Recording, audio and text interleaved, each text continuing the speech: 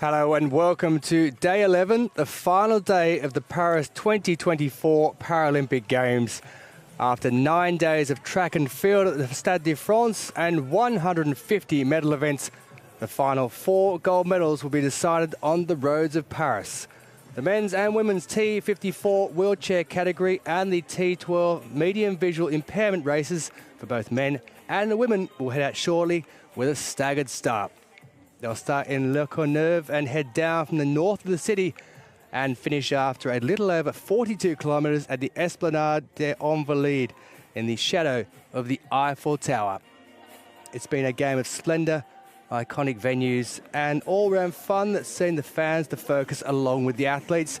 Paris and the people of France wanted to deliver a special Paralympics and Olympics beforehand, and that has been handed out with smiles on all the faces. Alongside myself, Tolson Tollett in commentary is the bronze medal winning Olympian at Rio 2016, Annika Enora.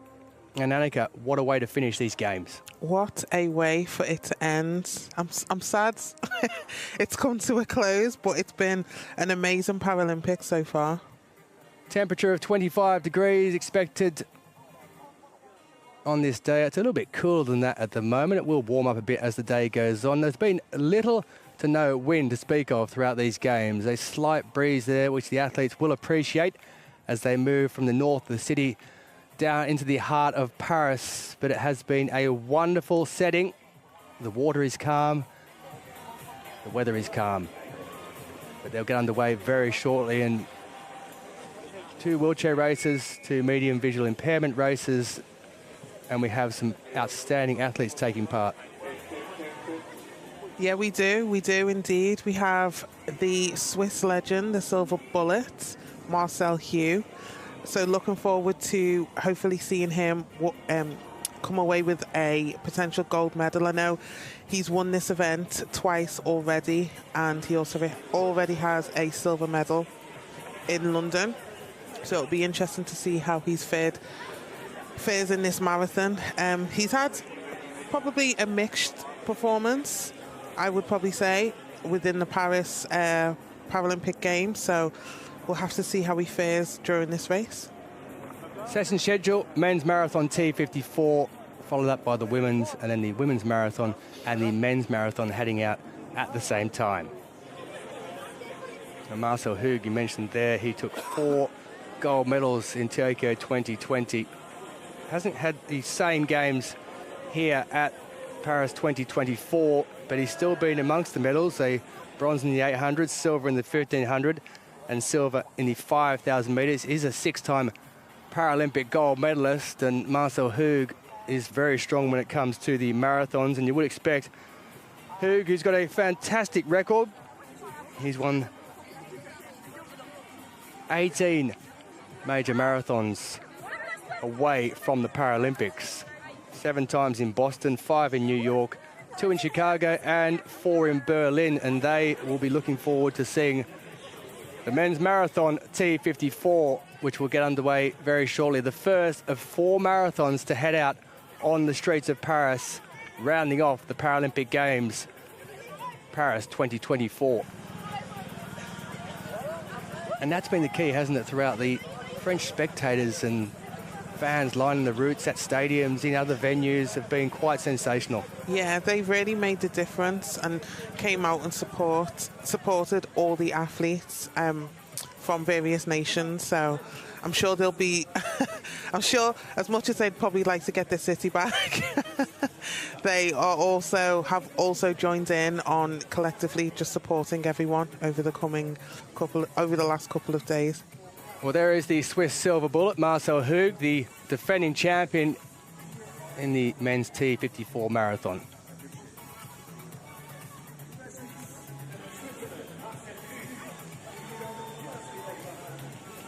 It's a strong field as well, along with Marcel Hugh, the likes of Daniel Romanchuk, who's taken a gold medal here at these championships. Daniel Romanchuk is a very strong marathon competitor as well. Brian Seaman is a very interesting one. We'll get to that a little bit later for the American. David Weir, very strong competitor since 2002. Is this going to be his last Paralympic Games before retirement.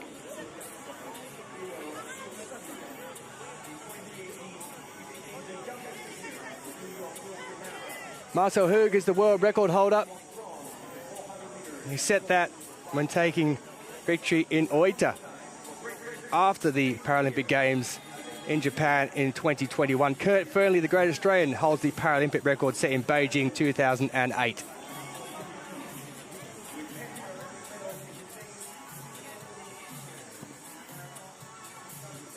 Jetse Platt,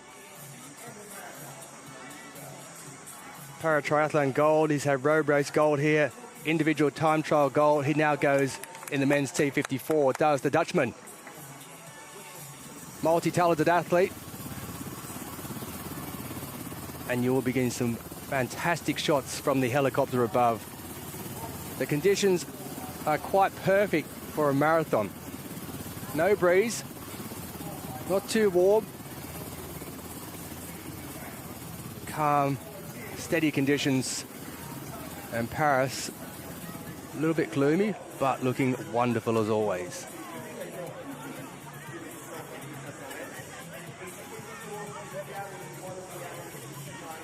So we're just getting ourselves set on the line. 2 rows of athletes. We'll head out.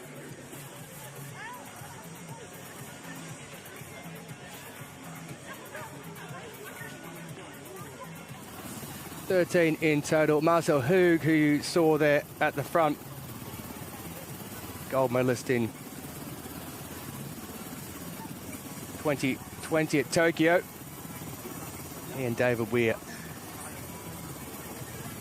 Been around for a long, long time, the pair of them. And David Weir, 8-time London Marathon winner. Also winning the 2010 New York City Marathon. What does he have here? He'll go from the front. And they will get out very quick. So we're almost ready to get underway in the men's marathon T54. The strongest of the wheelchair categories in para-athletics.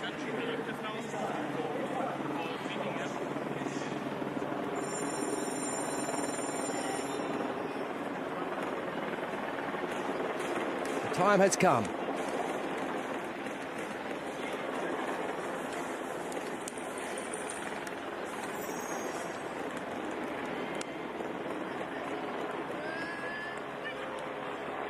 But first up, tradition takes its part.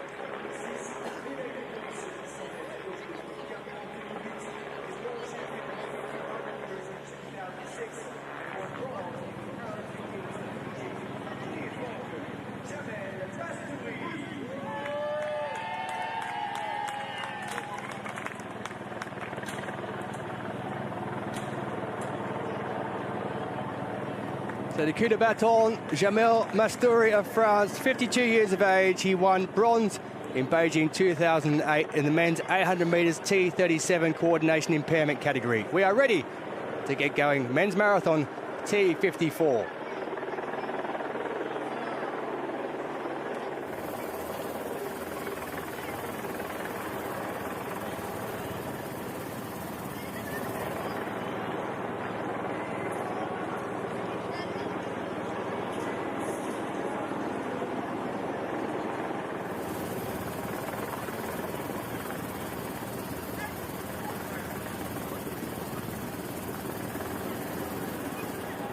Ready to get underway. Men's marathon T54.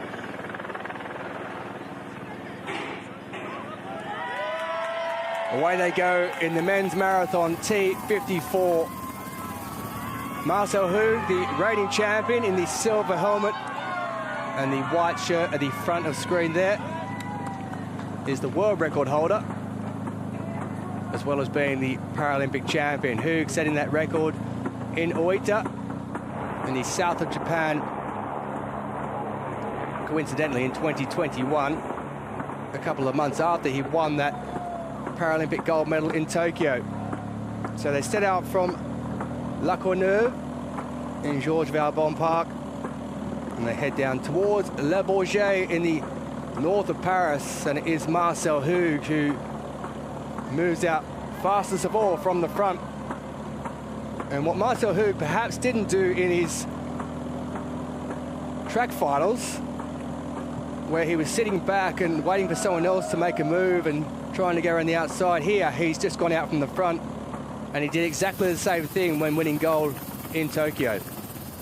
Yeah, he did. You know, it's been a different games, I would say, for Marcel. I think we're so used to seeing him just dominate on his various track events. He's come away with a few silvers and a bronze medal. So hopefully, you know, he'll be reigning supreme again in this marathon race. So we'll see how he fares, but he's ahead so far. And it is quite strategic with these events. You know, he's just gone wide slightly to let the athlete pass, but I'm sure he'll be closing in on staying on his tail. So yeah, it'll be a hotly contested race.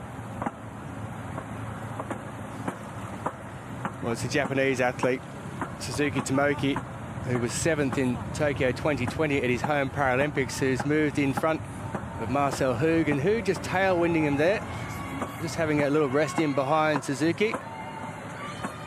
Little look over his shoulder as to see what's happening behind. And well, Marcel Hug in the wheelchair category races in the marathons, he likes to put a bit of length between him and the field. There's David Weir, by the way, going through in 4th position there in the black vest of Paralympics GB.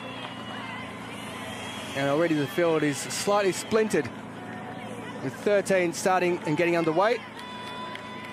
And we've already lost a couple off the back.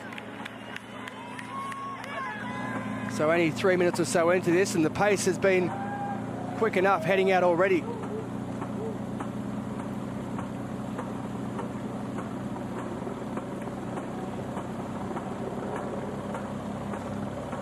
So Hug in front of Suzuki Tomoki, Japanese athlete who is a 2-time Tokyo Marathon winner. Just having a little rest there behind Marcel Hug. You'll find they do take a little break every now and then and try and work together up until a certain point. And in these distance events, you do have to work with those fellow athletes. Jin Hua, who was gold in the 800 metres and 1500 metres at these games, in 3rd position at the moment, the People's Republic of China athlete.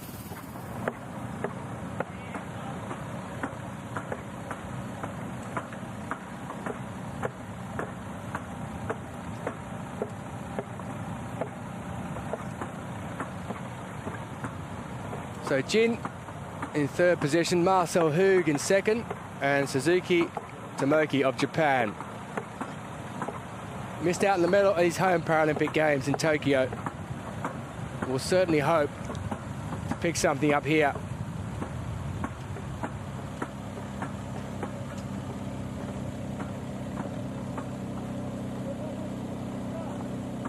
Now he has a look behind over his shoulder, and this is where the teamwork comes into it. Now, when I say teamwork, I don't mean literally as a team, but they'll take turns. And when they get in behind, it's like a peloton in cycling races, where you just take a bit of a rest and you get in the slipstream of the fellow athletes, and that's exactly what happens in wheelchair racing as well.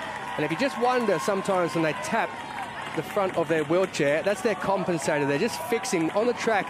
They would have that set for moving around the 400-metre track, and they just need to adjust it sometimes to put themselves in a position so that they don't go in the wrong direction and move off to the side. And that's what happens when you see them hitting the front of their chair with that compensator. Yeah, we saw that quite a few times during the various track events, from 8, 15, 5,000 metre races. You know, we'd see them take those slight knocks in the chair.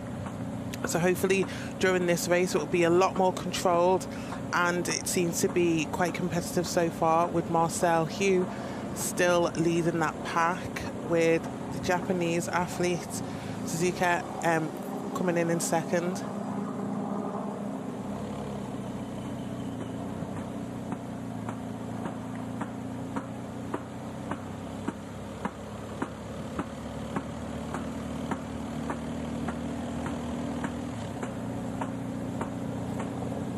Marcel Hug has made a bit of a break at the front, only 10 metres. He had a look behind him, and I think he's looking more at the pack, the peloton, if you like, which is further back. Because he's thinking, well, if we can put some distance between us, as in the front three, and the peloton, then it is going to make a difference. This is quite a flat race. Until they get to around the 38-kilometre mark, there isn't much of an elevation to talk of. So if they can make a splinter group of three, then perhaps it may well be a case then of who's going to collect the gold medal.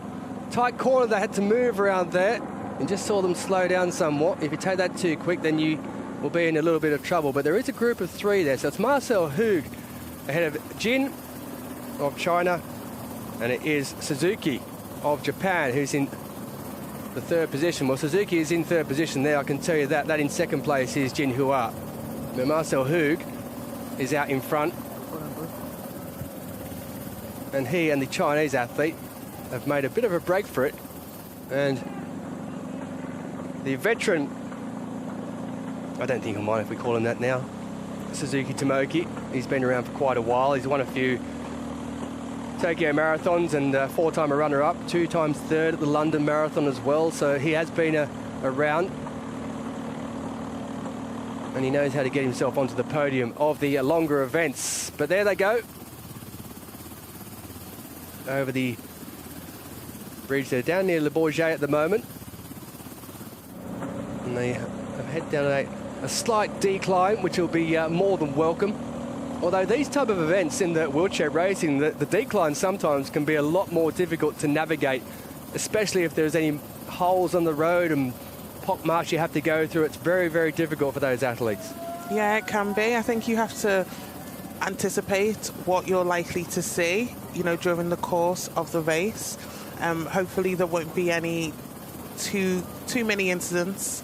You don't want to pop tyre or anything during this. Now, it's a little bit different to things we've seen before during the bike races, for example, when you can just all of a sudden pick up another bike. These wheelchairs, they do cost a lot of money, and well, Marcel Hug's a top of the range job, I can tell you that, and he's been around for a long time. He's won many, many major championships, Marcel Hug, and those 4 golds he took in Tokyo. He was thrilled by winning all 4 events that he took part in. He hasn't had the games here you would expect Marcel Hug to have, let's put it that way, as far as gold medals go.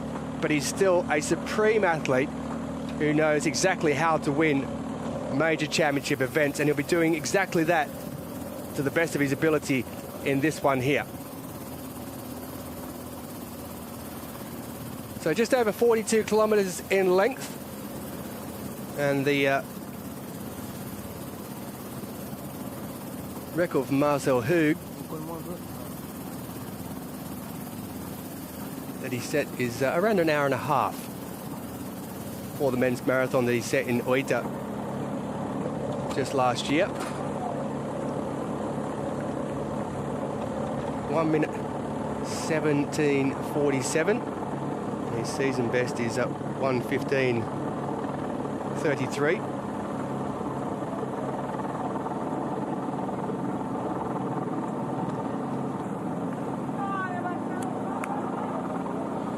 So Hug from Jin.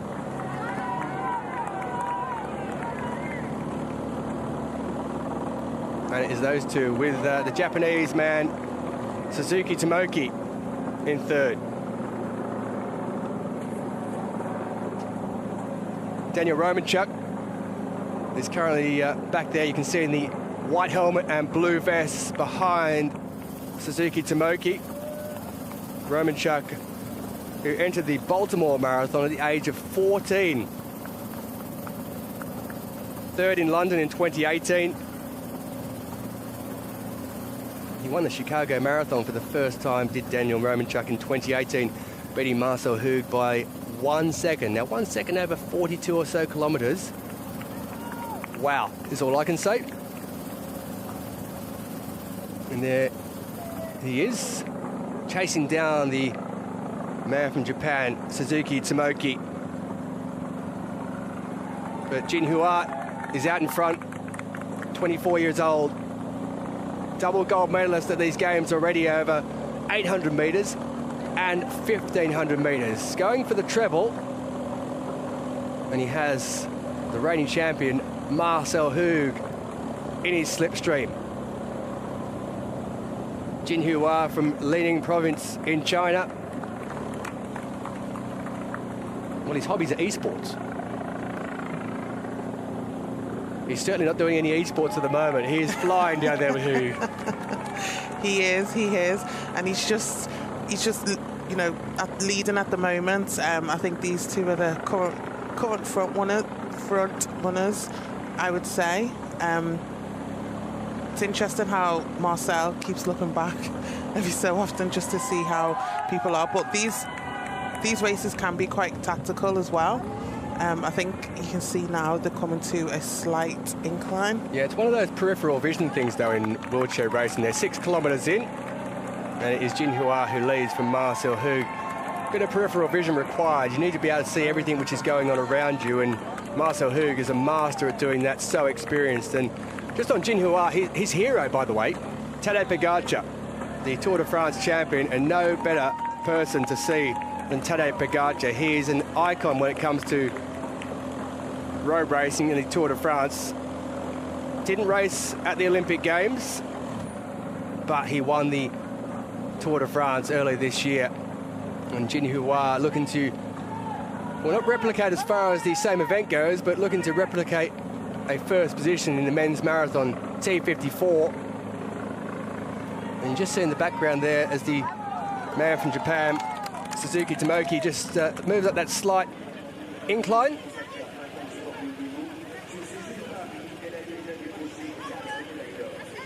Women's marathon T54. Madison de Rosario of Australia is the reigning champion, 30 years of age, from Australia, from the Tokyo 2020 Paralympic Games. A very strong field that goes in this one. Swiss, Catherine de Brunner, Manuela Scher. This is a race that could go to absolutely anyone. Tatiana McFadden, a legend of parasport.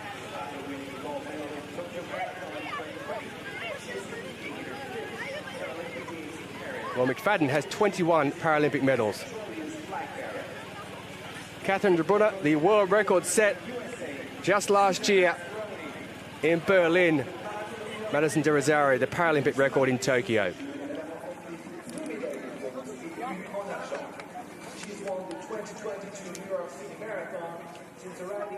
There is McFadden of the USA, just getting herself into position.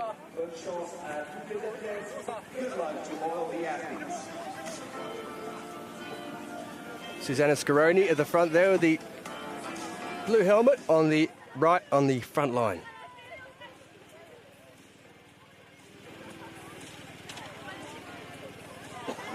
.16 set to go in the women's marathon T54.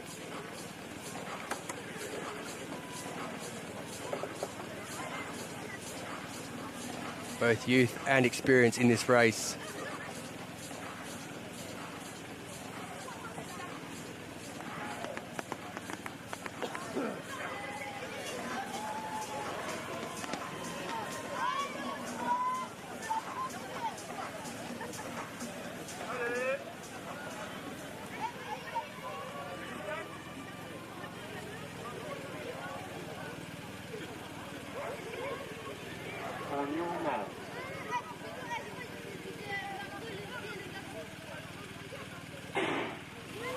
Away we go in the women's marathon T54. Madison de Rosario on the right of screen in the yellow vest, the reigning Paralympic champion. But already out and very fast in front is Catherine de Brunner of Switzerland. Absolutely flying. McFadden there of the USA behind Madison de Rosario. And this is a very strong field with marathon winners across the globe.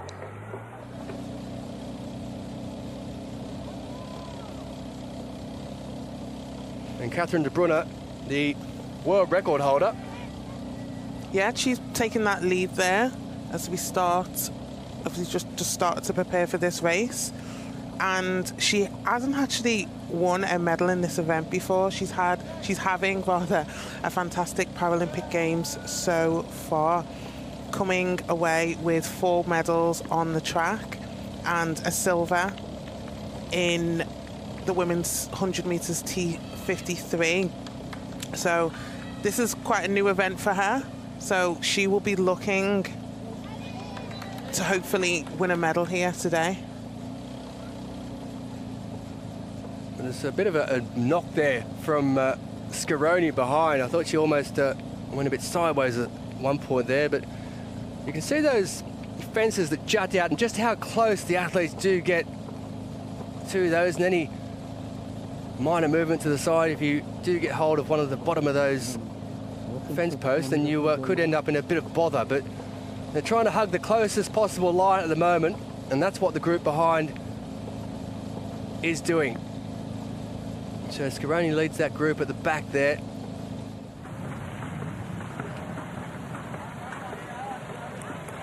Men's marathon T54.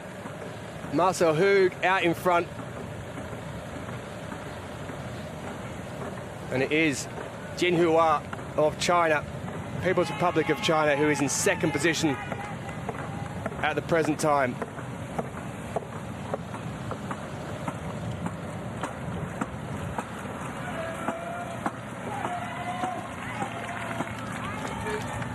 Hug leads from Jin Hua.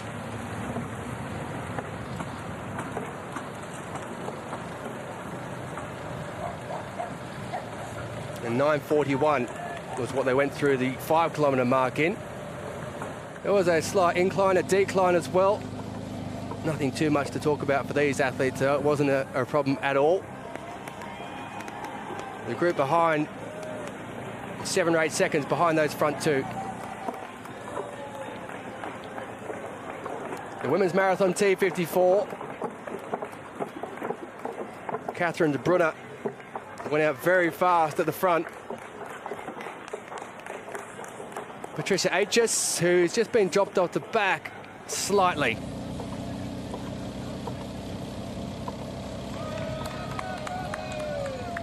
But our front runner looking very comfortable indeed.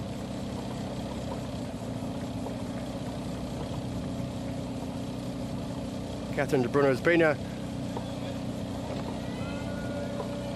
for a while. Major championship medals at plenty. Such a strong field in the women's T54 category. Men's as well.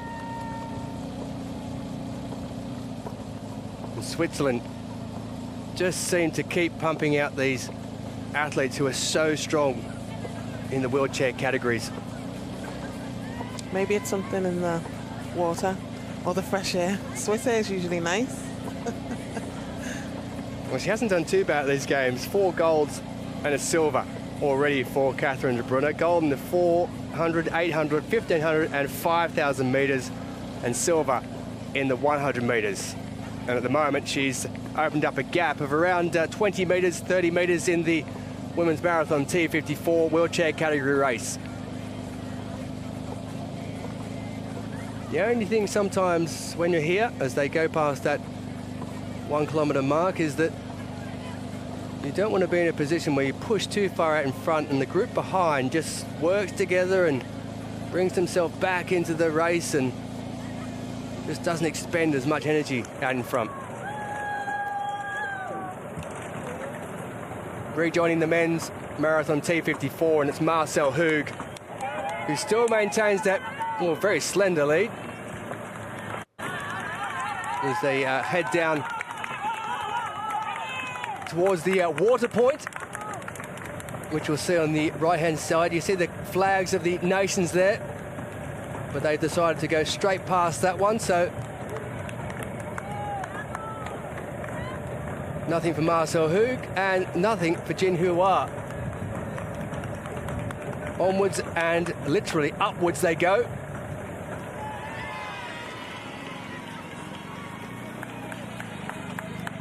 In the women's event, T54, it is Around 6 minutes into it, and Catherine de Bruyne leads the peloton.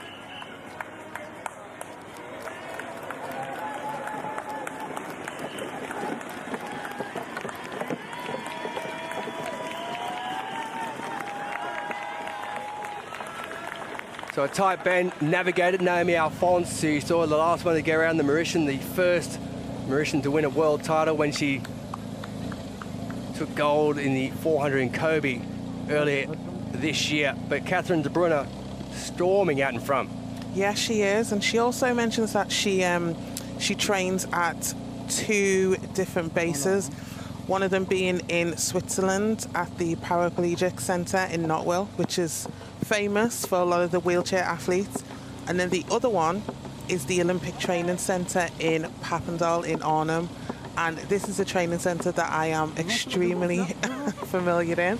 So I actually trained there for a few years during my career, towards the back end of my career, with my training group, as my coach was based in Holland at the time. And you do see a lot of international athletes who train alongside the Dutch team in various jumps, throws, track, cross-country events. So, I for one can attest that that training centre in Papendal is probably one of the best in the world. So you can really see how, it's brought out the best in Catherine and how she performs. It's got a really interesting setup with how they develop both the Olympic and Paralympic athletes. They have various training events, training facilities there as well. Just saw in the background there that tight corner, that when you're trying to go around, I talked about that compensator a little bit earlier. And with the compensator, you have to make sure you've got it into a position that you make sure you get around those corners, and that is what happened. I couldn't work out who it was at the back there, but there was certainly a little bit of difficulty that was just about navigated. The Air and Space Museum of Le Bourget in the north of Paris. It's actually quite interesting if you like those type of things.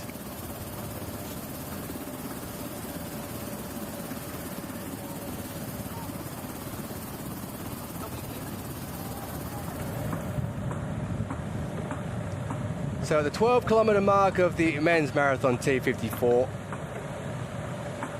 Marcel Hug and Jin Hua are out in front.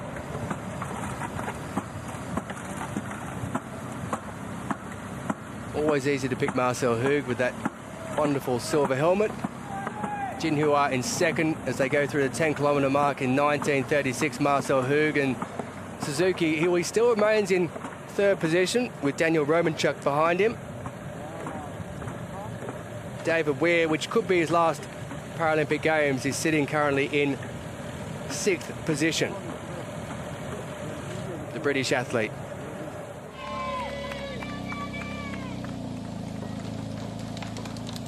Back to the women's and Manuela Schär.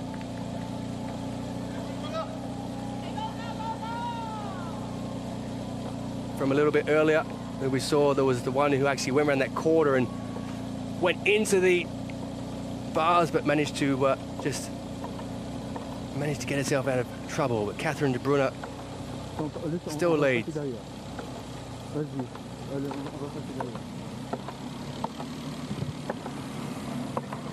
Yeah, she is still leading this pack of the women's marathon.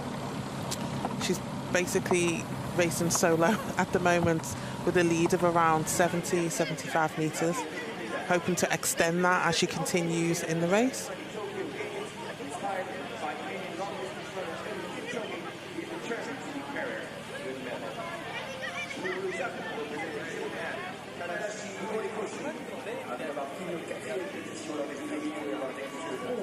Men's T12 marathon set to go in the next couple of minutes. Big field in this one. Now, this being the T12 category, a guide is not compulsory. Elamine Shentouf is the reigning Paralympic champion.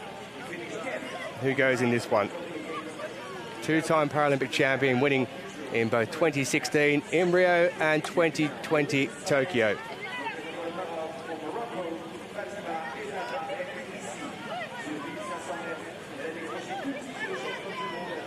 Jared Clifford, the world record for the men. Elaine Chateau, the Paralympic record holder, set when he won gold in Tokyo 2020. And then behind that, you'll see the women's field, which will also head out. Also in the T12 category, medium visual impairment. Guide is not compulsory.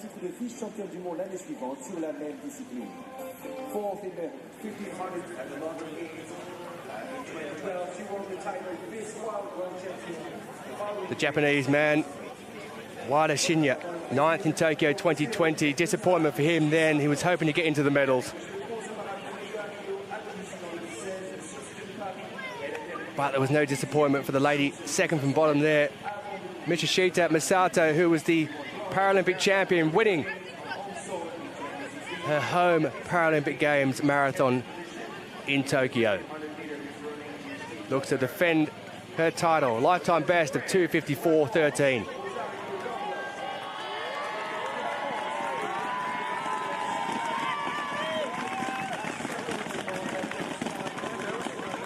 She holds that world record set in 2020, the Paralympic record she set when winning in Tokyo. That was a warm day, I can tell you. I was there at that one when they came into the stadium.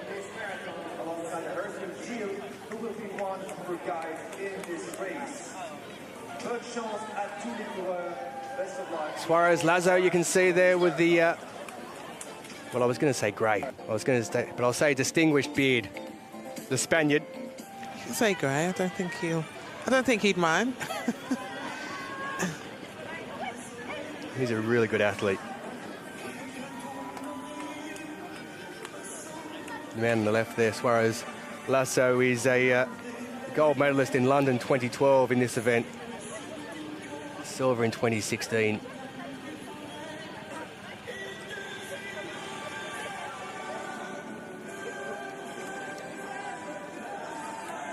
$12 in the men, 10 in the women in the marathon at the Paralympic Games in Paris 2024.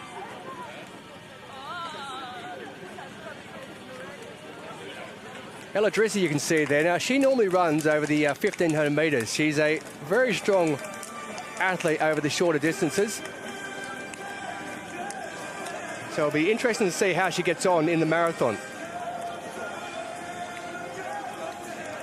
It is an exceptionally difficult event.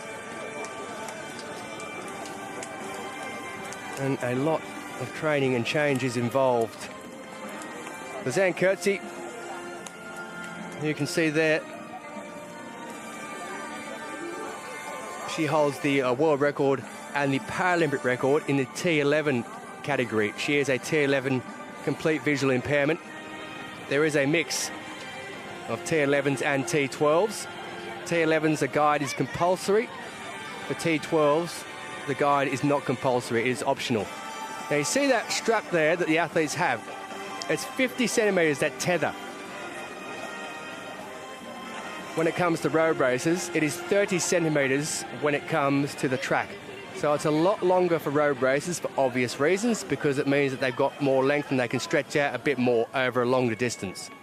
We'll keep an eye on that throughout. It has to be attached the whole way through, and at the end of the race, the athlete has to cross the line before the guide.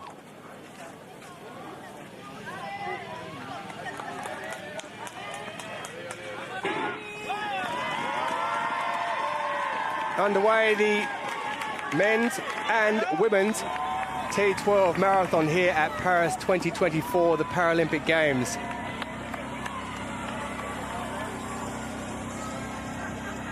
And out they move, and you'll see some of those athletes running with the guide. It was interesting there when they got the watch going. A couple of them almost got themselves into a tangle because they were so interested in getting that watch ready to make sure they've got their own timing as they head down to see where they are. Bukili leads anyway from Kumagai, who's in second position. And they head down this opening kilometre of the men's and women's marathon T54. The world record holder in the T11 and Paralympic record holder, Lizanne Kurtzia. of South Africa. Yeah, you just mentioned the watch there. You'll see a few athletes who will be using that on a regular basis just to check what they go through during each kilometre. Yeah, it's all about the timing and the pacing of how things are. So Berkeley is out in front at the moment. He was 6th in Tokyo 2020. He came up with a time of 2:22 in Rabat back in April. So the men's, as we were, it is Marcel Hug who leads out in front. And in the women's, Catherine de Brunner is also the front runner in her event. So the Swiss lead in both the men's and the women's T54 marathons at present. 29 years of age, Catherine de Brunner. You know, she's coached by Arno Mol, who's a Dutch coach, but he does work with a lot of different athletes. I saw him just before the Paralympic Games got underway, the day before the opening ceremony. Had a chat with him, and he had the Canadian tracksuit on that day because he deals with a lot of the Canadians as well. Catherine de Brunner also one of his charges, and she's out in front at the moment, 16 seconds ahead of the reigning Paralympic champion, Madison de Rosario. And there's quite a gap back to Kina of Japan, 1 minute and 42 seconds as they move into the 18th minute of this women's T54 marathon. The strongest of the wheelchair categories. Now, there's plenty of information at Paralympic.org as far as the categories in parasport go. But Catherine de Brunner is way out at the moment and looking extremely strong when it comes to a gold medal. The crowd's there cheering them on at the 12-kilometre mark. I think not only is she attempting to win this gold medal, but she's also trying to set a new Paralympic record to add to her current world record as well. So she's had a phenomenal game so far, so she'll be looking to add more gold to her medal cabinet.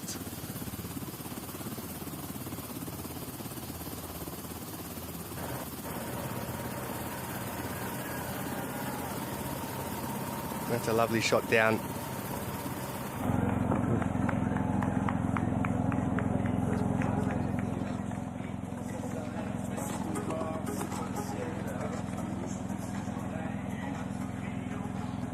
So it's the men's T12 marathon, and it's Berkeley and Chateau. Chateau, the reigning champion.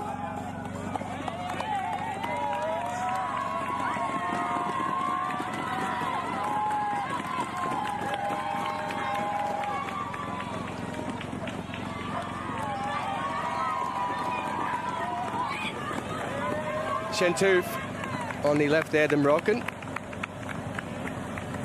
And Berkeley of Tunisia. So it's an African 1-2 at the moment. And Chateau is looking for a third consecutive Paralympic title. There is Ella Dressy, who leads in the women's event. She's running without a guide.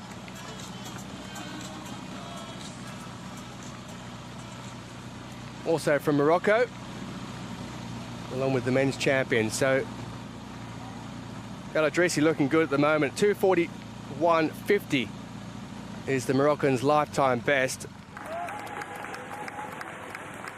And she won silver in the 1500 metres at these Paralympic Games, and now going for what would be a remarkable double, going from 1500 to the marathon.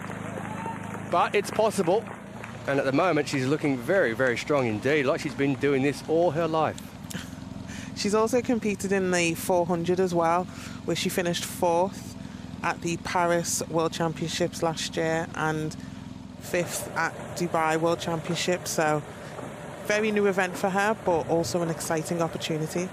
So 36 or so minutes into the men's marathon T54, and it's Marcel Hug who still leads out in front from Jin Hua.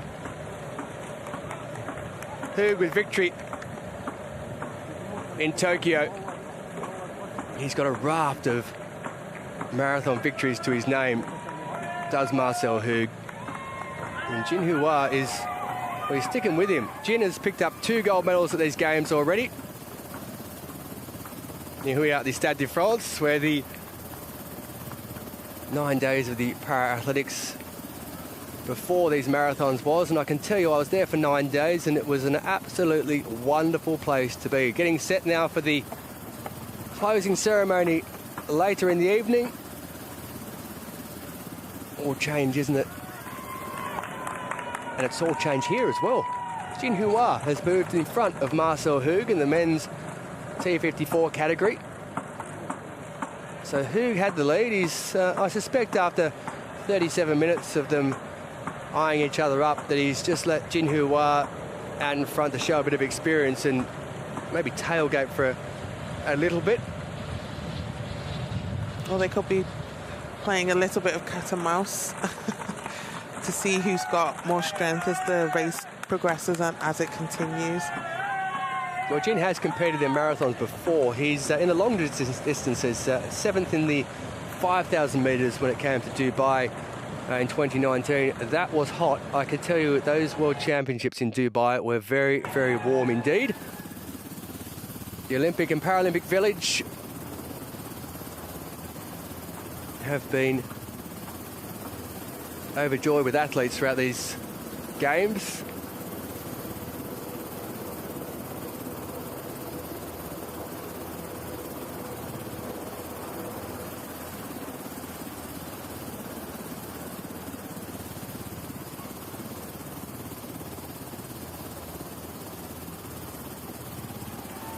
So Hu and Jin out in front. At the 15-kilometre mark, they were quite some distance out of Suzuki in 3rd place, 39 seconds, and David Weir 1 minute and 17 seconds behind. So there is a big, big gap between 1st, 2nd together out in front, and then 3rd out in back.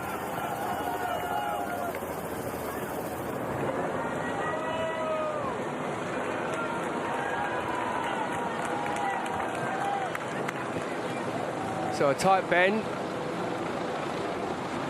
Marcel Hug navigates it. He's back in front of Jin Hua. This is a real ding-dong battle, this, isn't it?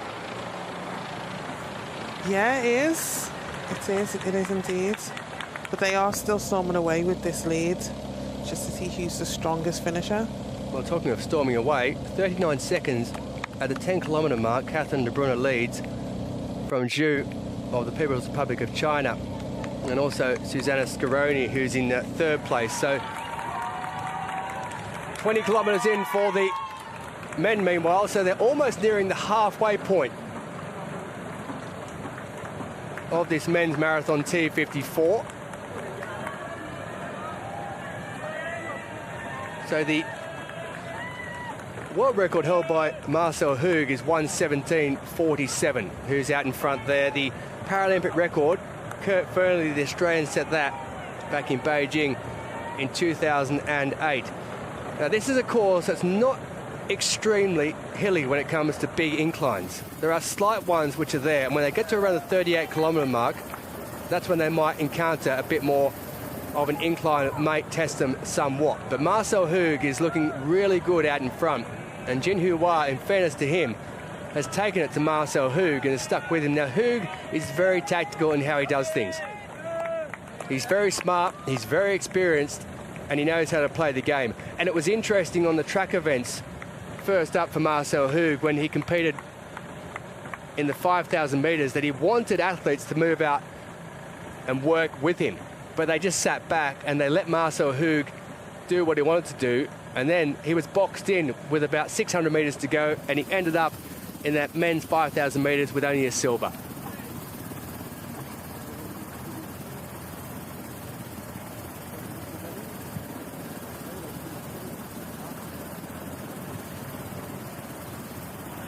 So as they head down towards the Stade de France,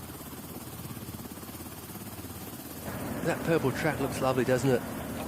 I do hope they keep that in there in some way or form. Of course, football and rugby will be back there. Marcel Hug, it looks like he's just going for a nice little stroll down past the canal, doesn't it?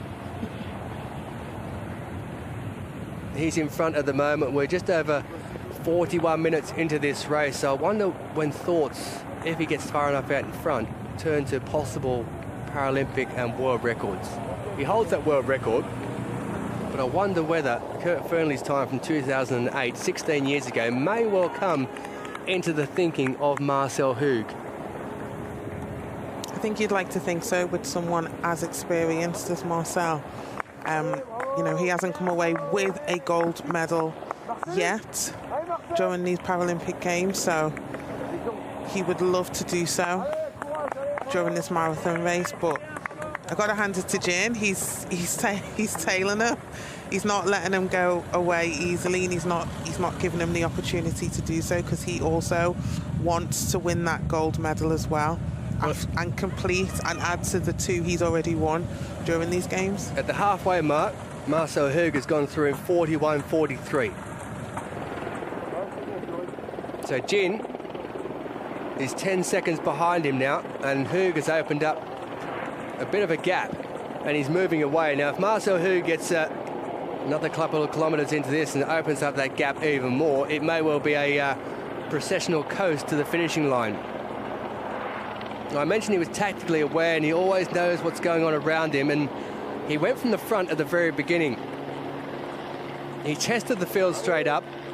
He knew he had the power, he knew he had the pace. And Marcel Hug is, well, he's storming out in front now. I don't think he's even having a look behind, because he knows how far out he's going to put that lead over Jin Hua. The battle is going to come on further back. Currently it's Suzuki Tomoki who's in third position. That's Romanchuk in the blue at the front, and David Weir who's behind him. So it's a battle between those two for fourth at the moment, and they've got Suzuki Tomoki is out in front of them by about 30 or 40 seconds. So if those two can work together and bring themselves back into it, then they'll be looking at the man in third place in Suzuki Tomoki of Japan.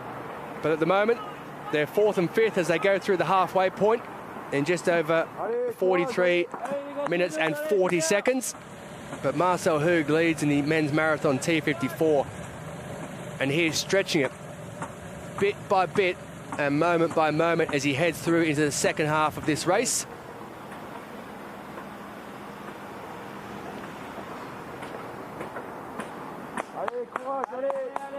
And there we are further back. It was Brian Seaman of the USA. So Marcel Hug is, we saw Daniel Romanchuk and David Weir. He's 2 minutes and 1 second ahead of those two who were battling it out for fourth and fifth position.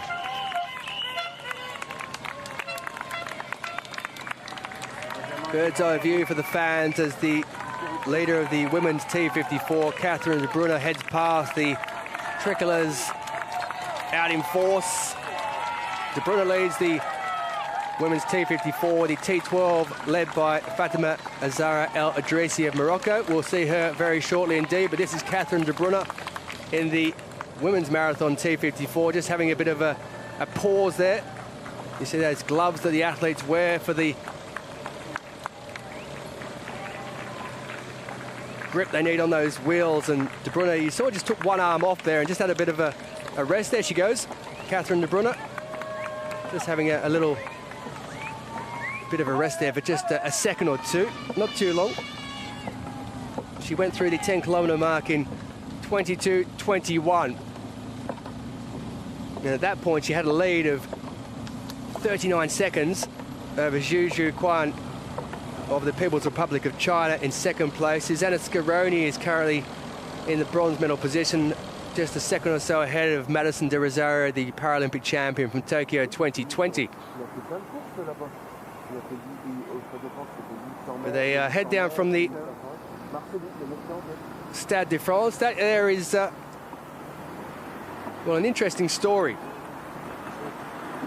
In the men's T54, the Dutchman,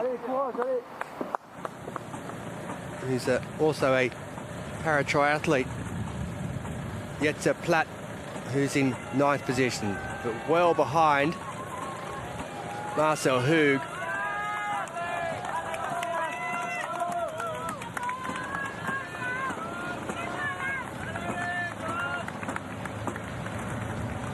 So Jetse Platt is, well, he's well over 4 minutes behind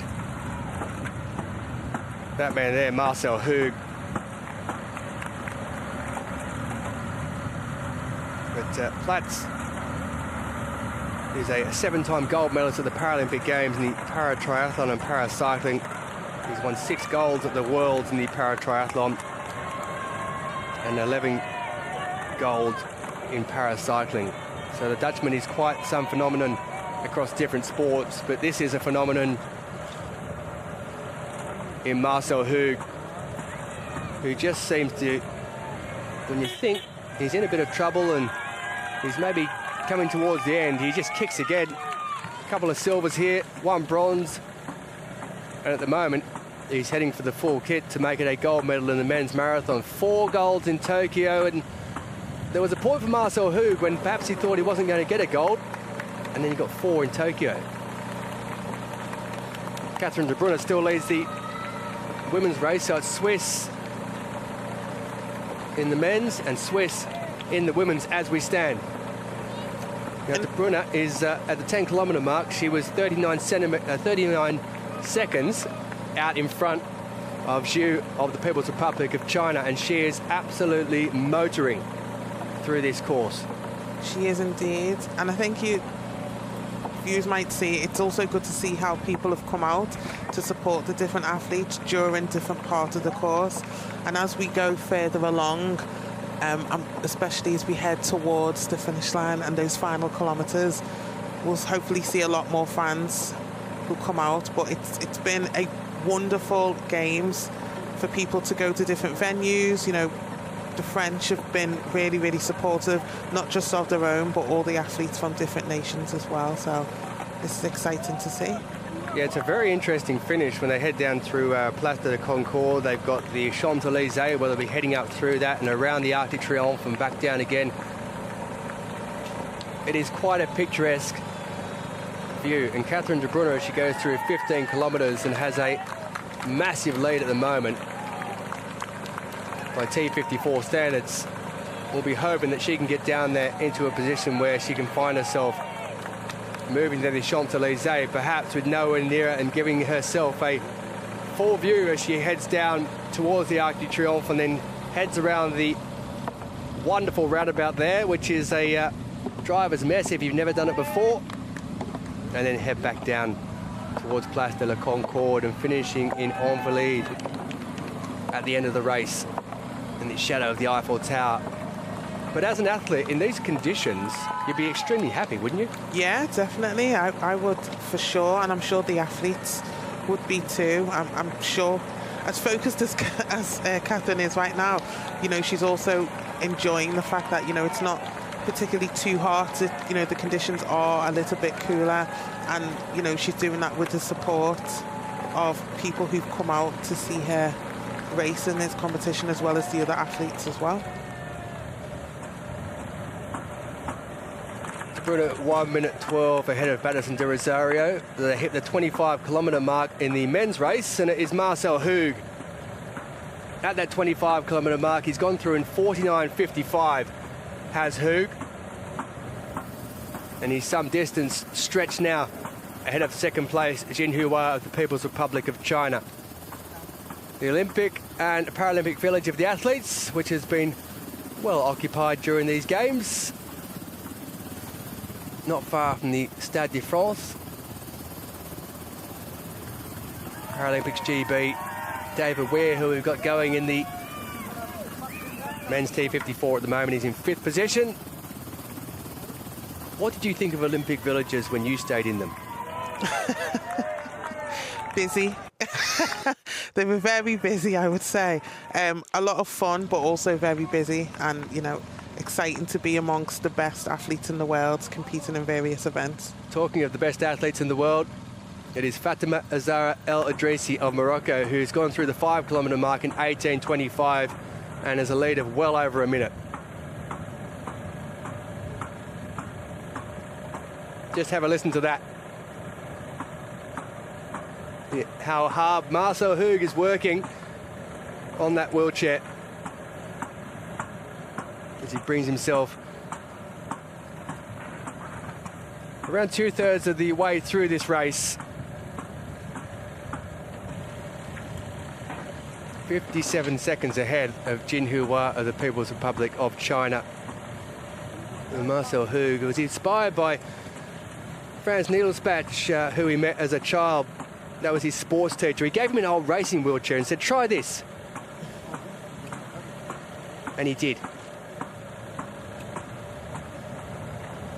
So Marcel Hug leads from Jin Hua, and it is Suzuki Tomoki who's in the bronze medal position currently. Now, Suzuki is ahead of Daniel Romanchuk, who's in the 4th position, with David Weir right beside him, a little bit further back, and they're almost a minute behind 3rd place. So Marcel Hug leads from Jin Hua, and Suzuki Tomoki, the Japanese man, in 3rd position, who finished 6th in Tokyo 2020. But out in front, it's Hug in the men. It is De Bruyne, who has clear daylight between her and 2nd place. Madison de Rosario through the 15 kilometre mark. She was a minute and 12 seconds ahead. There we go. Susanna Scaroni and Zhu fighting it out for 2nd, 3rd and 4th. So there is a battle on there. I think the battle for the gold at the moment, if we're looking at this realistically, may already be over. Now, I hope that the other 3 can work themselves back into this and give us something at the front. But Catherine De Bruyne, she set out from the very beginning, Annika, and from there she looked like she had a game plan to do something similar to what Marcel Hug normally does in the men's category. Yeah, she is, and she's doing it in such a fantastic way. You know, she's really is storming away from that lead, and she's trying to maintain it. And you know, as mentioned earlier, she's trying to add more medals to her growing, extending her collection, if anything, and she's extremely focused on what she wants to achieve today. Like this man. Must be something in the water in Switzerland, I tell you. Wheelchair racing, not feel, where this man Marcel Hug lives. And it is a very fast track in Knottfield. 38 years of age, Marcel Hug, and well, I mentioned that his sports teacher gave him an old wheelchair and said, try this, and well, that certainly isn't an old wheelchair. Marcel Hug, he's 57 seconds in front of Jin Hua.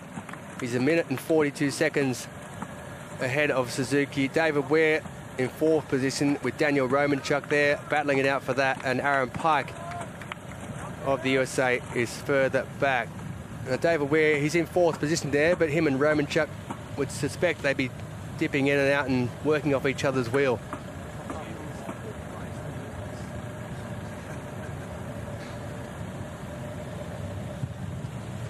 So with 2 silvers at these games in the 1500 and 5000 for Marcel Hug, and having a little breather as he heads down the hill now, and I can tell you they're flying. But this lady is moving as well. Catherine De Bruyne, by the way, she's already won at these games 4 gold medals and a silver medal. So if she were to take this, 5 gold medals if she won this marathon and a silver, some people may say, well, you know what, she got a silver.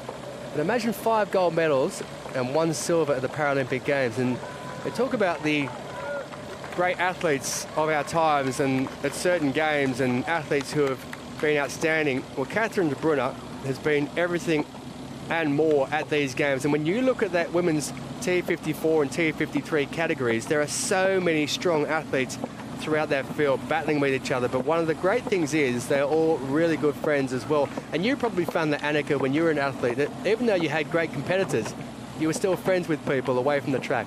Yeah, 100%. You know, you can be rivals, but in order for you to get better and to perform well, you also need the same athletes to push you to perform well every time you step foot on the track. And you know, whether it was a home competition or whether it was an international competition before the major championships, you know what you're going into.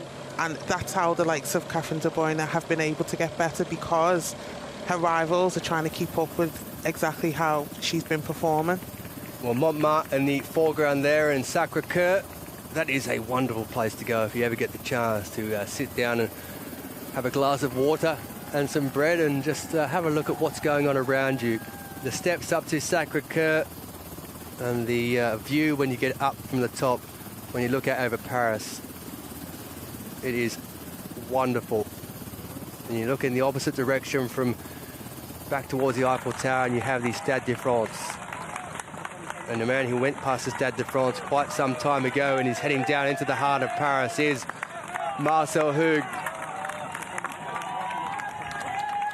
He's storming out in front in the men's T54 as he looks to retain that Paralympic title as he heads over the cobbles, and this will be one of the hardest parts of this wheelchair category, when you head over those lumpy bits on the road and just trying to keep your composure and make sure you don't come a cropper by hitting anything. It's quite narrow there and you don't want to get too close to those sides and pick up anything that might potentially put you in a bit of danger and out of the race. So Marcel Hug is navigating it perfectly at the moment. Talking of navigation, Catherine de Bruyne, she's so far out in front, she might need to pull the compass out soon if there weren't people on the course to show her where to go.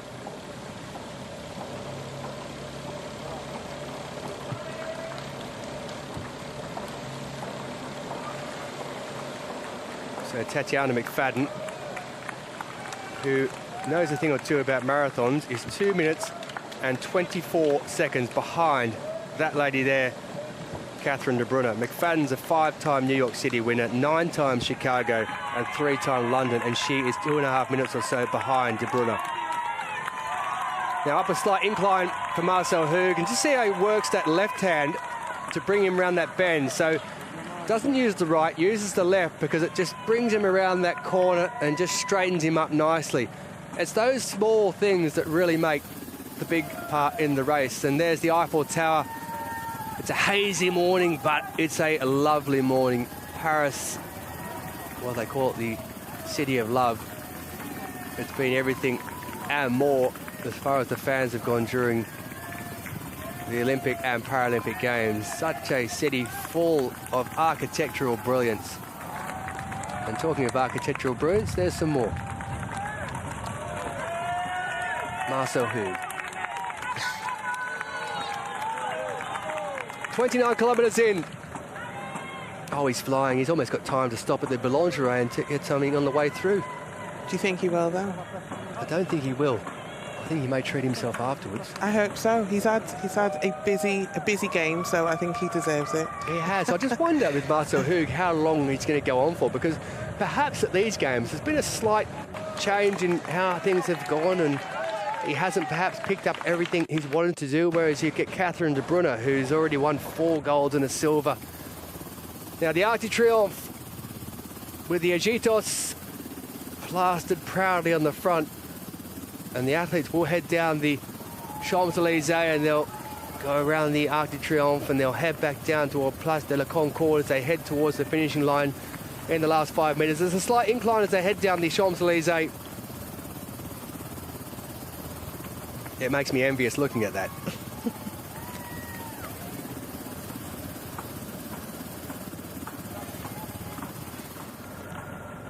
Men's T12, it is Chateau, the reigning Paralympic champion of Morocco, who leads out in front from the Tunisian Wajir Boukli, the 25-year-old, who was 6th in Tokyo. Well, he's looking better at the moment, and he's moved past the reigning Paralympic champion, Elamin Chateau. Age difference there, he's 43 years of age, but he's a very experienced competitor. Made his debut back in 2012 at the Paralympic Games in London. Now, he's featured in the Guinness World Records as well, the man who's coming second at the moment. The fastest marathon by a male para-athlete in the T12 classification for that man in the red vest, Chateau, and the white hat. And they're just jockeying at the moment as to who wants to go first and who wants to go second. I love these type of marathon races because it means it comes down towards the end, and the tactics are what I really enjoy about marathon racing, when there's a couple of people out near the front. And it is Berkeley who's, well, I wouldn't say toying with Chateau if you don't toy with him, because he's such a supremely good athlete. But he's got some competition, and he's going to have to work extremely hard. They went through that first 5 kilometres, the pair of them, in 16:48 and 16:49, obviously right next to each other, and Albert Suarez Lasso, the Spaniards, in third. Well, Catherine de Brunner, it's like time has stood still because she is moving out in front, and she is looking very good. The race is on further back, by the way. Madison de Rosario has moved into second position, and Susanna Scaroni is currently in third in the women's marathon T54 at the halfway point.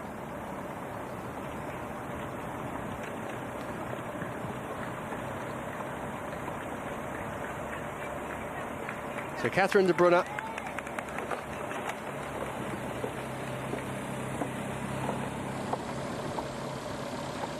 halfway through, 47:25, and she has a very strong lead over the reigning Paralympic champion, Madison de Rosario. It's around 2 minutes between the two of them, and in women's marathon T54 races, that is quite some lead indeed. Smooth section, flat section.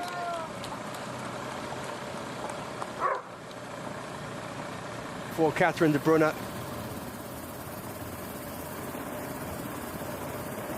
On for lead where the race finishes. Looking resplendent. As always, that area down there where the Champions Park was during the Olympic Games. There are so many iconic views and sights in Paris. We kind of get spoilt for choice. I know, it's very hard, isn't it, to just look at one thing. It's you get very greedy. Yes. Very greedy to look at more of the sights. Now, both these athletes will want to be greedy when it comes to the gold medal. Elimane Chateau on the right, who's the reigning Paralympic champion from Morocco. And he's up against the Tunisian Waji Boukli from Tunisia. 10 kilometres they've just gone through in 33:57.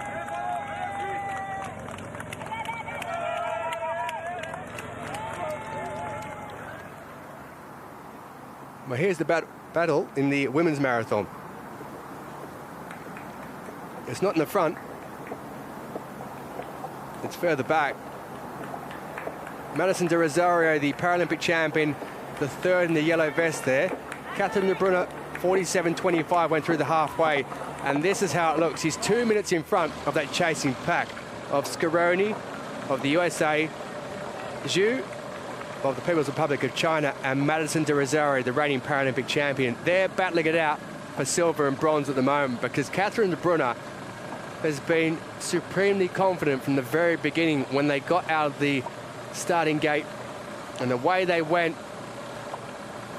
and de Brunner led, and she had a lead of 15 to 20 metres over the first couple of 100 metres. She knew exactly what she wanted to do. She was tactically aware, and she went from there, and she just pushed on further and further and further. She is the world record holder. She said it in Berlin last year when she won there.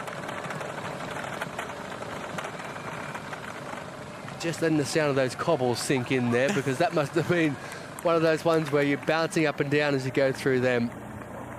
Yeah, you have to be careful going over the cobbles, right? Because you don't also want to drift, allow the chair to drift, as it, you know, the surface is a lot not as smooth as the athletes would probably like. That's Manuela Shah in the white vest, and Tatiana McFadden, the 21-time Paralympic medalist, who is in sixth position, I should say. So that's how it looks. De Bruyne out in front at the halfway point. Scaroni, Zhu and De Rosario 2 minutes and 1 second behind as they battle out for silver and bronze. And in 5th and 6th position, Manuela Scher of Switzerland and Tatiana McFadden in 6th place. El Idrissi leads in the women's T12 medium visual impairment category. Mishita Misato was the victor back in Tokyo 2020. The Japanese is in 4th position at the moment, but there is a bit of daylight from 1st to 2nd. It is El Idrissi who leads. 1 minute and 19 ahead of, well, a second of the Moroccans, Mariam and Nouri, who's running with a guide in the T12. Now, just to remind you, a T12 can run with or without a guide. It is a medium visual impairment category, and a guide is not compulsory. Only compulsory in the T11 category, the complete visual impairment. So El Idrissi, classified as a T12 and running without a guide. She's 29 years of age, and she's looking very good at the moment. 1,500 metres silver at these games. Hasn't competed in a marathon at a major championship as she goes through the 10-kilometre mark in 37.20 seconds. It's interesting to see how we haven't seen any of the athletes yet stop for refreshments. Well, they're just coming down to an area now, so we'll see here, just past the 10-kilometre mark, if El Idrissi. Now, the wheelchair races in the T54, it's a much shorter time between obviously starting and finishing. They chose, the ones in front, not to get refreshments here. Let's see if El Idrissi does decide to get one. Well, there we go. Yes, your question has been answered. Your dreams have come true. In the men's, it's Morocco who lead in that as well. Well, they did. Alamin Chentouf, who's at the left there. He might just go back in front for us here just to help me out. And Bekali of Tunisia. It's a battle in two in that one. So 33.57. They went through in, Bekali and Chentouf. Albert Suarez Lasso, the Paralympic champion from London 2012, the Spaniard, who's a veteran of Paralympic sport, is in 3rd position as it stands. And there's a good battle on there for that 3rd position. Just have a look at that. There's 3 seconds separating 4 athletes there.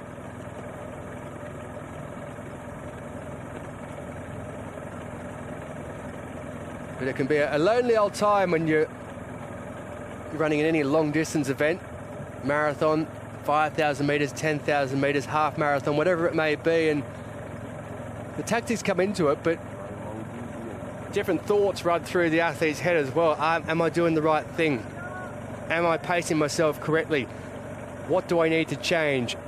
Is he or she trying to get away from me? All those type of things come into it, and the fitness that you have and the brain power that you have to put into it, psychologically it becomes a game as well as being a physical game.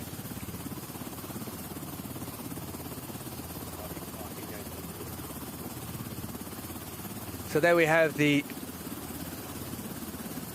Eiffel Tower off to our left there. The live football was there during the Paralympic Games, beach volleyball during the Olympic Games. I was lucky enough to get down to both, and it was a splendid venue. I don't think I've ever seen in world sport a venue as good as that. And I've been around for a fair while, and I've been to a few places, but that venue almost brought a tear to my eye. It was so nice. The Arc de Triomphe in the foreground.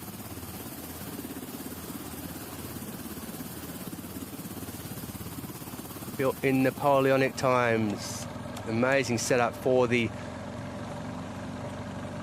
well, not just the para-athletics and the marathons, but also everything that's been involved in both the Olympic Games and the Paralympic Games. It's Fatima Zahra El Idrissi of Morocco. Leads out in front. She's looking really good at the moment. The shoulders are, well, reasonably relaxed, and She has a lead of 2 minutes and 38 seconds over her compatriot, En Nouri, and they will find out as they go through what their lead is, and a few thoughts go through the head, and they think about perhaps winning that gold medal, and where do I need to be at this point? Where do I need to be at that? 11 kilometres in now. She still has 31 kilometres remaining, which is quite some distance, so there's a long way to go, and we've seen over the years, Annika, that different races bring different things, and when people get to certain points, they perhaps do struggle somewhat. This man doesn't know the meaning of the word struggle, certainly not in marathons anyway. But the amount of effort that goes into the training that comes for this particular event, and the training for any particular event, with Marcel Hug, it's got 7 kilometres remaining.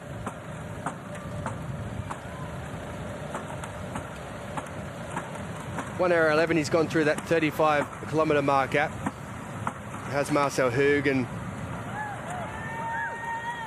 well, he's just taking it, well, I wouldn't say nice and handy at the moment, but he's certainly looking very, very good indeed as he heads down towards the Champs-Élysées very shortly, where he'll head up, down and around the Arc de Triomphe and back to Place de la Concorde, finishing the Esplanade. There's Invalides.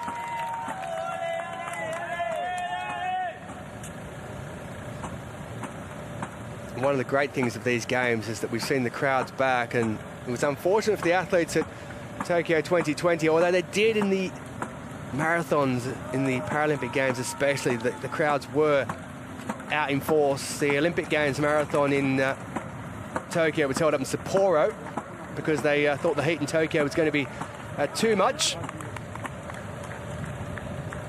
The Paralympic marathons were held in Tokyo, and this man here, well, he did that day what he's doing here. Just over 6 kilometres remaining for Marcel Hug. And he's looking supreme out in front.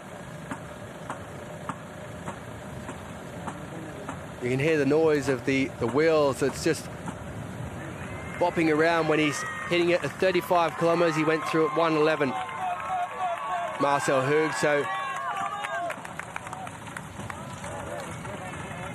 there won't be a world record, but there may well be a gold medal.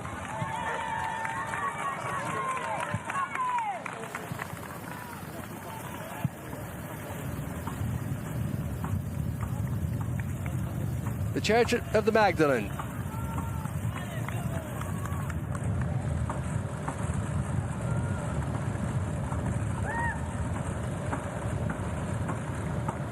I'm not too sure if I was Marcel Hug, if I was that far in front that I wouldn't be able to stop and slow down a bit and take in some of the sights as I'm going past. Place de la Concorde, there are a load of cobbles, as you can see, for Marcel Hug, but he's navigating them quite nicely. Maybe he's taking in the views as he goes round different parts of the course. I don't know. Sometimes I look at it and I think, do you know what? I'm that far in front. I can almost have a wave to people and take it in. 2 minutes and 56 seconds ahead of Suzuki is Marcel Hug, so almost 3 minutes ahead of second place as he cracks on over those cobbles that, well, they can cause a few problems. I guess if there's a few wheelchair races next to each other, especially when you come to a corner like this for Marcel Hug, as he's about to head down towards the Champs-Élysées, there is a very, very big chance that you could perhaps run into someone. Now you can see the hill, the incline there, as they head up towards the Arc de Triomphe in the distance. So there is a slight incline. Now this is the part where it does become a bit tougher, and like any race, no matter what it is, when you come into that final 10% of the race, it does become hard because psychologically also, you know, you're coming towards the end. Now Marcel Hug has the luxury of being 3 minutes or so in front. He can have a little bit of a look around. He can perhaps slow down somewhat. But once you're into your rhythm and once you're into your groove, you want to make sure that you stay in the way that you're actually doing it, and he's doing it very well at the moment. Yes, he's doing so in, displayed so fantastically. And as you can see, he is coming towards that incline, and that's when you've just got to keep pushing. You know, you've got as far as you have so far, and he is still continuing to storm away with that lead. So as much as fatigue may set in, and as you know, you may tire as you get closer towards the next couple of kilometers, you know, the goal is for him to get this gold medal. And I think it's fair to say that he is going to get it, and hopefully do so in setting a new record. So Marcel Hug leads in first position. It is Suzuki Tomoki in second, and Jin Hua make up the top three. And David Weir in fourth position, alongside Daniel Romanchuk.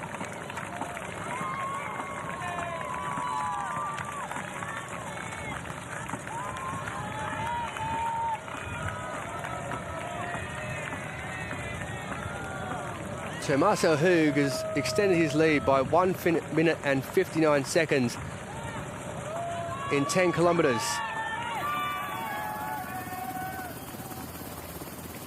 From 25 kilometres to the 35 kilometre mark.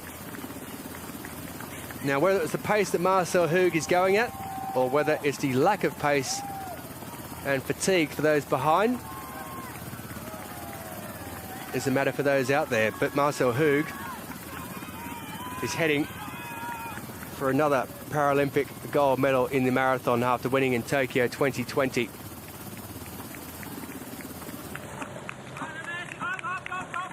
Very dominant performance from Marcel Hug. And Annika, you're a fan of selfies. You could almost stop and take one with the Arc de Triomphe in the background there in your G-Toss, couldn't you? There's still time after this race. I haven't seen any of the venues, any of the sites as of yet, but yeah, hoping to get a selfie in all of them before I leave, if there's enough time. 4 kilometres left for Marcel Hug. You can just see the slight incline that's there. It's a hazy morning, but there's still a good crowd out at the Champs-Élysées. That wonderfully tree-lined avenue with the fantastic restaurants, clothing shops, electronic shops, everything you want.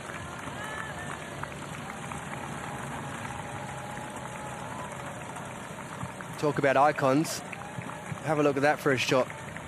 As Marcel Hug, the iconic T54 racer, heads to the iconic Arc de Triomphe. The G-Toss sitting proudly above that arch. And you won't have to worry about any cars going around the roundabout at the Arc de Triomphe. That can be an issue to navigate in a car, let alone as a wheelchair racer. He'll head up, he'll head around, and he'll come back down the hill. And he may well go past the chasing group when he heads back down the Champs-Élysées.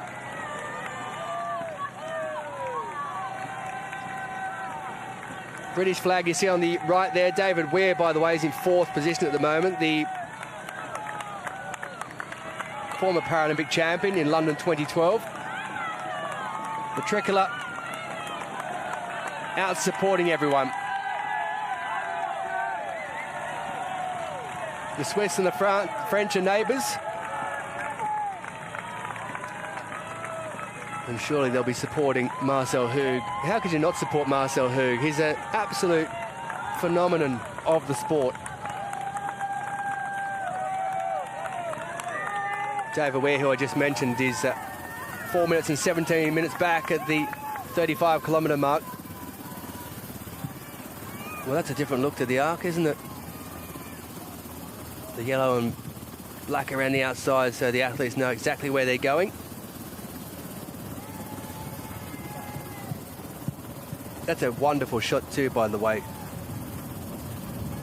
The cameras and the technical staff that have been working during the Olympics and the Paralympics have provided something which is quite extraordinary. To capture some of the shots they've had, kudos goes to all of those. We just sit here and talk and get to watch these magnificent events, but what they do brings the colour, brings the pomp and prestige to it. A look back at the Champs-Élysées. Marcel Hug heading around the Arc de Triomphe as he heads back down the Champs-Élysées. It's a moment in history, a moment of time in his life, and he'll remember this forever as he heads towards a gold medal in the men's marathon T54. Marcel Hug of Switzerland leads out in front by quite some distance.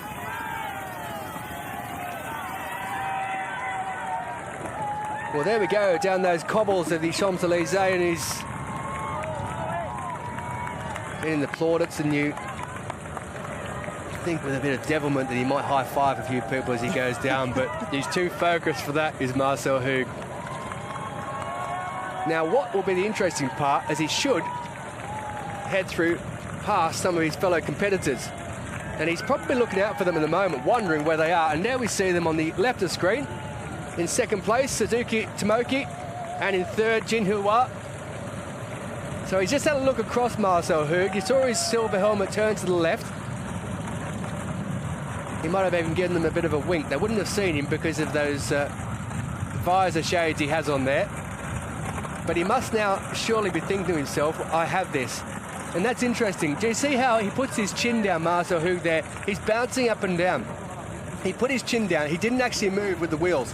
He just let the hill take him down those cobbles, and he knows he's that far in front that he can lose a bit of time, and just to make sure that nothing untoward happens and that he stays in his wheelchair. He has 2 kilometres just over remaining in the men's marathon T54. It's Marcel Hug who's out in front, just over the 1:22:33 minute mark. And Marcel Hug is flying now. He's gone back on the wheels, and well, he might even stop and get a drink. No, he's decided not to. He's kept on going.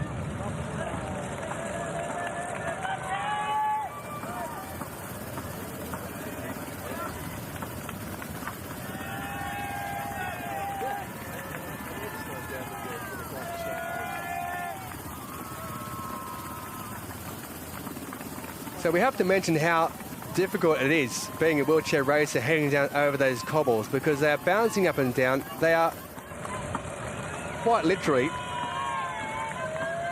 bobbling everywhere. It doesn't look as much on that shot, but we saw from one of the ones earlier, there was a few dips that Marcel Hug went over, and the athletes do really well to keep themselves in the chair and just keep themselves focused on what they're doing. The Swiss flags and the Swiss supporters providing motivation for Marcel Hug. Not that he needs any, by the way. So down past the Grand Palais and Place de Concorde there, and the Esplanade de Invalides where they finish. And it will be Marcel Hug, surely, who's going to pick up a second consecutive Paralympic marathon gold.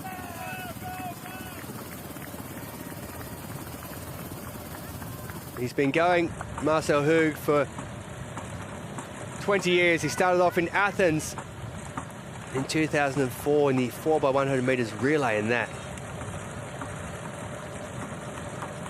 Now this is where the Paralympic opening ceremony was. An occasion that was. Look in the distance there. And then you can see the balloon with the cauldron with the Paralympic flame that will be extinguished after the opening ceremony has come to a close later on, and the closing ceremony, I should say.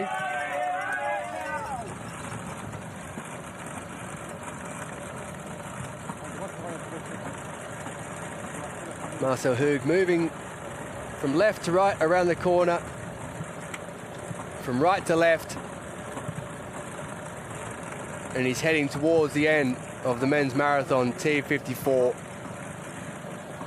And another gold medal for Marcel Hug. It'll be his first of these games, by the way, but he won't mind. He's heading across the Seine.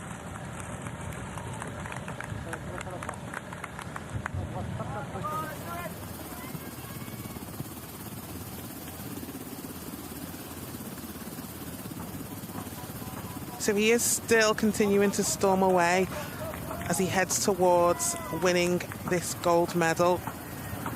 And he's had a great race so far. He is unlikely to come away with the Paralympic record, but a gold medal for Marcel Hugh nonetheless is still an amazing and fantastic achievement.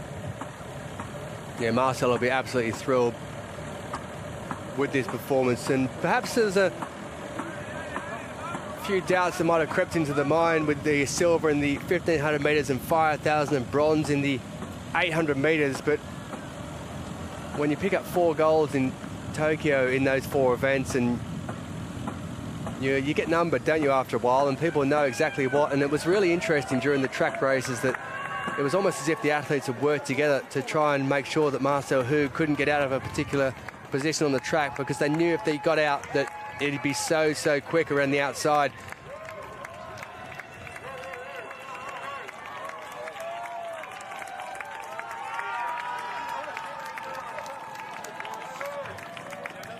So Marcel Hugh comes down to Esplanade de Anvillers to finish the men's marathon T54.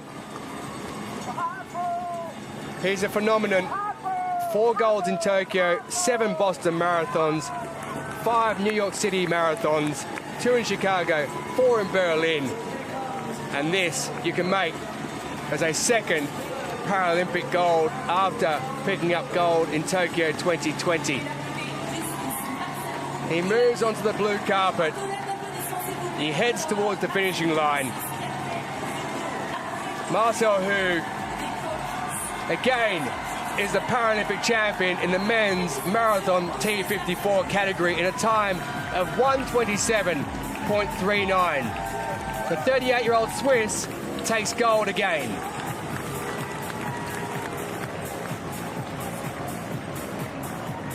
So Hugh in 1:27.39, more than 3 minutes ahead of the remainder of the field. He'll be heading home shortly. Women's marathon T54. Catherine de Brunner out in front.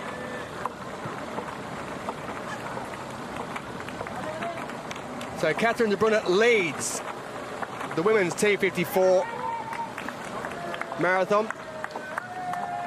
And she's heading towards victory as well.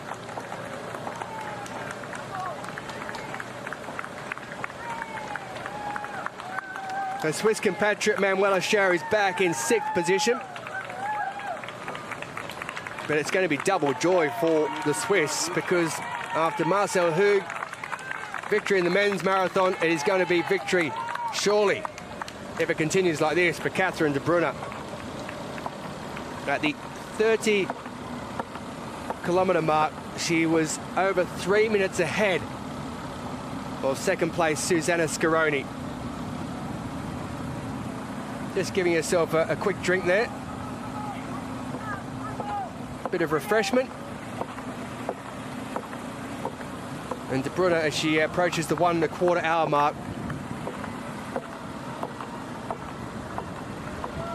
providing more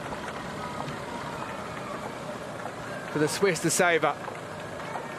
She's in 1st position. Susanna Scaroni is currently in the silver medal position, and the reigning Paralympic champion, not for much longer, Madison de Rosario of Australia, sits in 3rd. So just over 12 kilometres remaining as de Brunner heads up a slight incline. Flat piece of the road though, so she'll be thankful for that.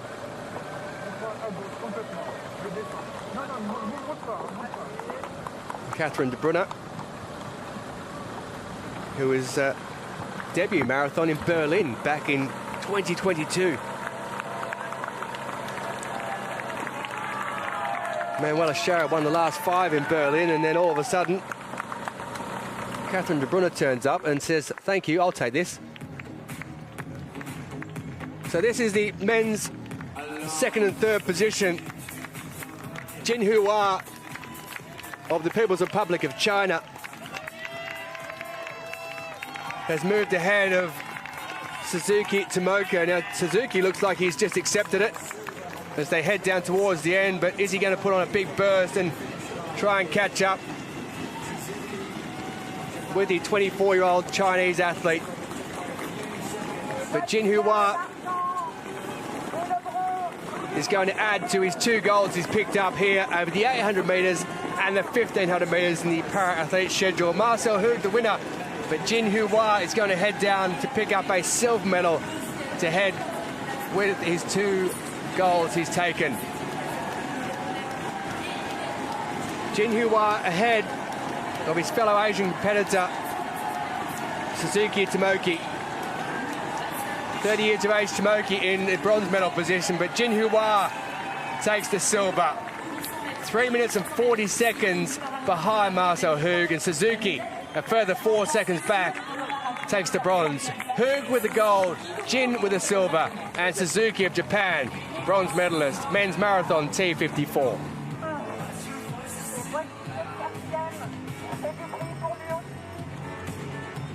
So 4th position is Daniel Romanchuk.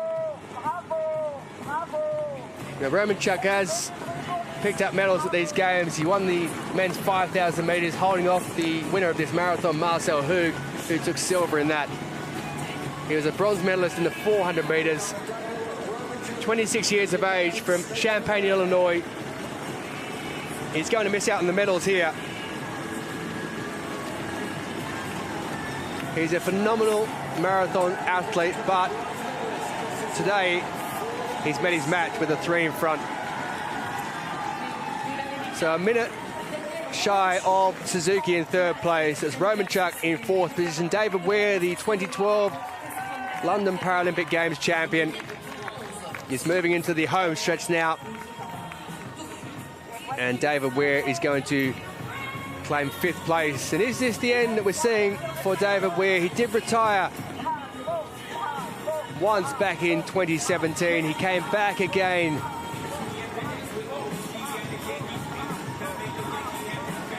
But he's been around for a very long time, since 2002. Coached by Jenny Archer. Set up an academy together, the 45-year-old. And David Weir is just cruising down up that last incline towards the finishing line. The arms are hurting, no doubt. The body's sore. The mind knows what's going on. He's enjoying everything that's going on. And David Weir, it may well be the end of his career in 5th position. He's 5 minutes and 48 seconds behind that man there in the centre of the screen, Marcel Hug. The silver medalist, Jin Hua, to the left of the screen in the red for the People's Republic of China, and Suzuki of Japan in bronze. Catherine de Brunner leads the women's marathon T54, heading towards the closing stages. She has led, as Marcel Hug did in the men's category, from start to where she is at the moment. She's 29 years of age. She's won 4 golds already at these Paralympic Games and 1 silver. Quite some haul. And she's going to add to it, surely. She trains professionally now. Chantal Petitclerc, the Canadian wheelchair racer, is her hero. None better than Chantal Petitclerc as well.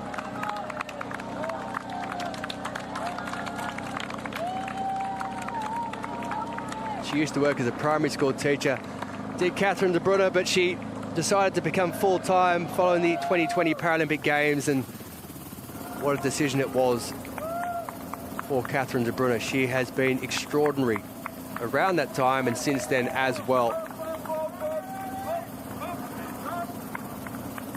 3 minutes 12 ahead, Catherine de Brunner, after the 30-kilometre mark. And I've got a confession to make. At the World Para-Athletics Championships here in Paris last year in Stade de France, I was so in awe of Catherine de Brunner, I went and got a picture with her. She's a wonderful person, and to chat to, you would not know she is the supreme athlete that she is. So you also enjoyed taking selfies? It wasn't a selfie. It was a selfie with an icon? It was with an icon. She was very happy to be with me. I see what you did there. I jest. Catherine de Brunner, no better deserving of a gold medal. Well, this is back to the men's race. And we've got a battle on for 6th and 7th. Aaron Pike is currently in 7th, and is Liu Jintuan of the People's Republic of China, the 21-year-old, who's doing his best to keep Aaron Pike off his back. And Pike is 17 years his senior and just hasn't got it at the end there, the youngster from the People's Republic of China. He takes that 6th position. Aaron Pike in 7th. The Friese looks on with joy. He's always smiling. Here's the mascot. Great finish from these two athletes. And the rest of the field went their way home. Yoshida Ryota of Japan. Well, look at that. He's over 9 minutes behind the winner, Marcel Hug.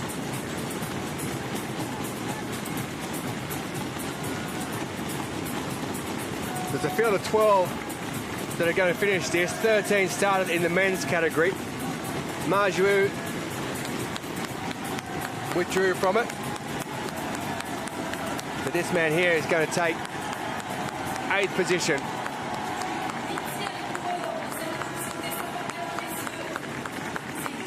Yoshida Ryota.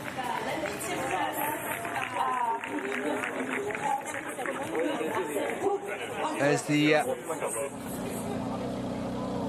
post-mortem starts as to what happened in the race between the athletes, as always happens. They run over everything else.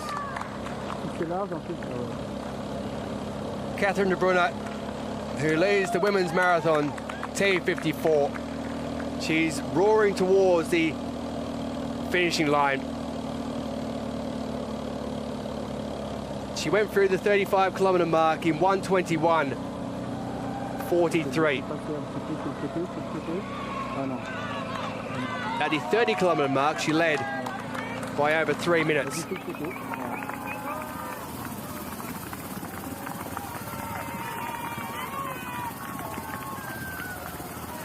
Palais Brogniart with the USA stapled to the front of it down there, and the tricolour flying higher up. Catherine de Brunner is heading toward the final stages of this race. She'll have the joy of being up the Champs-Élysées and around the Arc de Triomphe and back down towards Place de la Concorde and finishing Esplanade des Invalides. But what a racer she is. She'll have those cobbles to navigate,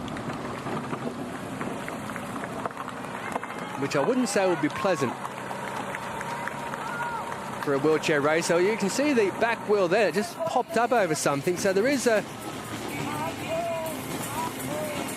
issue or two to still move through for the athletes.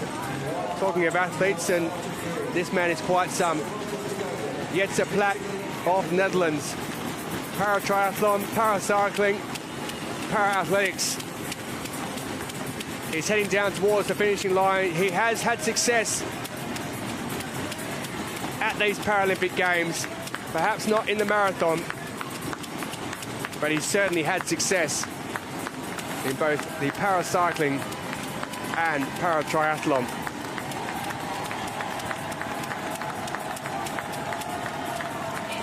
He coasts across the finishing line to finish in 9th position. He's 12 minutes or more ahead in time-wise of where Marcel Hug was.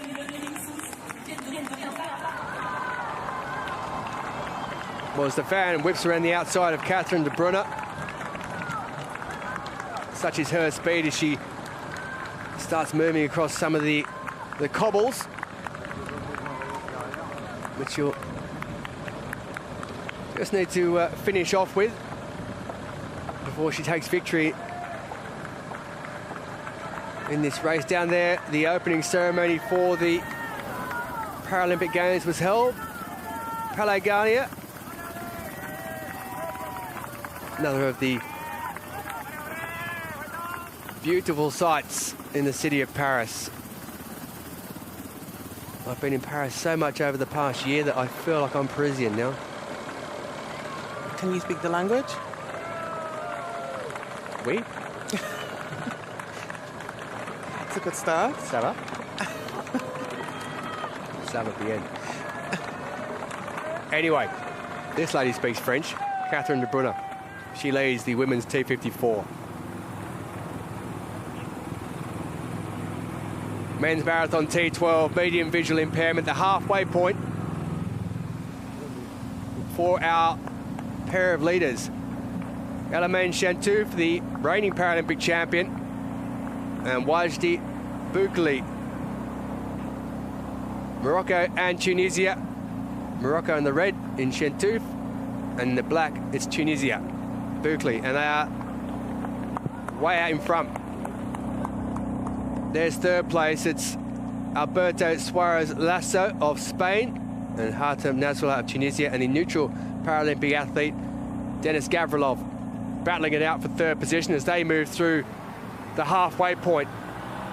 For Chateau, 1:11:35 along with Boukhli.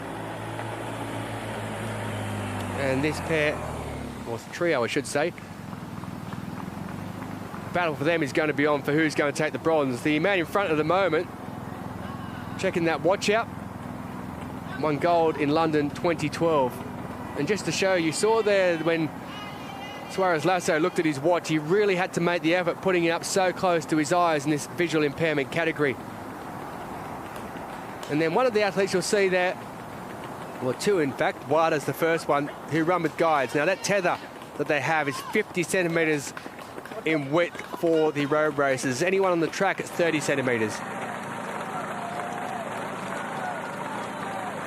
Women's leader in the marathon T54 category as she heads up the cobbles towards the Arc de Triomphe and down the Champs-Élysées. It is Catherine de Brunner. She's over 4 minutes ahead of Susanna Scaroni. Madison de Rosario, the reigning Paralympic champion, and I think it's safe to say at the moment the outgoing Paralympic champion, is quite some distance further back in third place. But what about that for a sight? The manicured trees, the wonderful architecture of the Champs-Élysées. It is a truly iconic and magnificent part of the world. We're so used to seeing this area around Champs-Élysées so busy as well. So busy, so full of traffic. Same with Arc de Triomphe. If you've driven around there or taken a cab or even just stood there, it's very, very busy. So it's nice to see that, you know, not just the roads are clear, but it also gives you sight as to what it looks like when a marathon takes place, and they're able to do this in such an iconic way during these Paralympic Games. You've been lucky enough to win big races. What's the feeling when you're coming towards the finishing line and you realise you're going to achieve something big? Relief. That's probably the first thing. That's probably the first thing, yes. Probably relief. Not so much in the sense that you've gone on to do what you wanted to achieve, whether it's winning a medal or, you know, performing in a PB, but just knowing that you've done all the work that has taken years to get to this moment. And I imagine with Catherine de Brunner, it's exactly the same. You know, she's won so many medals and she's not looking to slow down anytime soon. She's still quite young, and as we referenced earlier, with this event, now that she's taken up the marathon over the last 2 years, she's going to continue to dominate, and she'll continue to dominate outside of, as she heads towards the next Olympics as well. So there's, you know, there's Berlin, there's London, there's Chicago. She'll break more records and continue to, you know, be up there as one of the best in this event. Yeah, I suspect she will be as she heads up the cobbles there in the Champs-Élysées, and there's still a bit of a bobble and it's difficult moving up there, and she'll get there eventually, but it just becomes a bit more difficult on those cobbles. She took a break from the sport, by the way, after Rio to focus on her studies. She returned to para-athletics in October of 2018, followed her graduation, and it's just absolutely exploded since then. She is such a strong athlete, and Well, the view similar to Marcel Hug that she must be getting, because when she gets to the top of the Arc de Triomphe and she moves around and comes around the roundabout and back down the hill the opposite direction, she'll, well, potentially, because she's so far ahead, she should get a shot of her nearest competitors and just know exactly where she is as she heads down the hill, and it will become a lot easier going in the opposite direction. Well, in the men's event, T54, Francisco Sanclemente of Colombia is going to take 10th position.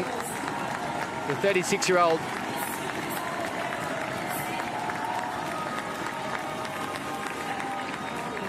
business administrator from Colombia has got his business in order, finishing in 10th position.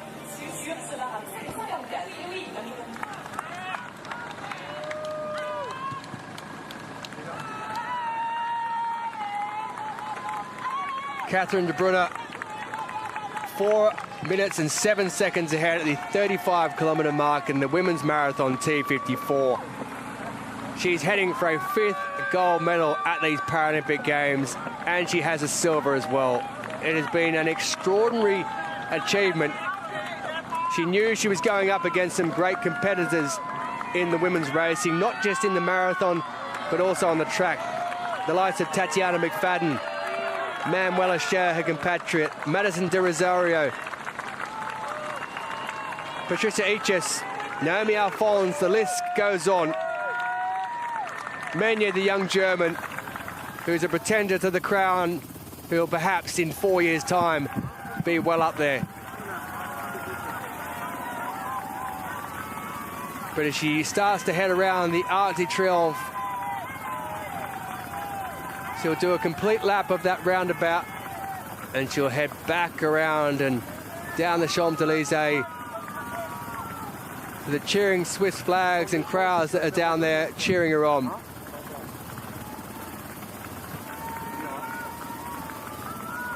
She's over 7 minutes ahead of Tatiana McFadden, the 21-time Paralympic medalist, who's in 6th position. Now, McFadden, by the way, is no stranger to marathons. She's won her fair share of them. 17 across the world, Tatiana McFadden, in marathons she's won, including Boston, New York and London. But Catherine de Bruyne is storming to victory.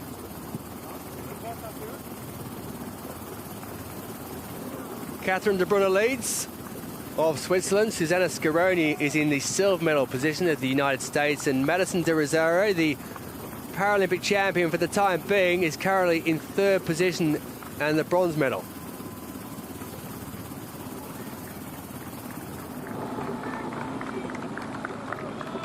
So there's the cobbles. The one arm being used just to see that compensator, which is being held with a left hand a moment or two ago. They're just in the middle of that bar that you see on the wheelchair, just to make sure that nothing untoward happens. There's no need for any bravado because she's so far in front. Now this will be the great part and the enjoyable part. As you head back down the hill, it's a bit of a coast in a way, because the speed you don't want with those cobbles. Women's marathon T12, and it's the halfway point for Fatima Azara El Idrisi.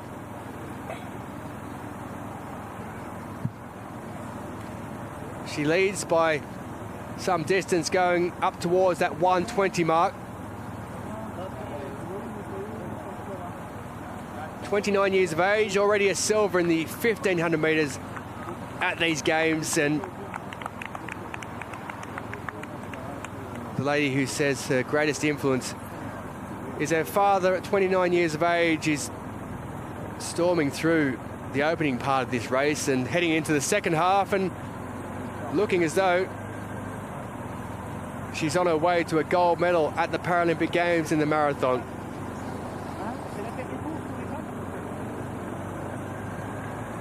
Michishita Misato, the Paralympic champion from Tokyo 2020 is currently in 4th position. So the halfway point has been reached in 1:20.41 for the Moroccan El Adrisi, and she is quite some distance out in front of her compatriot Miriam En Nouri.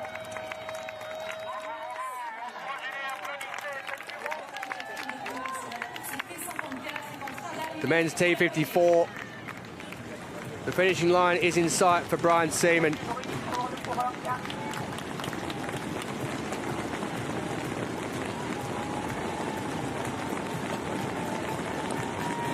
"34 years of age.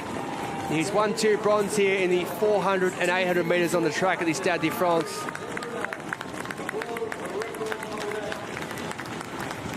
He's a quadruplet. He has 3 sisters, and there is Brian Seaman. They'll be fighting for their food, I'd say, at the dinner table when they were younger. But Brian Seaman is going to come across the finishing line.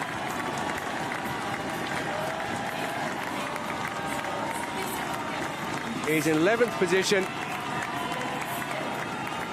And the last of the men's marathon T54 competitors still moving is Yu Byung-hun, 52 years of age. He heads across the line. Ma Zhu of the People's Republic of China failed to finish. So all across the line in the men's. Women's marathon T54, led by Catherine de Brunner. Great shot of those cobbles there, by the way, from that camera. Just have a look at that as she goes across the hump. And down she goes as she heads towards the finishing line. Just let that shot sink in.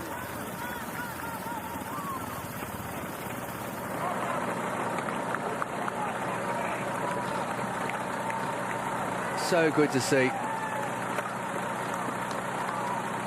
I must admit, if I was a marathon runner, besides being exhausted, I think I'd actually be so taken in by the special views in Paris that I'd be too busy to be tired, because I'd be looking around at everything that's happening.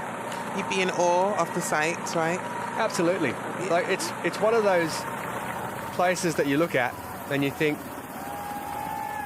there is so much history to this city, and it is looking so beautiful on a daily basis. And the weather's been good as well, especially on days like today, where, you know, even though the temperatures is slightly cooler, it hasn't dampened the performance of any of the races so far. And one of the great things about the bell that was at Stade de France, that it goes into the refurbished Notre Dame later in the year, rung by all the athletes at Stade de France. And Catherine de Brunner is going to go into a long list of gold medalists at these games. 154 gold medals in total by the end of it. This will be number 152. Switzerland have had their fair share. They'll have picked up 2 on the final morning of competition at the 2024 Paris Paralympic Games. It is Catherine de Brunner who's going to head across the Seine and head towards the finishing line and a gold medal. Now that's nice and smooth to head across there, a little bit different to the cobbles, so she'll be happy with that. Much handier on the wheelchair, that one.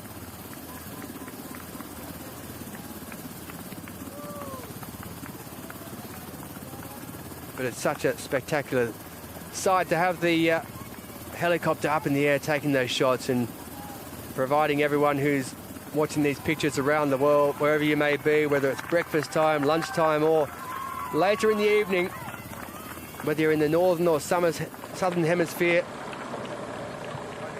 you will marvel at Catherine de Brunner in the women's marathon T54. And she's a lovely person to boot. Happy for a conversation. She's actually more in awe of other people than herself. She's just so laid back and down to earth.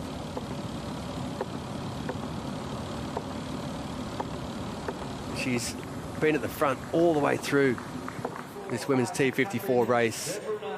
The 29-year-old Swiss athlete has had an incredible Paris Paralympic She got involved by taking part in a multi-sports event when she was a child, using wheelchairs, and she met her coach, Paul Odermatt, who invited her to start training, and then one thing went from there, and all of a sudden she's now ranking among the Swiss greats in para-athletics. But here comes the finishing line for Catherine de Bruyne. It'll be a 5th gold medal of these games to go with the 1 silver. She has moved out in front, and she is minutes and kilometres ahead of the chasing pack with a quite incredible performance by the 29-year-old, born in Mettendorf, glory in Paris 2024. She gets onto the carpet, she heads to that finishing tape, and she'll celebrate with the fans. Catherine de Bruyne is the Paralympic champion at Paris 2024 in the women's marathon T54 in a time of 1:41.50 seconds. She's outside the Paralympic and world record, but she is the Paralympic champion. Catherine de Bruyne, the T53 athlete in the T54 category of Switzerland at the Paralympic Games in Paris.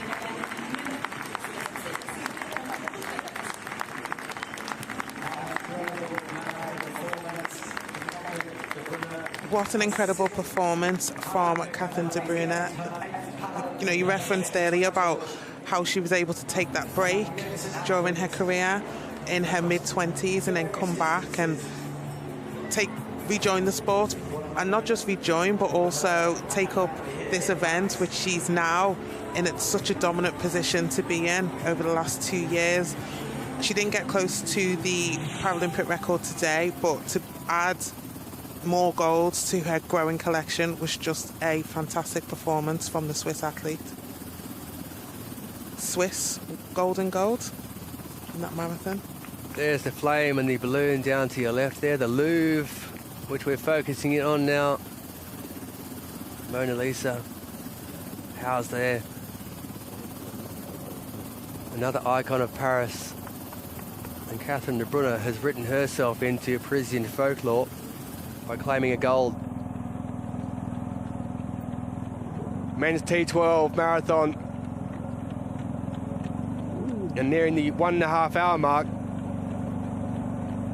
It is Boukali and the reigning champion Chateau of Tunisia and Morocco respectively, who are quite some distance out, almost a minute ahead of the chasing pack led by the 2012 Paralympic champion Alberto Suarez Lasso of Spain. It's a good pace they're moving out there at the 25-kilometre mark, so they've just over 17 kilometres remaining.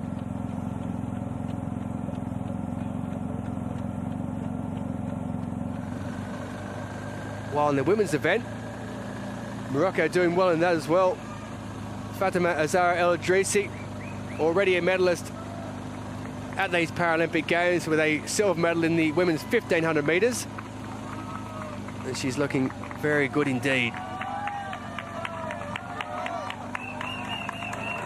5 minutes ahead, and she'll be thinking of a hero that she looked up to, Hicham El Garouz, the former Olympic champion.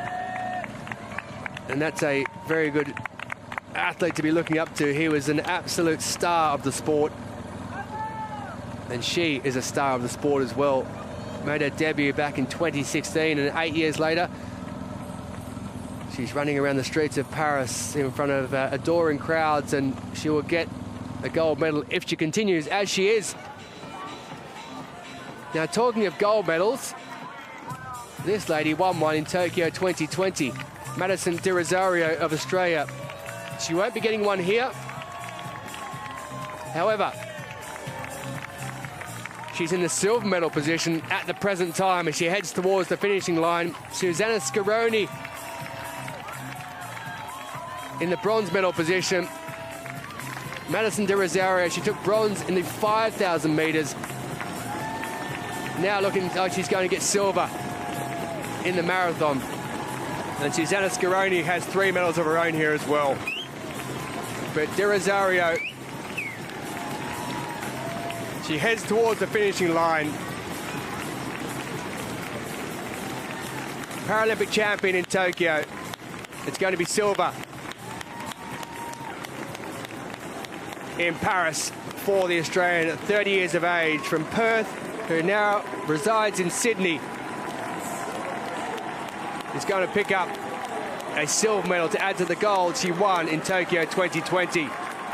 Madison De Rosario, 4 minutes and 23 seconds behind Catherine de Brunner, takes a silver medal to add to her bronze, while in third position it is Susanna Scaroni of the United States of America, who's now a 4-time medalist at these Paralympic Games. Bronze in the 800 and 1500 on the track, silver in the 5000 and bronze in the marathon, while Madison De Rosario picks up her second medal of these games as well. Bronze in the 5000, silver in the women's marathon T54, and she looks happy about it. De Brunner congratulates them. Really hope everybody did. Manuela got her on the last climb. Oh, yeah. Wow, Champs-Élysées up here. Oh, boy. Oh, yeah, it actually felt like an uphill. Yeah, no, it did. I was just like, at least we're coming back down.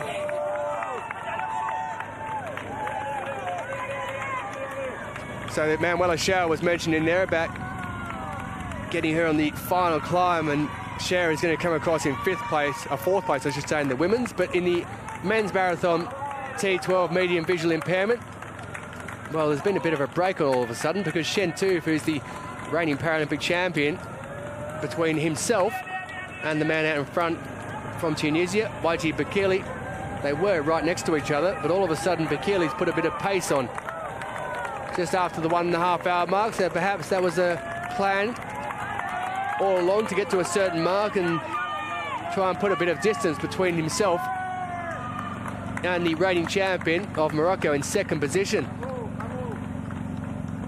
But he's looking really strong at the moment, Annika, isn't he?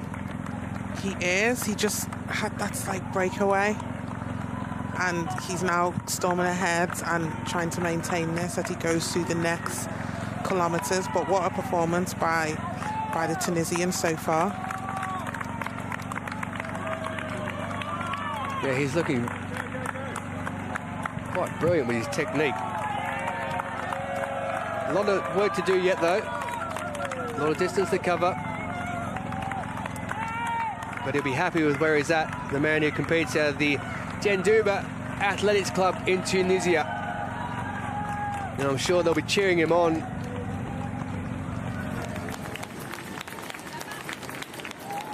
Manuela Schär is going to take fourth place of Switzerland. Now, you heard the athletes in De Rosario and Scaroni, who took second and third, saying they dropped Manuela on the last climb, and that would have been heading up the Champs-Élysées. So Manuela Schär is going to pick up a fourth position at these games. She has gold in the 800, silver in the 400, and now fourth place position in the women's marathon T54. Manuela Schär of Switzerland, 7 minutes and 32 seconds behind the winner, Catherine de Brunner.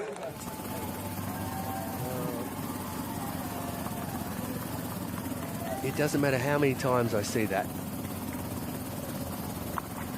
I love it. You can see Notre Dame down there to the distance in that island, the refurbished Notre Dame, with the bell from the Stade de France to go in there very shortly.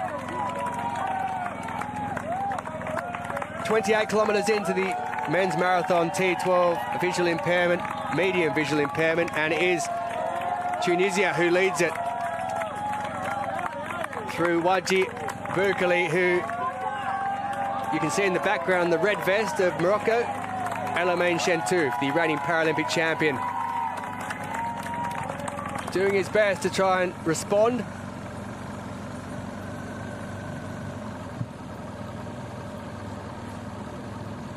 Women's marathon T12, medium visual impairment. And it is El Idrissi of Morocco who leads this. The pace has perhaps slowed a little bit, but she has a good lead at the moment. El Idrissi, who's hoping for a second medal at these games after picking up silver in that women's 1500 metre race, and she's out in front. She's coasting along nicely, and she's at last count at the halfway mark over 5 minutes ahead of her compatriot Miriam Nouri, who's running with a guide. This the T12 medium visual impairment. El Idrissi takes a drink. The guide is not compulsory in the T12. So when you're classified as a medium visual impairment, a guide is an option, as it is for the T13s as well.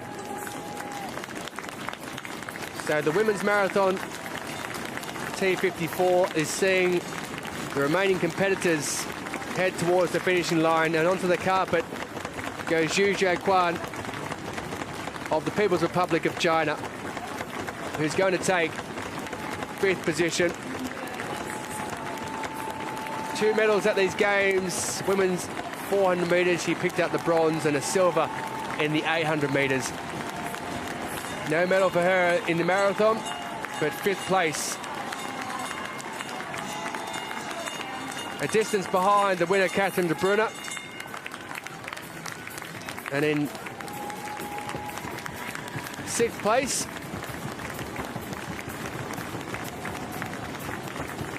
Japan's Yoshida Wakako.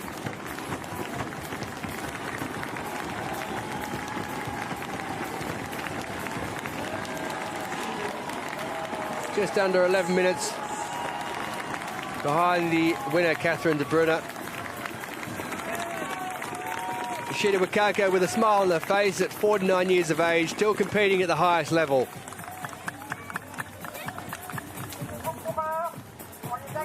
And now the pace comes on for positions at the end.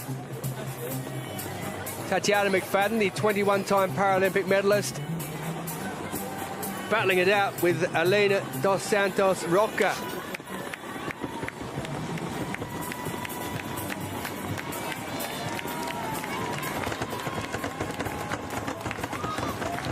Well, there was a slight touch there between the pair of them, but there's a sprint on towards the end. And in the men's category, David Weir, we talked about whether he's perhaps coming to the end, and Tatiana McFadden has been around for a very long time. She's won so many world and Paralympic medals, and she's battling ahead there and trying to hold on to that 7th position ahead of the Brazilian, and she's going to do it. The fire is still there for Tatiana McFadden, no matter where she finishes, and she takes 7th ahead of Elena dos Santos Roca. I don't think they know they finished and got across the line there. They do now. They kept on going, but it's a victory between the two pair. Great fight there from Tatiana McFadden. She may not have got a medal, but she finished in 7th position ahead of the Brazilian. Well, this is the women's T12 medium visual impairment category. You can see down there the leader at present, Fatima Azar El Idrissi, in the all-white, the 29-year-old Moroccan. And when you're out there in that position and you're so far in front, what thoughts go through your mind in running? Focus. A lot of it is to do with focus, reminding yourself how you want to perform and why you're here. And I imagine it to be the same with El Idrissi. You know, she's put in the work, and she's already got a medal in the 1500. She's got a silver medal so far, and she would definitely, I mean, she looks like she's going to take this gold medal. I think there's no doubt about that, but it's just continuing to just build on what she's done so far. She's just gone through the 28-kilometre mark, and she'll be looking to continue to extend that lead, as silver is still sitting, she's still 5-6 minutes ahead of the Moroccan who sits in silver. Well, the women's marathon competitors still coming through. Merle Marie Menya of Germany, 20 years of age. She burst onto the scene in Berlin at the European Championships back in 2018. At a very young age, and she's only 20 now. She comes across in 9th position in the Paralympic Marathon T54 for women.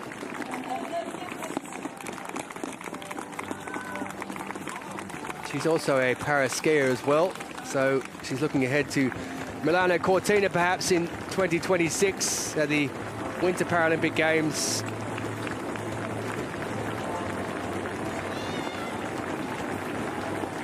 Vanessa Cristina de Souza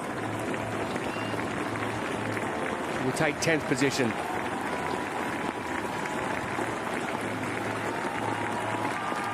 You can see the pain and agony on her face. De Souza, it was a tough old finish that.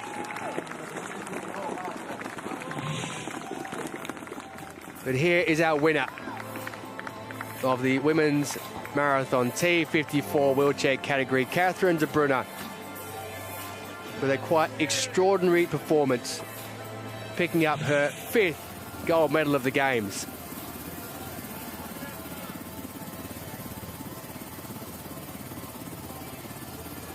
The women's T12 race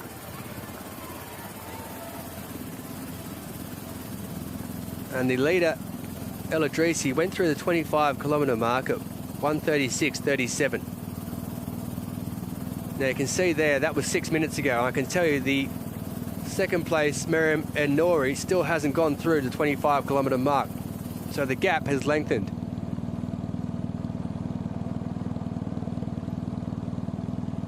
She's looking composed and focused on what the job is ahead.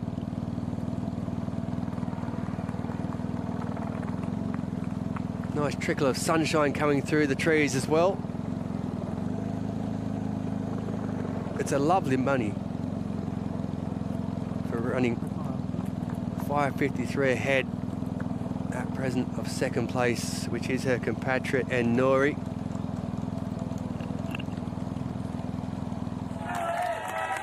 Third position, by the way, Elena Kongost in the women's T12. In the men's T12, Berkeley leads in the men's marathon from Elamine Shentouf, who he's dropped off slightly now. There's a good 20-odd seconds between the pair of them. Alberto Suarez Lasso of Spain, the 2012 champion from London, is in third position.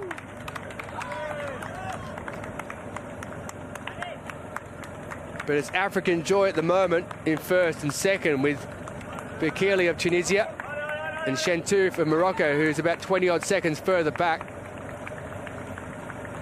And that break only came in the last 10 minutes or so.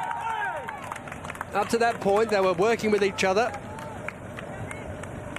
And Bekele just put some pace on and thought, I'm going to have a look at this and see if the reigning champion comes with me. And he didn't.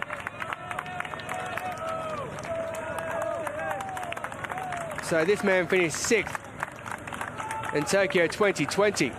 He's currently in first position, 22 seconds ahead. Suarez Lasso in third position, who's a minute and 16 further back.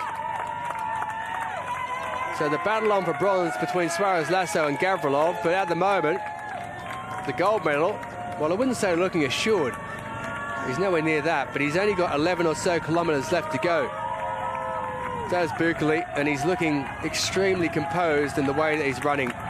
The shoulders are nice and loose, and he's running upright and just trying to keep himself in a good, solid position. And you'll find in any type of running that if you get yourself into a position where you're feeling good and just keep that synchronicity going with the arms and the legs, you'll be in a happy position.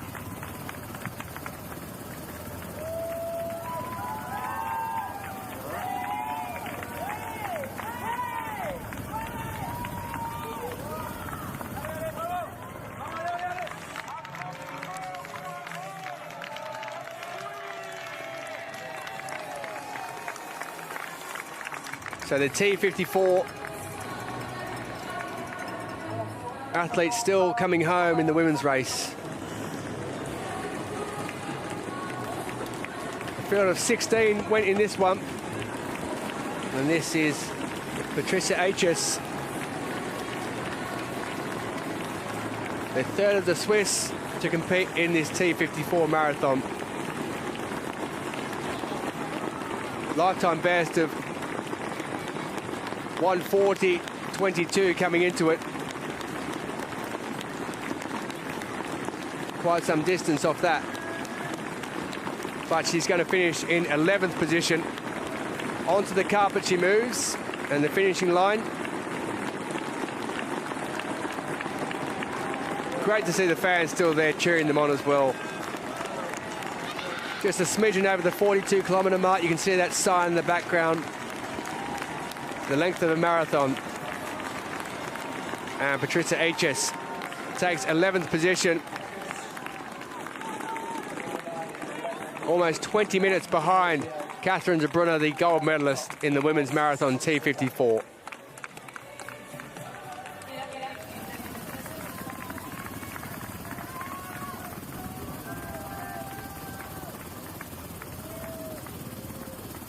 The sights and the sounds of Paris.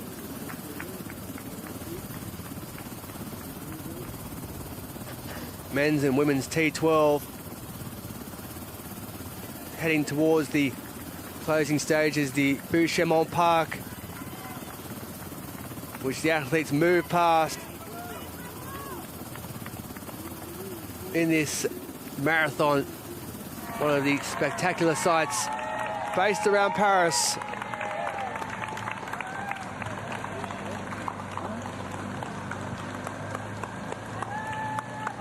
Women's marathon T12, medium visual impairment. There is your leader, Fatima Azara El Adrisi of Morocco. She leads her compatriot Miriam En-Nouri, and in third position currently of Spain, Elena Congost, the 36-year-old who's doing her best to try and narrow the gap. Perhaps not on this lady, but on En-Nouri, who's in second place. Might be a doable target.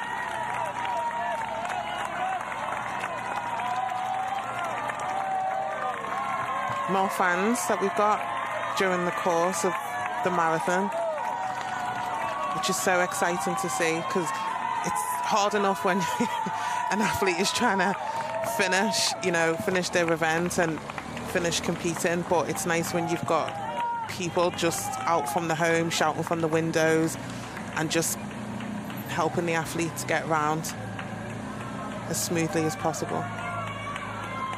You know that those shouting from the windows are shouting support as well. Not for someone to bring a pint of milk upstairs. 28 kilometres into it, and just over the 1:49 mark for the leader of the women's T12 marathon.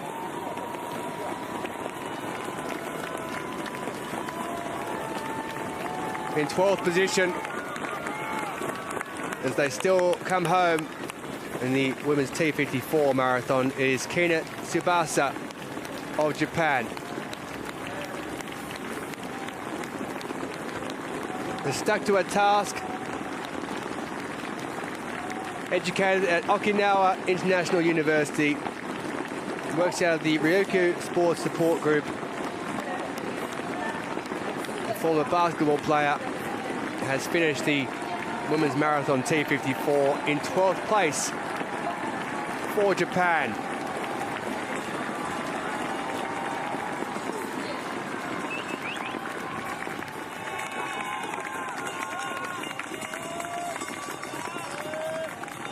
There are still 4 to cross the line in the women's T54 marathon. Jenna Fessmeyer has been busy during these games. She's in the marathon, which is her third event. Also went in the 1,500 metres and the 5,000 metres as well, where she made the final of that one. The 27-year-old from Champaign, Illinois, where a lot of the American athletes train out of. will take 13th position, and it must be a buzz, regardless of where you finish. It must be a buzz finishing in front of this crowd in a marathon.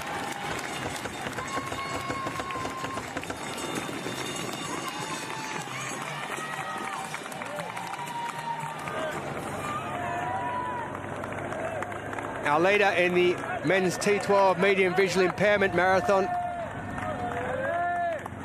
It is Tunisia's Wajdi Bekili, the 25-year-old who's stretching out that lead and looking very strong. He's just over 20 seconds ahead at the 30-kilometre mark. And I always try and get an idea of these athletes and what speed they're running at. And you can see the gentleman with his children to the right there on the bike, and they're not moving at a slow pace, and he's absolutely flying past them.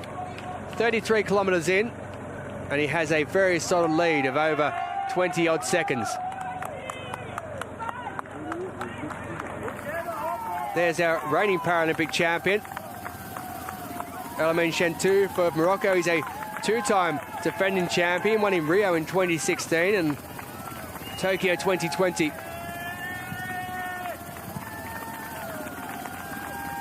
Just a marquee card about the other athletes who are in this. Alberto Suarez Lasso is in third position at the moment. He's in a tussle with Denis Gavrilov, the neutral Paralympic athlete, for that bronze medal position.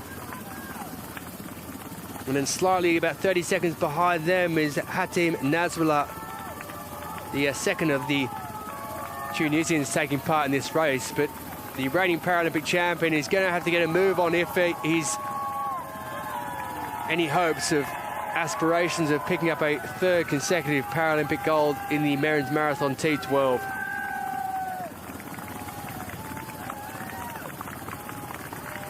That gives you a great overhead shot of that length between them. It's probably about 150 metres, I'd say. But if you look at the two of them, the leader in Bukli looks like he's doing it much handier indeed, and the body language of him just seems so much better than it is of Elamine Chateau. Not to say the body language is bad, but it's a tough old race, the marathon. Yeah, he seems to be as fatiguing as he is. You know, after the 30-kilometre mark, he's still, you know, trying to stay in control of this race at the same time. Well, this will be the last competitor in the women's to finish off. Tianzhuai Luchan of the People's Republic of China is due to come in shortly. That's Naomi Alphonse. Well, that was the man I was referencing. Now look at the speed he's going at on the, I think that's an electric-powered bike, if I'm correct there. Yeah, I think you are. Yeah. It's a nice bike, isn't it? It is. I'm sure the children are enjoying it as well. My kids are a bit too big for that type of bike now. They should be riding me around. Now keep your eyes on the road, sir, or the path ahead of you, and let the runner run. Is he planning to do the whole course as well? I think he may. It's interesting.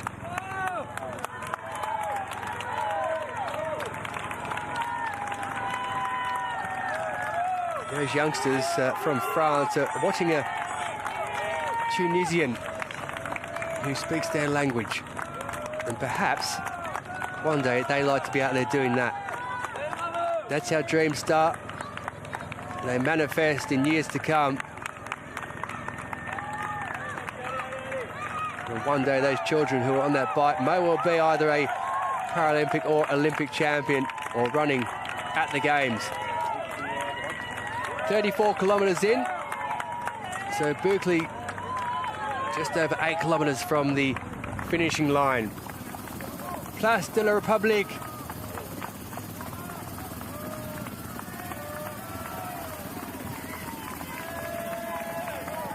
If you've ever been in Paris on Bastille Day, by the way, it is a fantastic occasion.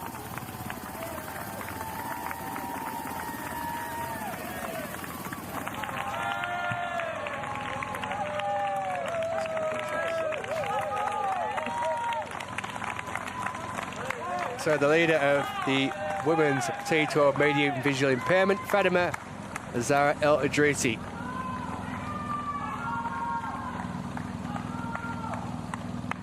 In second place, it's Nouri, also of Morocco.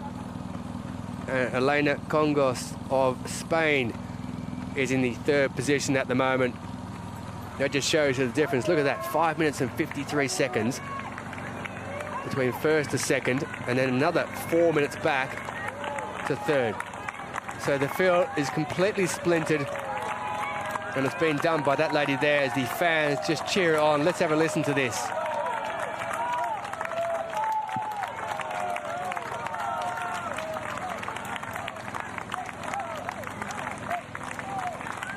I saw the Fresias again on the side there. They've done some roaring trade, haven't they? It has to be one of the...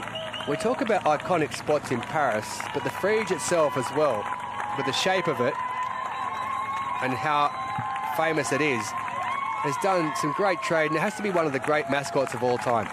Yeah, by far. I have to make sure I get one, or a few, for some family members when I get back, because I know a lot of athletes tend to collect the mascots, especially if you didn't, you know, come away with any silverware. To be a Paralympian or an Olympian is great, but when you got mascots from previous games that you've been part of, it brings back a lot of memories. So I think the Frege has done an excellent job during the course of these games. Oh, been there and done that, me, as they go through the 30-kilometre mark, or El Drisi does in the women's T12. Picked up a couple of them. One of the Olympic ones for my daughter and another of the Paralympic ones as well. They're great to get. Women's marathon T54. So we're almost there. Tian Jiawan is the last of the athletes who will cross the finishing line. There was one who has failed to finish. It's Eden Rainbow Cooper of Great Britain. So 15th across the line is Tian Jiawan of the People's Republic of China.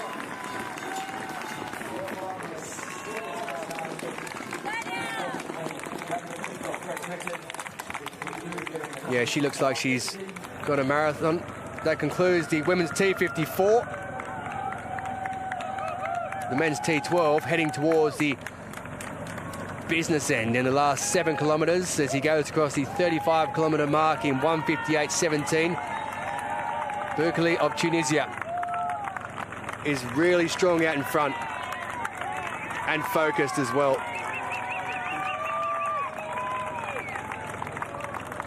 The record, by the way, in this event,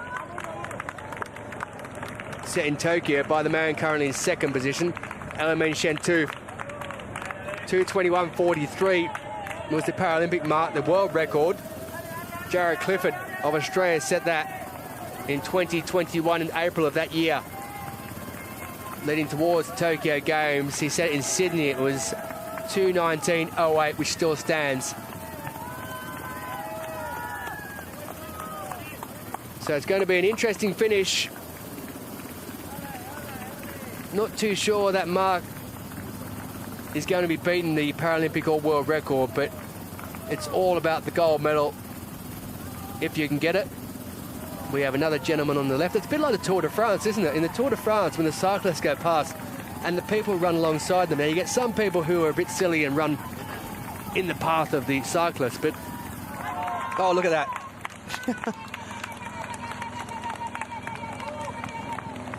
Cheering, clapping.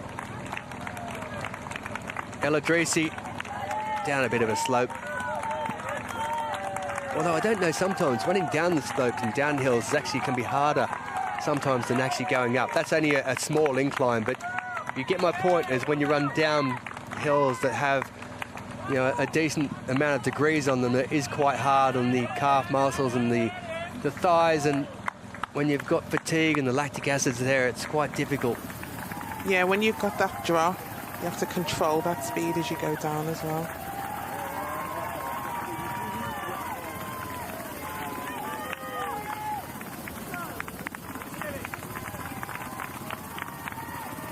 Wonderful scenes and that overhead shot.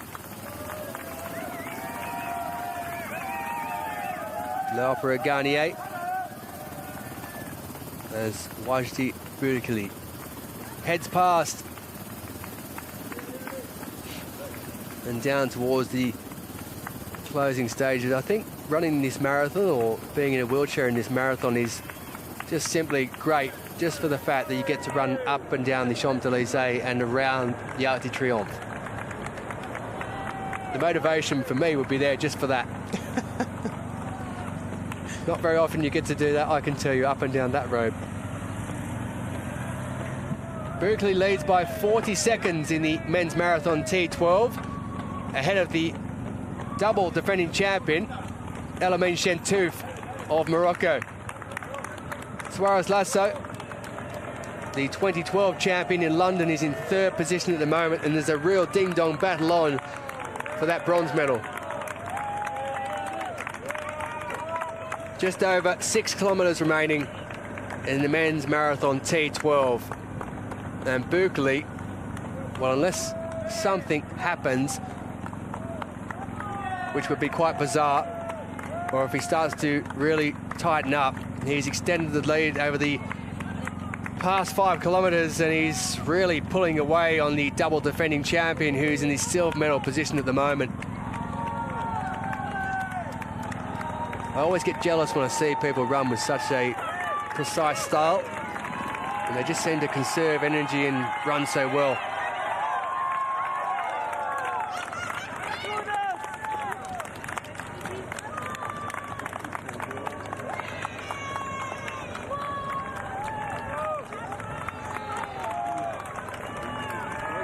Well, Berkeley's just had a look there, and you saw him put his arms out because the cobbles that he goes over there, and it's a bit slippery in certain parts.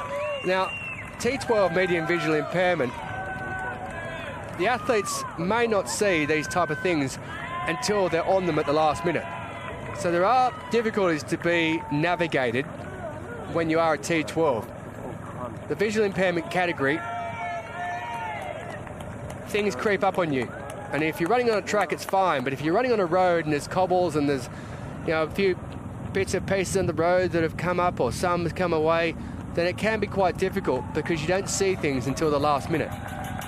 Yeah, it can be difficult, especially with the change in surface from a flat road to the cobbles. It can be quite a strange feeling for them. So it's just more about creating that awareness so they can continue to just race and control what he's doing so far.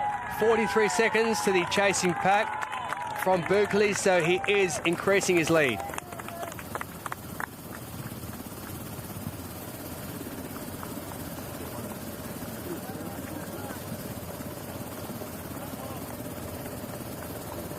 Berkeley went from 22 seconds ahead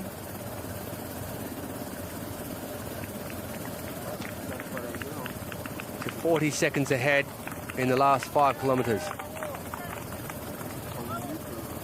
The pace is being upped.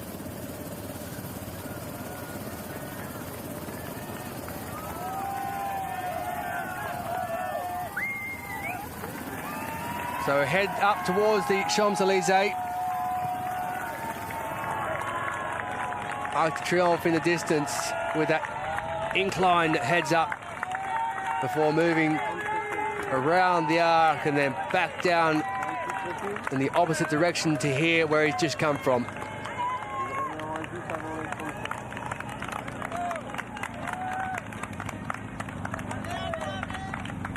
The marathon event's always one of those true events where people can just come along and they actually get an appreciation of how fast the athletes actually move.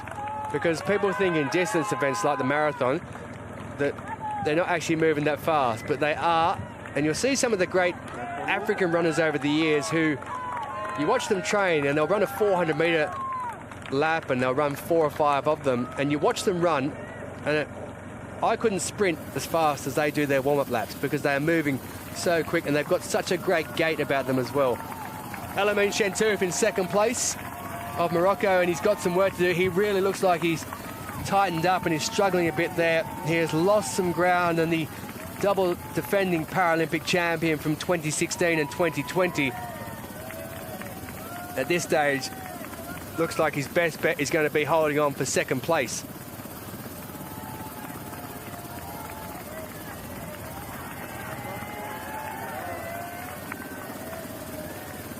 So as the Arc de Triomphe comes into his line of sight, it'll be the 38-kilometre mark, and that means that there'll be just over 4 kilometres remaining in the men's marathon T12 medium visual impairment category.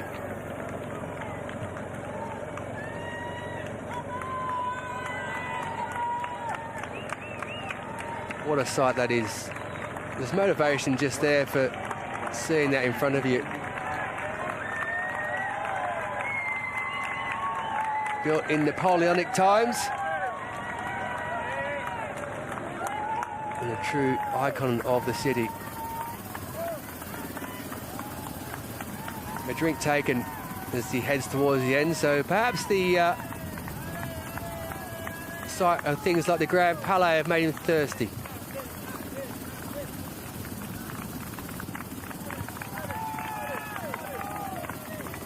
That's one way to stay hydrated.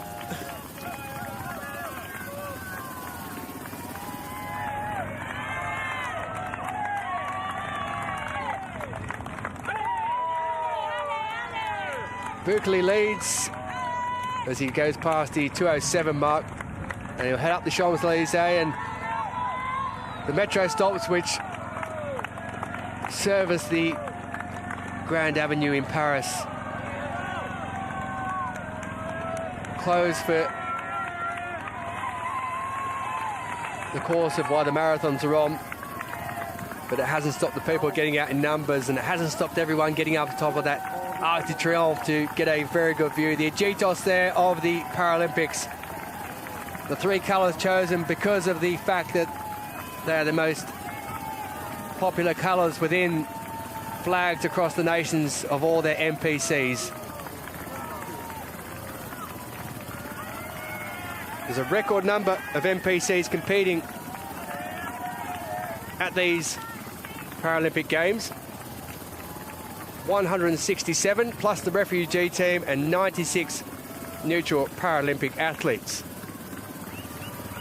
Record number of female athletes across 35 NPCs, and 27 of those NPCs have brought more females than male competitors.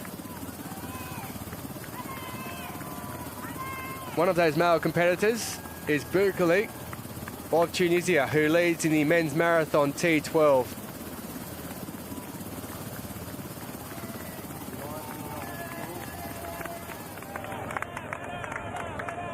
Berkeley leads ahead of the double defending champion Elamine Chateau, and Alberto Suarez Lasso was 1 minute and 17 seconds behind at the 35-kilometre mark, the man who took gold in 2012 in London. Berkeley out in front, and looking like he's going to add a gold medal to his cabinet. A bit more energy on the cobbles because of the fact, not just physically, but also psychologically, being a T12 visual impairment athlete, you have to make sure that you're really looking and concentrating on what's coming up, because it comes up in you at the last minute. He was 6th in Tokyo 2020. He's learned a few lessons since then, no doubt. But that shows you there, those cobbles just...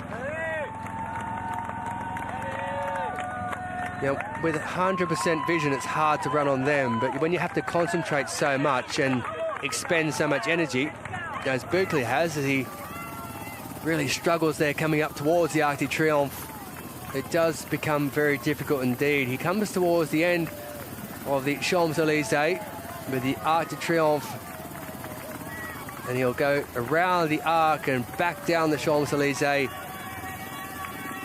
But I think the downhill section might well do him a favour, because he is coming towards the end of this men's T12 marathon, but he is starting to grimace somewhat. Yeah, this is the part where you just need to keep pushing and keep fighting. And then once you get to that downhill part, you'd like to think it's the smoother bit of the race before he heads towards the finish. But yeah, you can see he's struggling slightly there as he's on the cobbles, but he is moving towards coming off it and then going round the Arc de Triomphe. Yeah, any good marathon runner will tell you the last 4 kilometres are the hardest part of a marathon. I think psychologically because you know the finishing line's there, so mentally you know it's coming up. But the training that goes into it, and most people who train for marathons will only run a half marathon or a bit more at most as they lead up towards the actual marathon itself. But when they get into it, the last 4 kilometres, numerous times I've been told of top athletes who have run it for fun, that when you get to that last 4 or 5 kilometres and the finishing line is not literally in sight, but almost there, that's when you start to struggle. But this last little dip up the hill makes it very hard as well because there is a slight incline. So Berkeley leads, and it's Chateau, the double defending Paralympic champion, in second position. Alberto Suarez Lasso in third.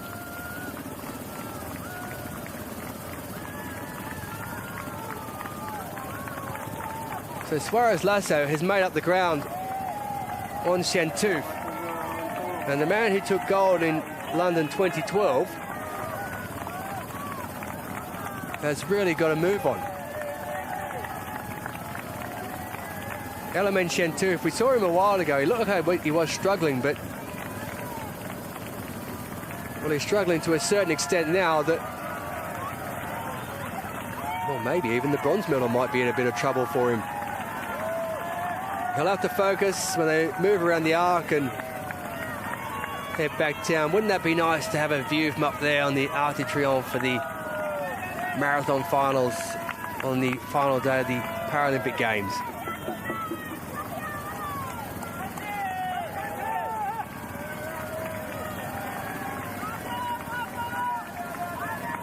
Beautiful sight.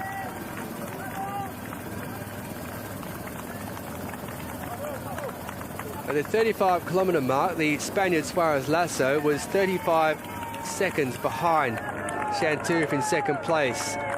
So he's done well to catch up. Berkeley all of a sudden is looking a bit better because he's going down the hill. Now I suspect when he gets to the end of the Champs-Élysées and takes a right and heads along and over the Seine, he'll be feeling much better about himself.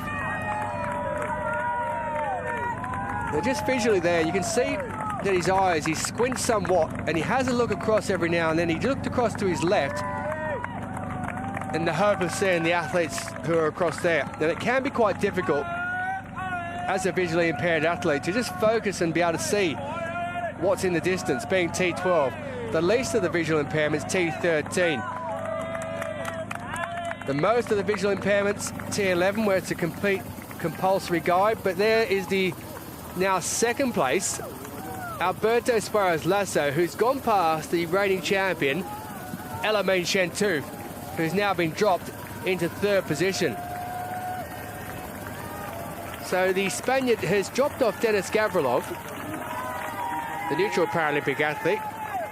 He was alongside him for a large portion of the race, and he's now up into second position, having gone past Element Chateau.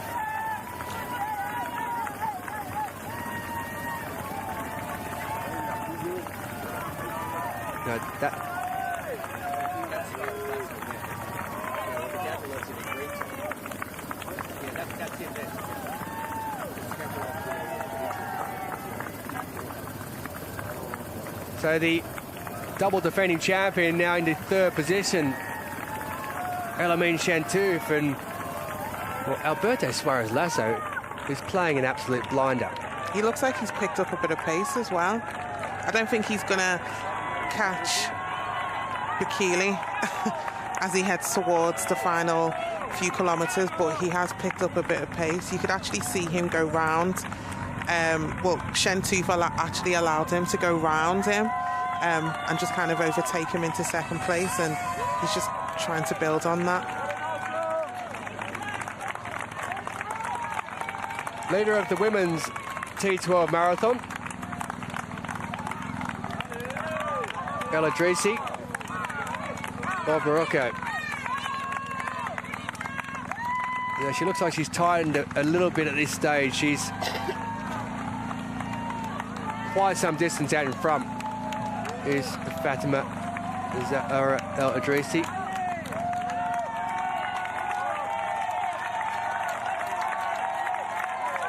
Seven minutes and 19 seconds ahead at the 30-kilometre mark. So you would think with that type of lead that she should be heading towards the gold medal. There's a slight incline you can see there. She's heading up, so that will hurt somewhat. It doesn't matter whether you're an elite athlete or whether you're an athlete starting out. When you're in a distance race and you have to all of a sudden head up an incline, and the muscle groups change and you have to use your calf muscles more, your thigh muscles come into it, your quadriceps, and you're also using your upper body. So the key is to make sure you stay nice and loose and make sure you don't tighten up too much. On the men's marathon T12, Wajdi Bekele. Well, he's absolutely flying now. It must have been that hill he was going up the Champs-Élysées, and there's an adrenaline rush as well, though, in athletics or sport of any kind, that when you see the finishing line and you realise you're there, or thereabouts, you get that extra rush.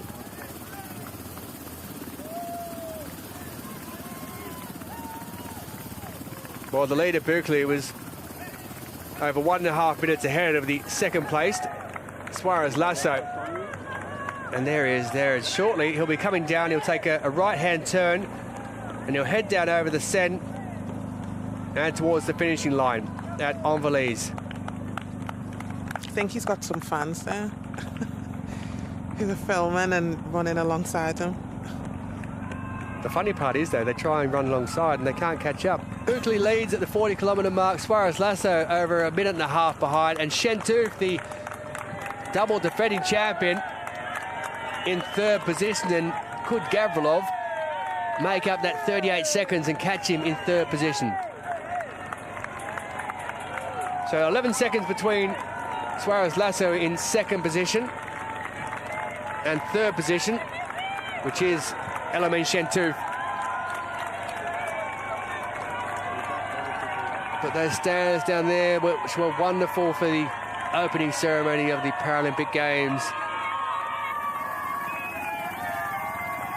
A tight right-hand turning for Berkeley, and he's into the final couple of kilometres, and he'll all of a sudden get a kick when he realises where he is, and he realises he's coming towards the finishing line.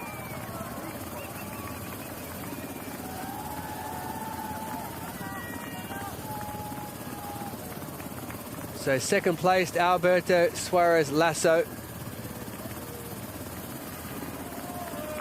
Full of experience at 46 years of age.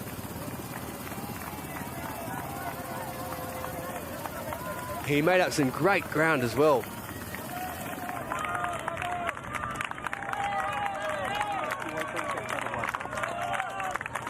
As Berkeley heads over the Seine and towards the finishing line.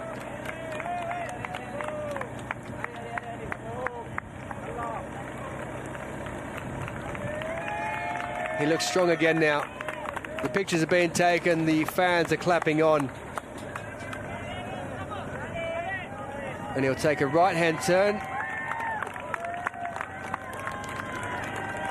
He'll head down towards the Eiffel Tower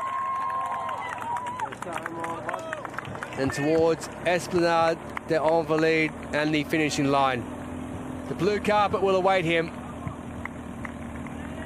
The finishing tape will be there,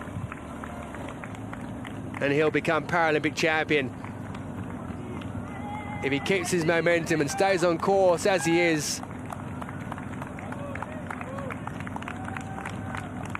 He burst away from Elamin Chateau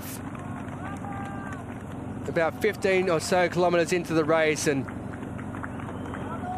just kept his momentum from there.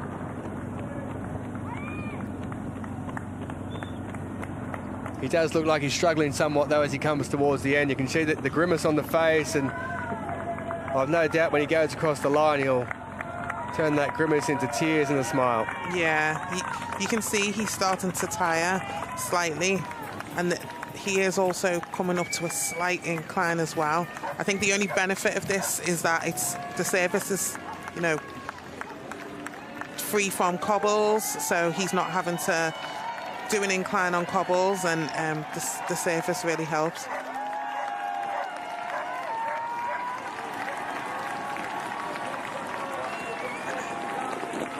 So Berkeley heads towards the finishing line in the men's marathon T12 medium visual impairment category. He struggled somewhat heading up the Champs-Élysées, but when he came down the other side after rounding the Arc de Triomphe, the grimace started, but the pain will turn to tears of joy, I've no doubt. He's really struggling as he comes towards the end, tightening up, but he sees the finishing line in sight. The Paralympic record will be just outside his grasp. The world record is well gone, but it won't matter. He has been a supreme athlete on the day from start to finish. He dropped off the double defending champion, Chateau. He went from there, the finger is raised. He takes the Paralympic title. Wajdi Berkeley of Tunisia at 25 years of age is the Paralympic champion in the men's marathon T12 medium visual impairment category.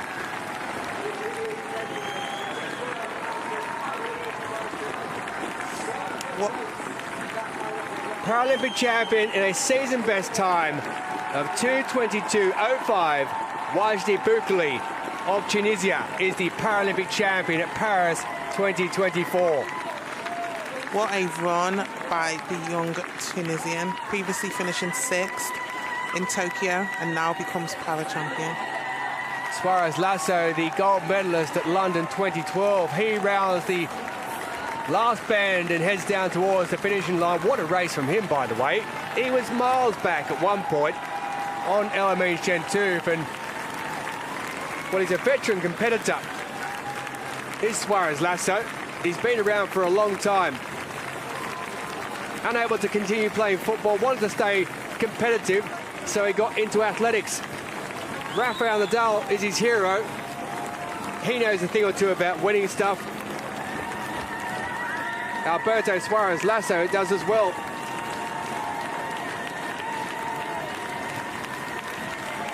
He won silver in 2016 after taking gold in 2012. He's going to pick up another silver at the Paralympic Games in Paris 2024.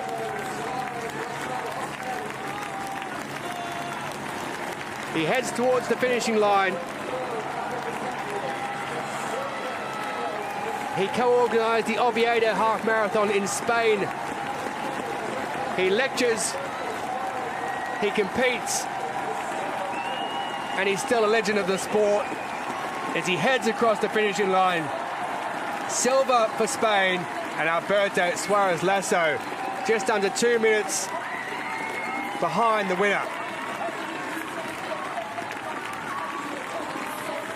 The 2016 and 2020 Paralympic champion, Chateau, has tightened up towards the end.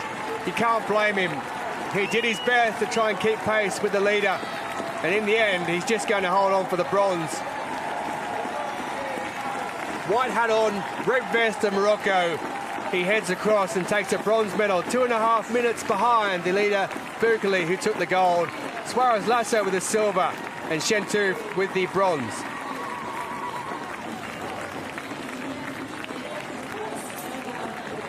Gavrilov, the neutral Paralympic athlete, was with Alberto Suarez Lasso for the first 2/3 of the race or so. And Gavrilov is going to take 4th position. He heads down after finishing 10th in Tokyo. He improves outside the medals, but he finishes in 4th position at Paris 2024.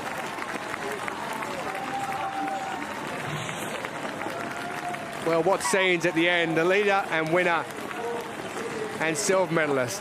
Bukele with the gold, Suarez Lasso with the silver. But it's that man there, 25 years of age, from Tunisia, with a maiden Paralympic gold medal. Women's leader in the T12 marathon, Fatima Zahra El Idrissi of Morocco. She went past the 35-kilometre mark in 2:18.17. And it's now her turn to head past all the adoring supporters on the Champs-Élysées, which is getting bigger, that crowd, by the minute. She's going to get the full force of that clapping and cheering, which will surely motivate her up that incline towards the Arc de Triomphe.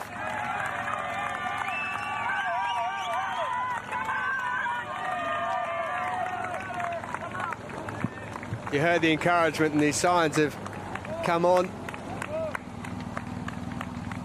And the wannabe marathon runners are running up the Champs-Élysées beside her. If only they would have run the first 37 kilometres with her as well.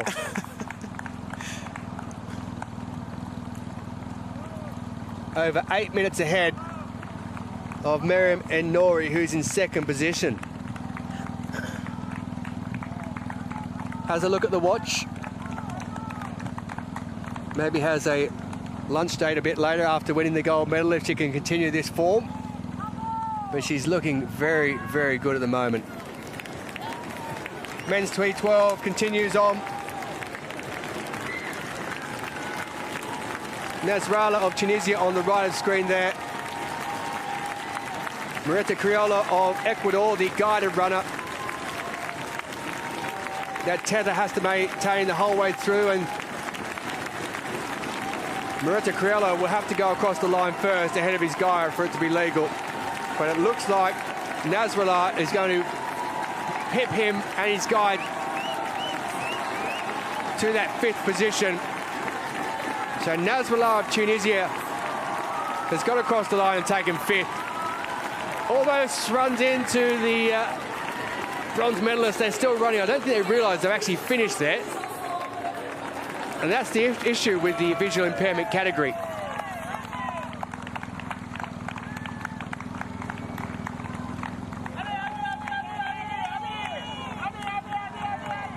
Zahra El Idrissi still leads the women's race.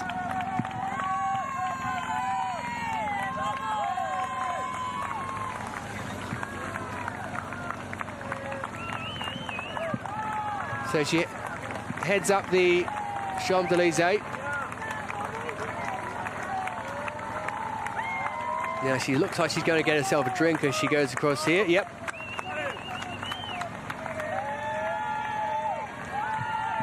When you're 8 minutes in front into the final 5 or so kilometres, then you might as well have a drink. Men's T12, another couple of finishers coming in.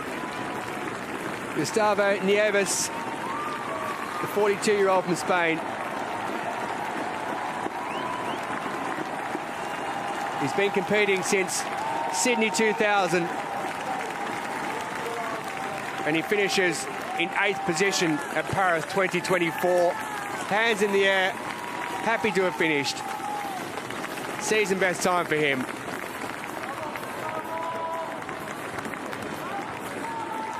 Wada Shinya of Japan, who's going to finish in 9th.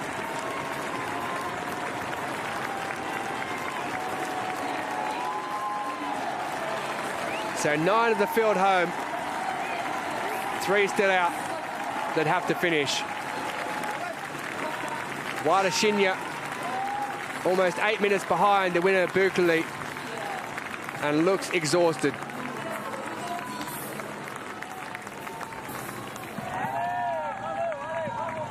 Leader in the women's T12 marathon, El Idrissi of Morocco. She heads up towards the Arc de Triomphe. You can see it in the distance. It's almost within touching distance.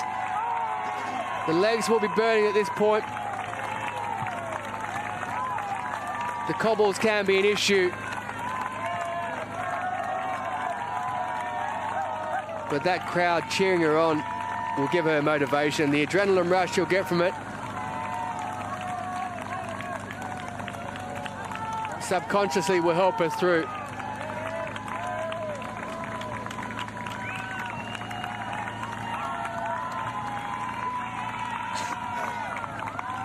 Leader of the women's marathon T12 medium visual impairment, Fatima Azara El Adrisi. She heads towards the Arc de Triomphe, up the Champs-Élysées. She'll head back down the Champs-Élysées.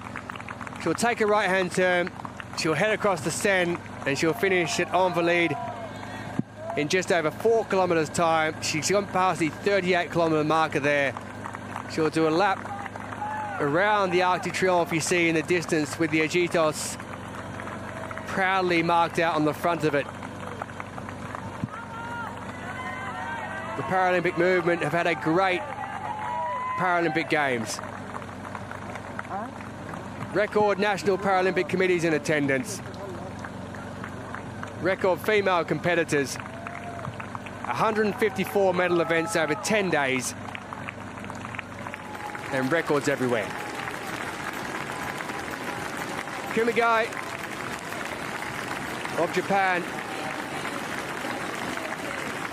will come in behind his compatriot Wada Shinya, who finished in a Paralympic record time in the T11 category, by the way. Wada Shinya in 9th position. This is a mixture of T11 and T12.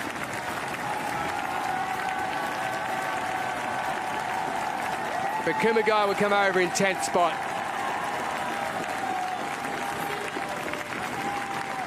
.2:32.26 for him.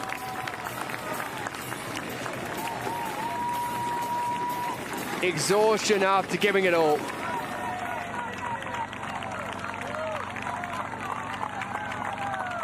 Fatima Azara El Adrisi leads the women's marathon T12. The Arc de Triomphe is in sight. A lap of the famous roundabout, with the 8 exits coming on and off it. No cars there for this marathon, though. She'll loop around the famous arc and head back in the direction she's come from. Down the hill, over the cobbles, and towards the end. The lucky ones on top of the Arc de Triomphe get to see some quite wonderful athletes competing.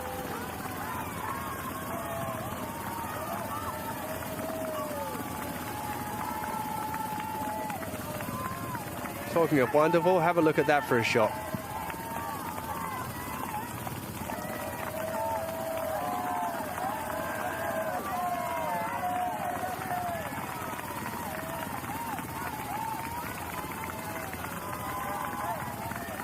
Now, the Champs-Élysées and the Arc de Triomphe are classic pieces of architecture, I suppose, if you want to look at it that way, for the road as well. But what makes the Champs-Élysées is not just the Arc de Triomphe at the end, it's the trees that line the avenue going down that are so well manicured and looked after, and a bit of Parisian flair added to it makes this area so iconic.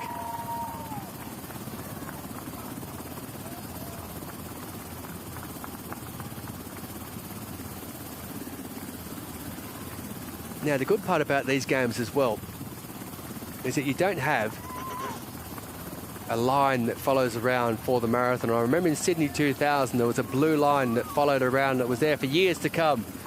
And if you're ever in Sydney and you went past it, you'd see this blue line going around, you'd think back to the marathon and think, oh, I remember when that happened. Is it still there now? It's gone now. Oh. It wore away eventually.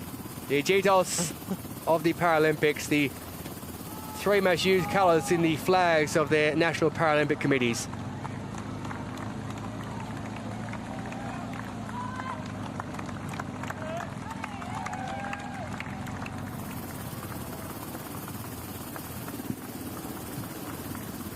So the women's marathon T12, Fatima Azara El Adrisi rounds the Arc de Triomphe. Miriam and Nouri in second position. And there's a gap between second and third. Elena Congost of Spain in third position of 2 minutes and 51 seconds. So first, second and third very much spread out as the leader turns to head back down the Champs-Élysées. And the finishing line over to your right will come up very, very soon indeed. She'll turn right at the end of the Champs-Élysées, will El Idrissi. She'll head over the Seine and take another right and finish down at Invalides.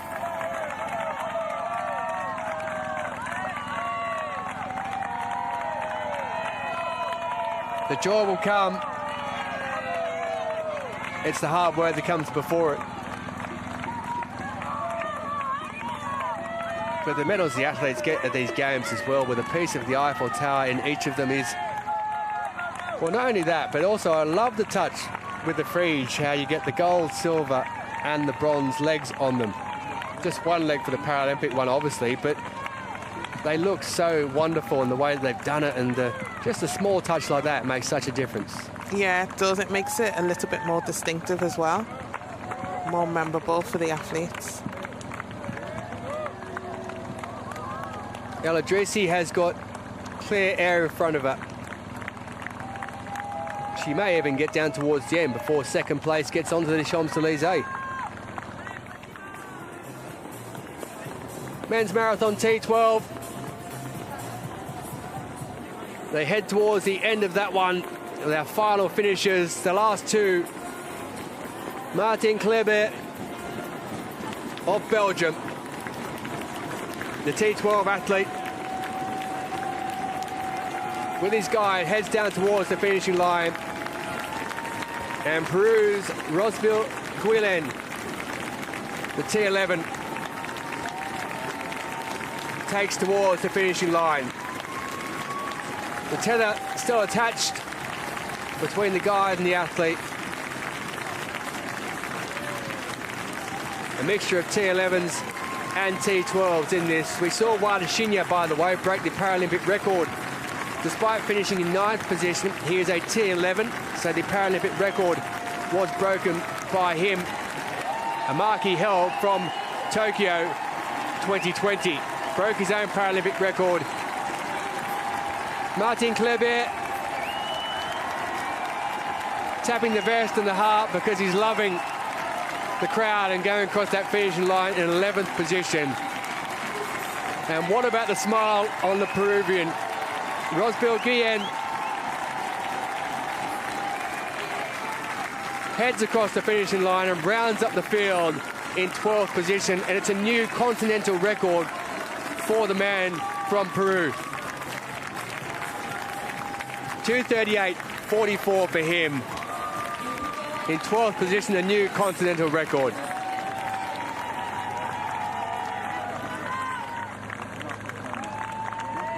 Women's Marathon T12. A passing of first and second.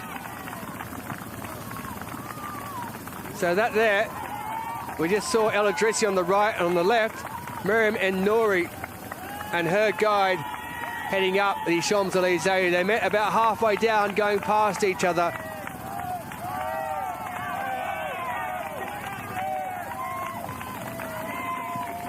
There's a big gap between first and second, but also between second and third. Around 8 minutes between El Idrissi and the lady in screen there with her guide, Miriam and Nouri. And there's a gap of around 3 minutes then between Nouri and Elena Congost of Spain. So that gap has tightened up somewhat.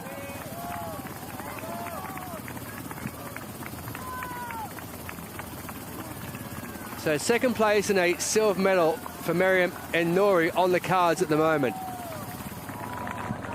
There is our current third place on the left of the screen, the Spaniard, who goes past Elena Congost, the 36-year-old. But this is our leader. Fatima Azara El Idrissi, the 29-year-old from Morocco.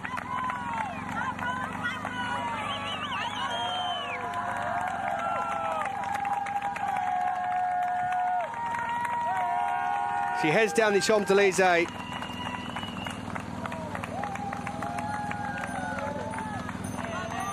And she'll take a right-hand turn at the end.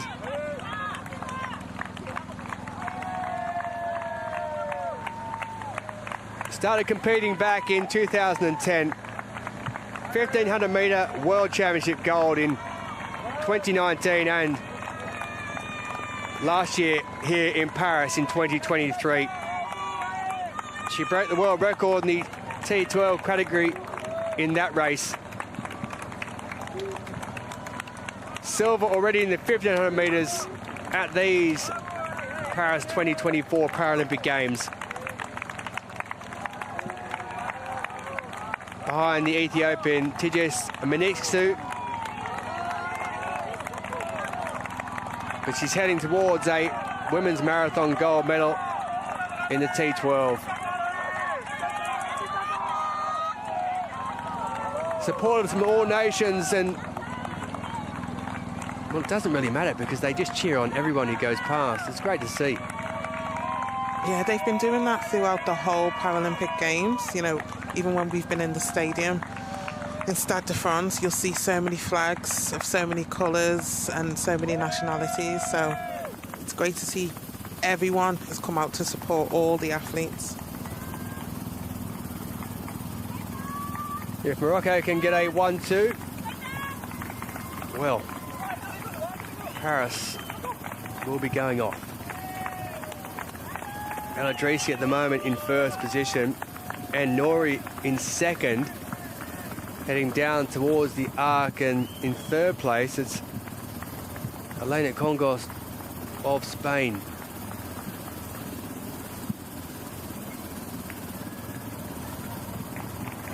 So there's a field of 10 taking place in this, in fourth place in this event, by the way. It's Mashita Misato who won the gold medal and took the victory in Tokyo 2020. She's also the world record and Paralympic record holder, the athlete from Japan. Hei Shanshan of the People's Republic of China in fifth position. She's competed at these games already, winning silver in the 1500 and bronze in the 400 metres. So they are in fourth and fifth position, and France occupy sixth position.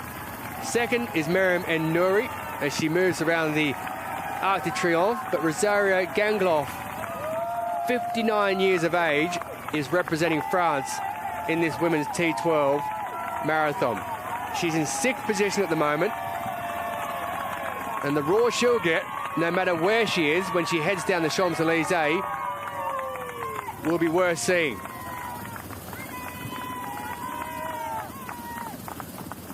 Gangloff has been competing since the Barcelona Olympic Games back in 1992. What a moment it will be for her and for the French supporters. Paris in all its glory.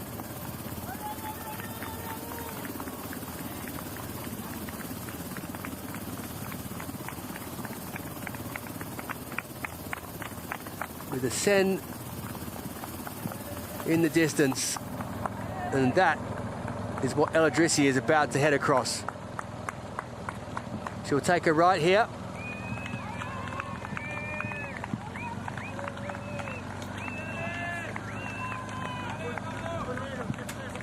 The National Assembly directly ahead, and when El Idrissi gets to that, she'll take a right-hand turn and she'll head down towards the finishing line.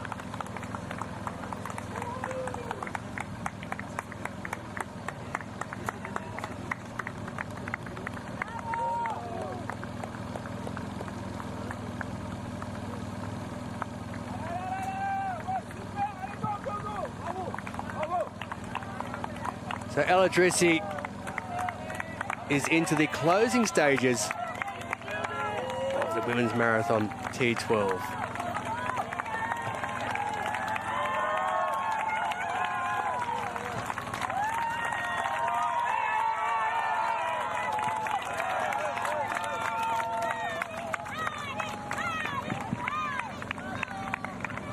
From the very beginning of this event,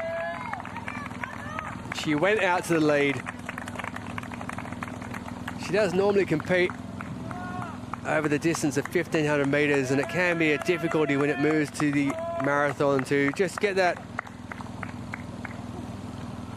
understanding of where you have to be and how tactically you run the race. But she has had that in spades. Silver in the 1,500 meters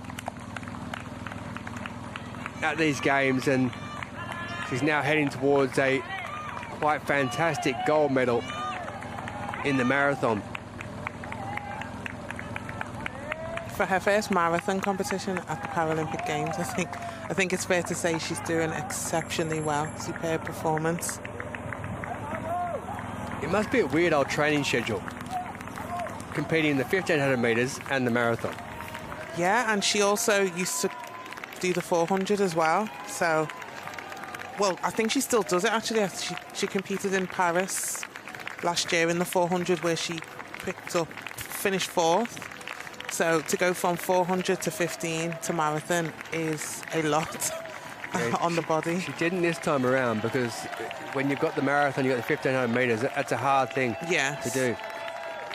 And someone might want to tell those gentlemen behind that when they're riding a bicycle behind the lady who's about to win the gold medal, that filming with your mobile phone is probably not the best idea. They've moved out the way now. And El Idrissi, just look at that. Lifts the legs, puts the hands in the air, and she heads towards the end.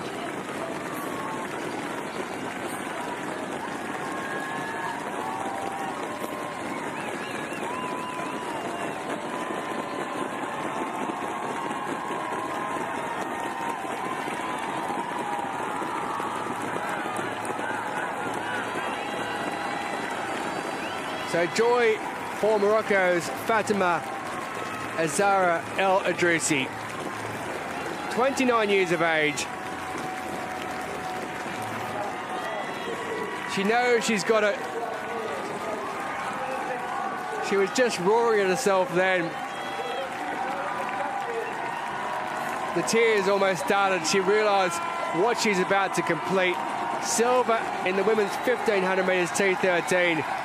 The women's marathon T12, as she heads across the line, is going to Morocco. It is going to Fatima Azara El Idrissi in a time of 2 hours, 48 minutes and 36 seconds. The Paralympic champion and a world record time in the T12, Fatima Azara El Idrissi of Morocco.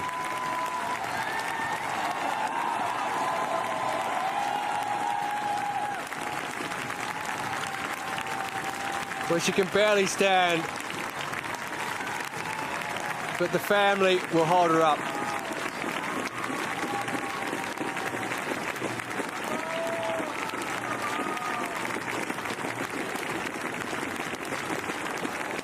It's always so great to see that the family members get involved. There's so much commitment that's given from family members to young athletes as they're growing up, and well, look at that.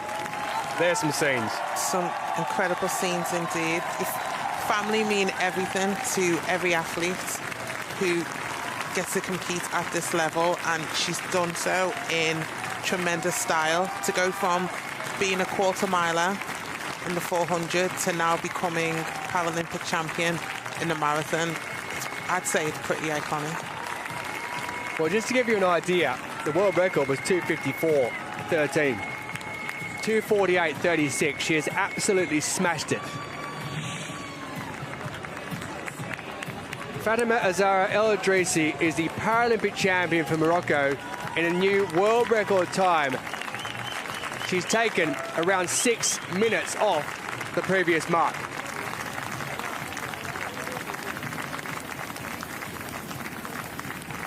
The battle is now on for silver and bronze. Miriam and Nora in her guide. Abdelhadi El Hati head towards the end of the women's marathon T12.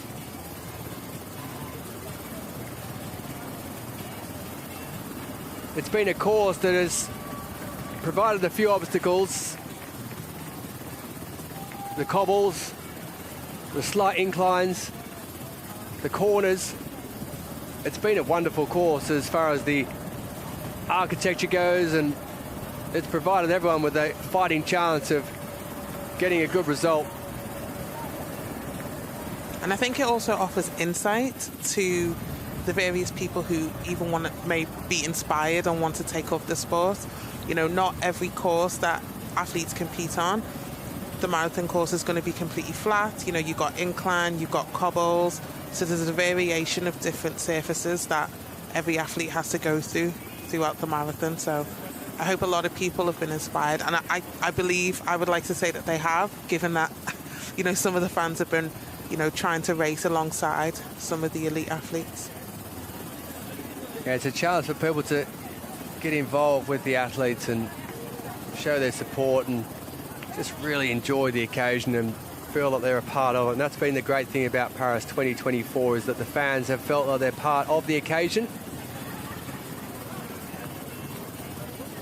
It's one of the coaches who's just moving along next to the Moroccan athlete in second position, Miriam En-Nouri. Just giving it a bit of guidance there as to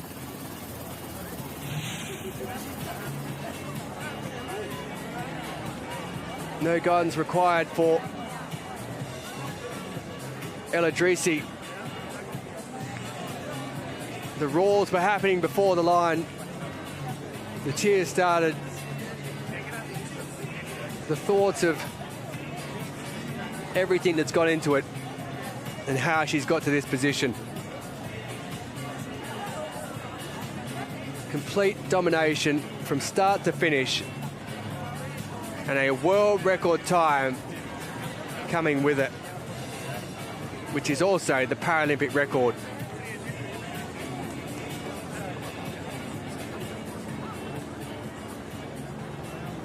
Joyous scenes from the family on the side and Moroccan supporters around Paris and no doubt around the world.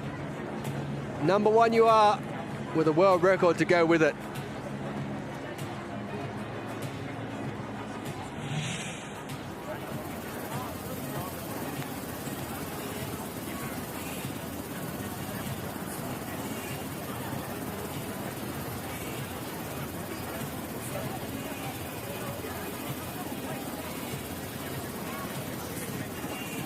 Silver and bronze in the women's Marathon T12, still to be decided. The last of 4 marathons on this final day of the Paris 2024 Paralympic Games.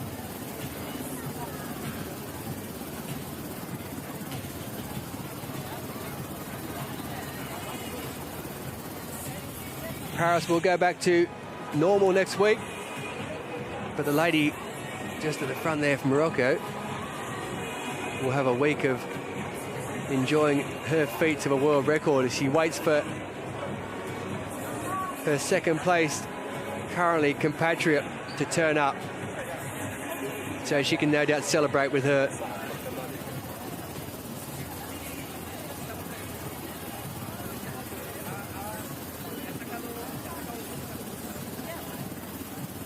French flair and style to boot in this city. The Eiffel Tower is going to have to go back to just being a tourist site without having any Olympic or Paralympic Games next to it. But a piece of the Eiffel Tower in each of the medals that the athletes have and will receive up until the end of day 11.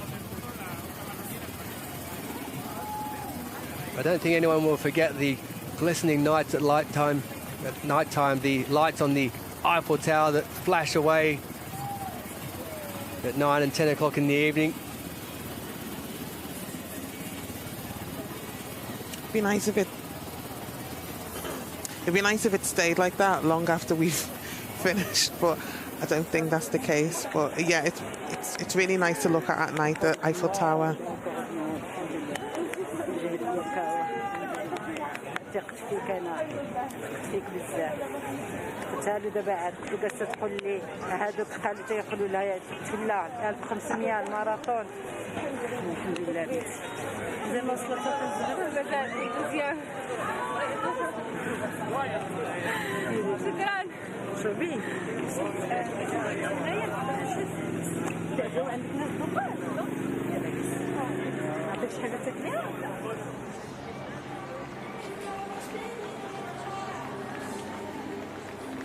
Well, we continue on with the women's marathon T12. That there is El Nouri in second position. Abdul Hadi El Hati. Just a word on the guides as well. So there's no particular side that the guide has to run on. They can run on any side they want. It's up to the athlete. They just have to make sure the athlete crosses the line first. It's a 50-centimetre tether that you see for the road races, 30 centimetres for the track. They're keeping them together. And word on the guide that they have to be an athlete of a decent stature to run with the athlete who's competing.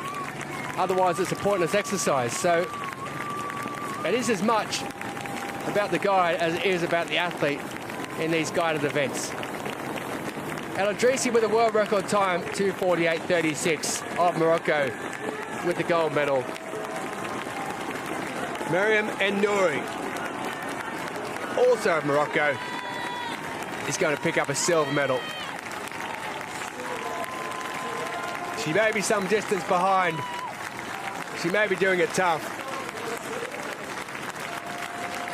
But when she gets across that finishing line and realises what she's achieved, the 33-year-old, she was a silver medalist way back in Lyon at the World Paralympics Championships in the 1500 metres in 2013. There's been nothing since then of a world standard as far as medals go. But 11 years later, Paris 2024, Mariam En-Nouri of Morocco has taken a silver and made it a Moroccan 1-2. The Paralympic champion and world record holder, El Adrisi, comes down to celebrate.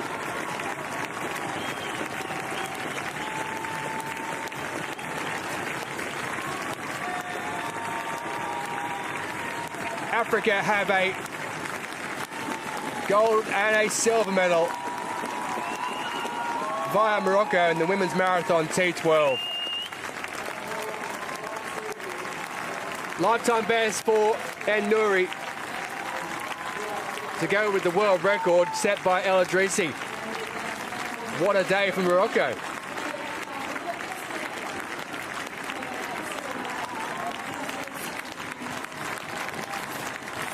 Well, in third place, the athlete herself looks like she's doing okay in Congos, but the guide is really struggling left of screen there. Mia Corral Bruguera. And normally it's the guide who's having to give a bit of information to the athlete, but he's done a great job. Just hold on to that tether, please. The Congos will take the bronze medal. And a good lie down, I think, is required because the guide there, Bruguera, is really struggling as he heads towards that finishing line.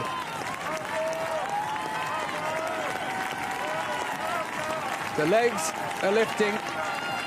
Congos is running, and she's going to take a bronze medal. 36 years of age, Elena Congos is heading down towards the finishing line.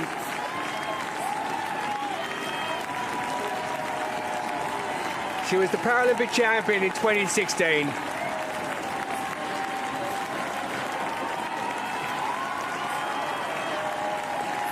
She's going to be a bronze medalist in Paris 2024. They can just about walk across the line.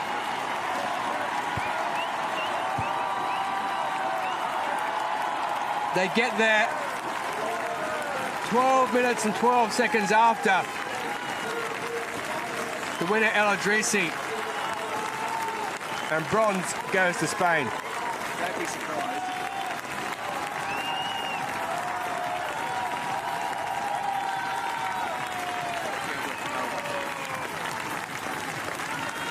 Third place to Elena Kongos and a lifetime best of 3 hours,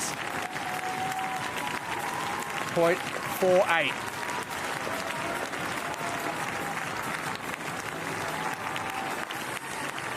So a very tricky finish there. The guide on the left was really struggling somewhat. That tether, by the way, is 50 centimetres in width for road racers. It's 30 centimetres for track, but 50 in the road. And the athlete and the guide must maintain the tether all the way throughout. So it was a tight finish. They got there eventually, but that last couple of 100 metres was tough. Not for Morocco, though. It's a Moroccan 1-2. Fatima Azara El Idrissi with the win.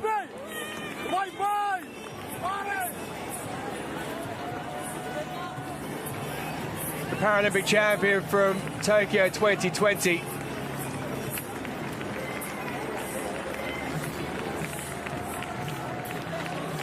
Michishita Misato.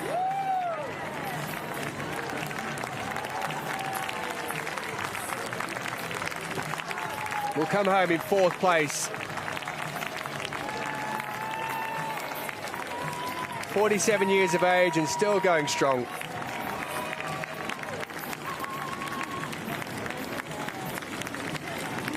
Silver back in Rio 2016.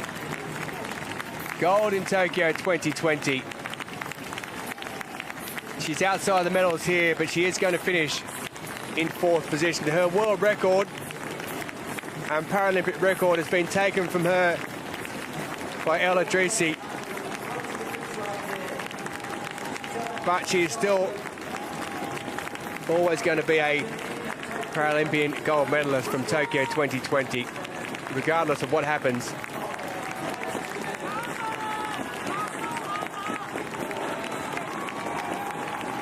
Started running marathons at the age of 26.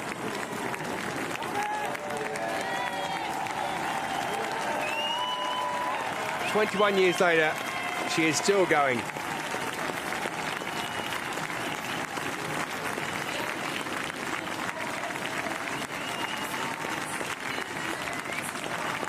She heads towards the finishing line, inspiring everyone onto greater feats. Had the pleasure of meeting her after she won that gold at Tokyo 2020. Really wonderful person. She's going to take a 4th place at Paris 2024, the Paralympic Games. The 2020 Paralympic champion takes 4th. Michishita Misato of Japan, 4th at the Paris 2024 Paralympic Games.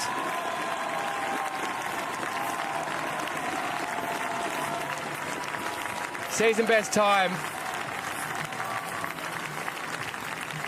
She's exhausted. It is tough. 3:04:23 the time.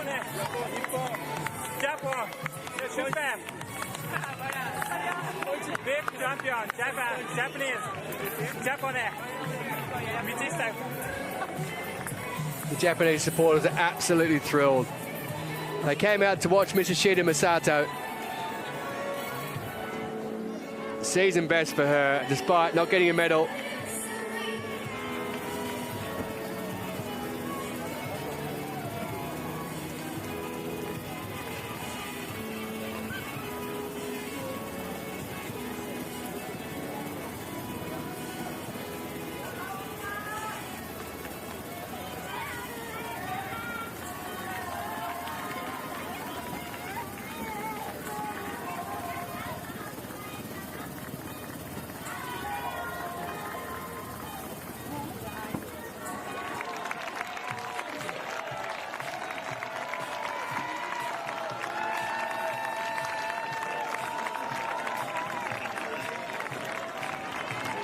Hei Shan, T11 athlete. So a complete visual impairment, so for her a guide is compulsory.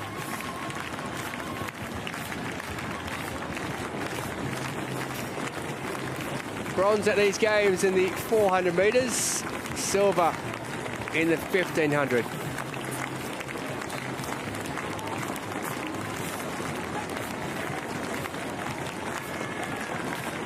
That's a real range of distances.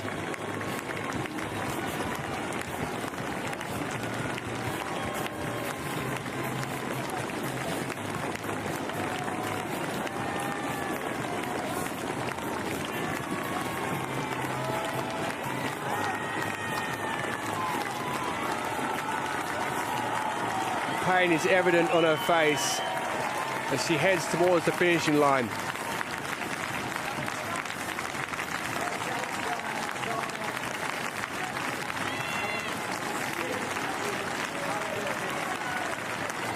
She's really struggling towards the end.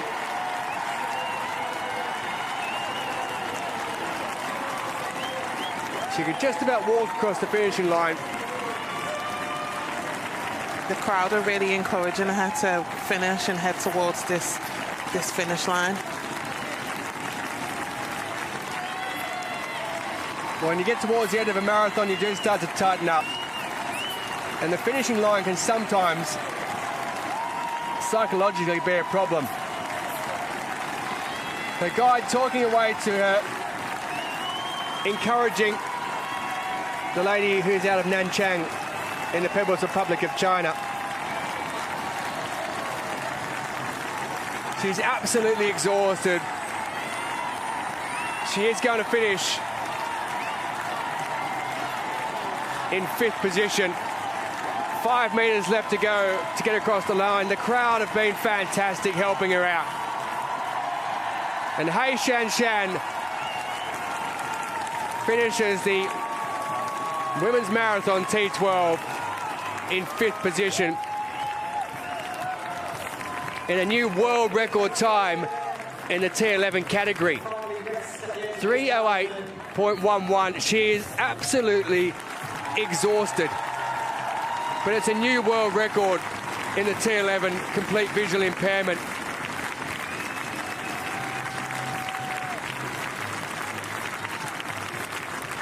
Luzanne Kertia of South Africa held that record from Tokyo 2020. It's been taken by Hei Shan, who's broken it by 3 minutes.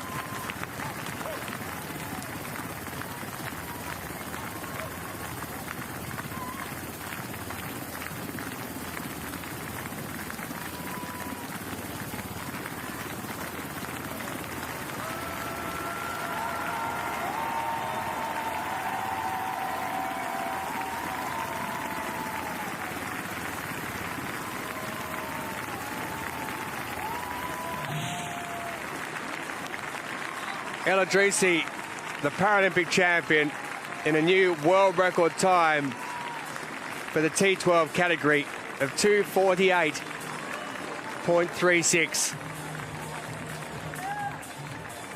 Breaking the mark, Mishita Masato set in winning in Tokyo 2020. The celebrations came before the finishing line, and well they might have. She was supreme from start to finish, leading throughout. At 29 years of age, she picks up a Paralympic gold and a world record to boot in the women's marathon T12.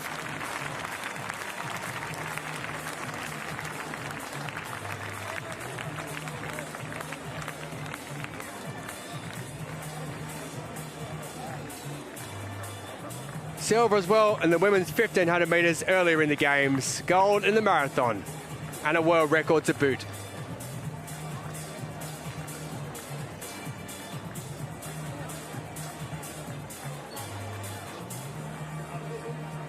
And Nouri, the silver medal for Morocco as well. Lifetime best of 2:58.18 for Miriam and Nouri.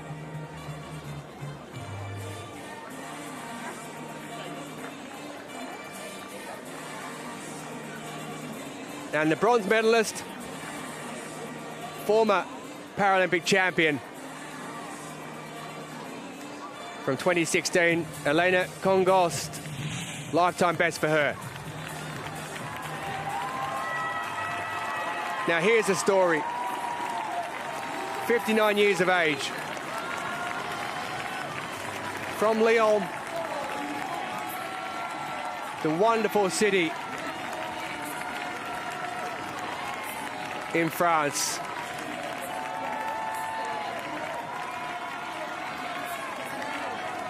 She's struggling towards the end, but she will still make it. The finishing line is in sight.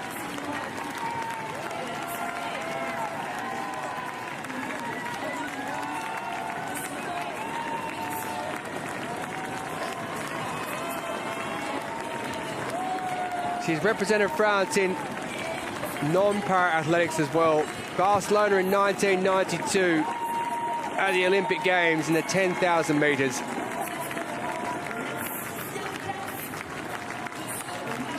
She's now in the Paralympics in the women's marathon T12.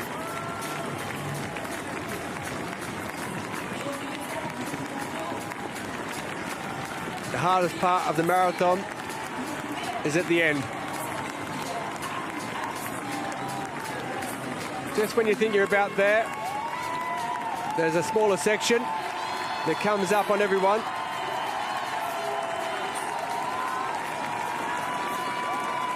And what about that for a reception when she gets there?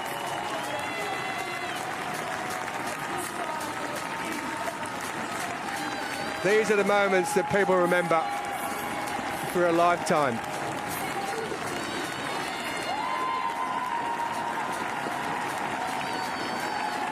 She's heading towards the finishing line.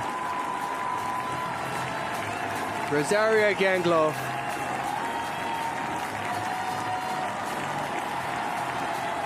Touching on 60 years of age, is going to finish the women's marathon T12 in front of her home supporters in Paris, but she's gone down. They're still holding on to the tether.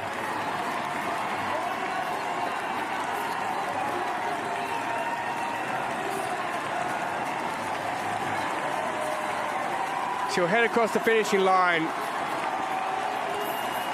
in 6th position. Just showing how tough it is towards the end of a marathon. A touch over 25 minutes behind the race winner, Ella Drisi.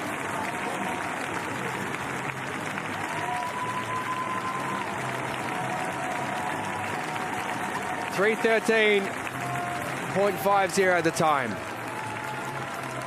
The view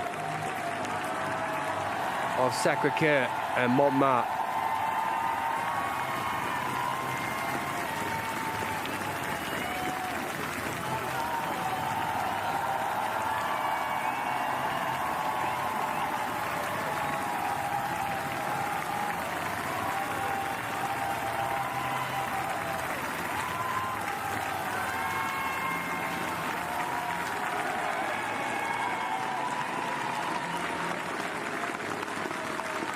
Gangloff of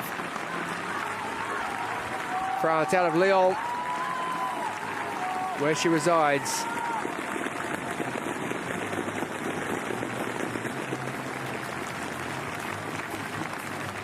We still have athletes competing. Ednusa de Jesus Santos, one of 4 who are still out on the roads.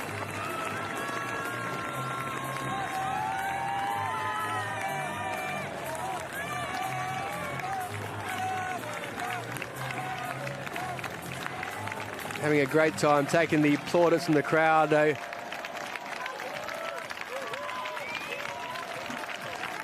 look like they're in a healthy state as they head towards the end.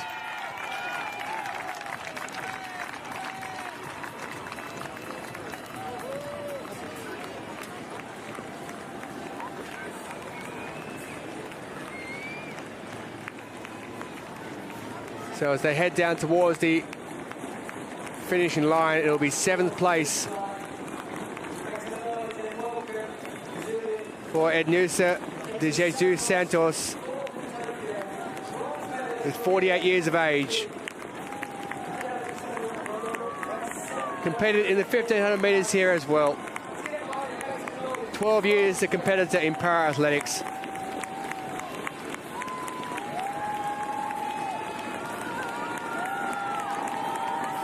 As she makes the heart sign and cheers those who are cheering for her. She was a bronze medalist in her home Paralympic Games in 2016, 4th in Tokyo 2020. It's going to be a 7th place finishing here. But I'll tip my hat to anyone who completes a marathon.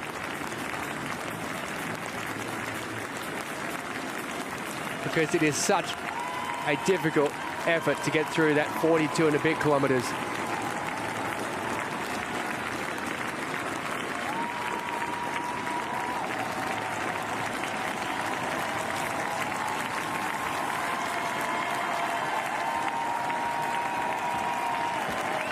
Karunsna of Lithuania is in the background. She'll come into shot in a moment or two's time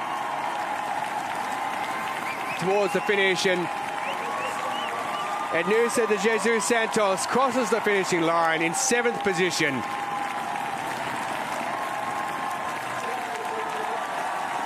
You can see that the athletes are really enjoying this moment. You know, they've gone through so much to get here. And they've got massive fans. A lot of Brazilian fans have come in to support them. 3:17.40 for the Brazilian. Lithuania's Alsra Brunskite is going to finish in 8th.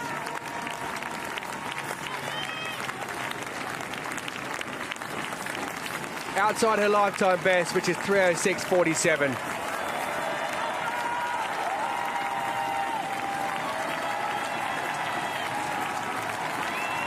Her guide, Linus Michelanis, trying to get the crowd going for his athlete, and he's done just that.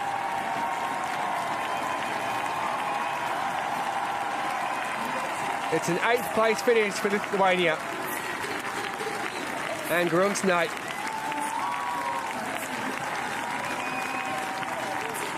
in a time of 3:18.41. It's a season best for her.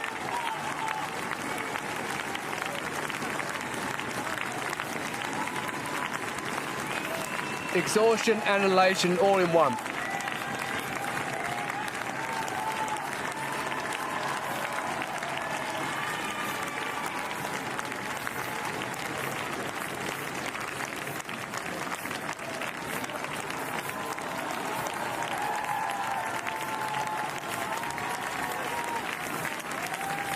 Those scenes just tell it all. It's not always about winning medals, it's about competing.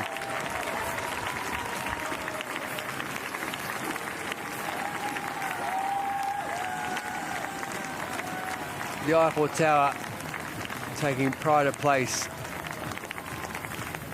in Paris over the past couple of months.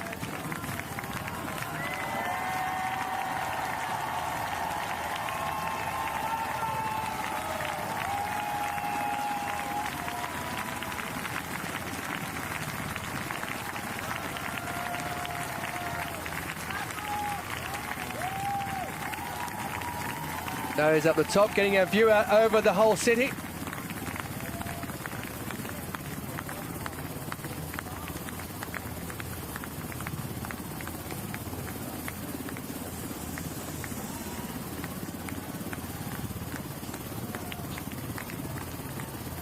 That's a decent sight, I can tell you.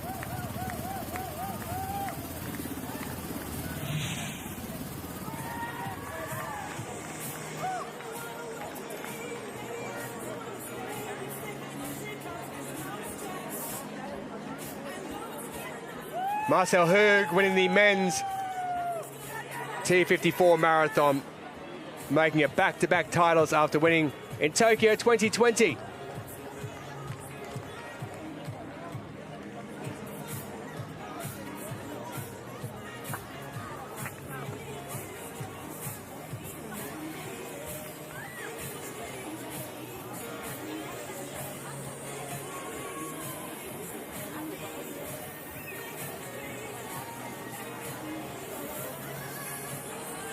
Hug with the gold,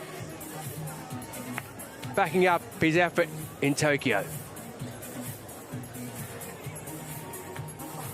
Women's T54 Marathon Paralympic champion Catherine de Bruyne. What a performance this was. From start to finish, she was never headed.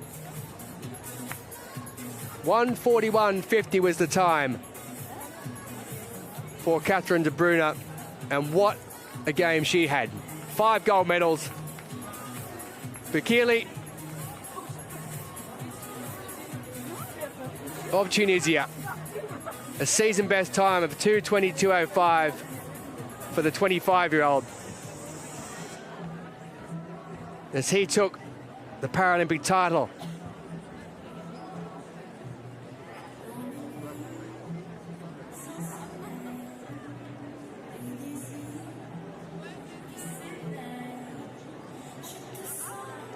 Joy unconfined for him. Exhaustion as well.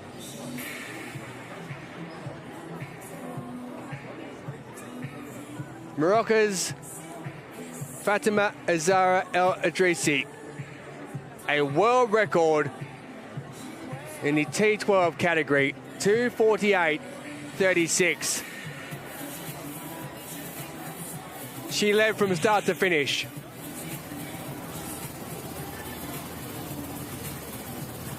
Annika, the buildings have been lovely, but the events have been inspiring on the road. They truly, truly have.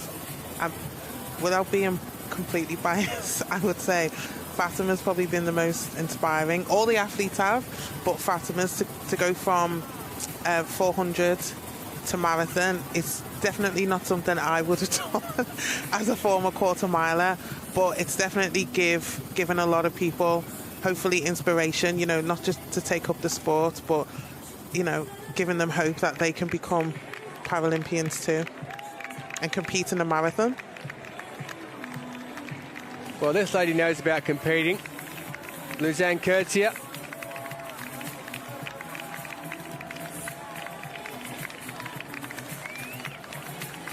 She did have the T11 world record coming into this. That's been taken by Hei Shanshan of the People's Republic of China, who finished in 5th position.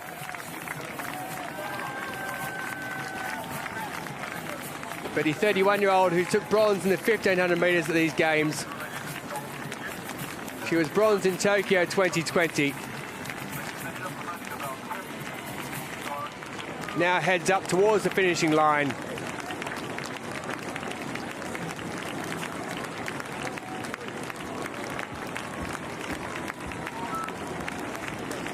Visual impairment category, it's a tough one. So hard to see certain things, and you're relying on your guide, and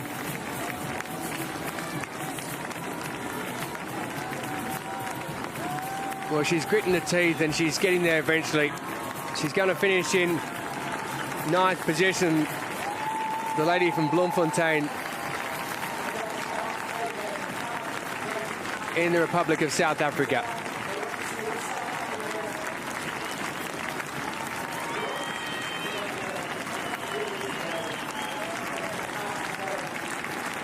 No doubt the legs are starting to burn. The crowd must be inspiring her towards the end and willing her on.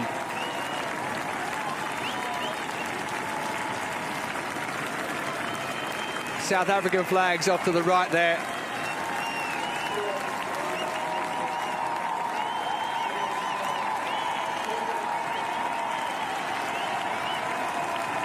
Luzanne Kurtzia of South Africa finishes in 9th position in the women's marathon T12. at Paris 2024.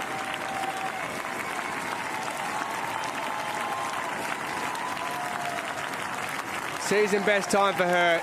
She lost that world record in the T11 category. She is a T11 athlete. Hei Shan Chan taking that world record, finishing 5th, but it won't matter. For Zhang Ketia, a very strong competitor. We have one more out to finish in the women's marathon T12.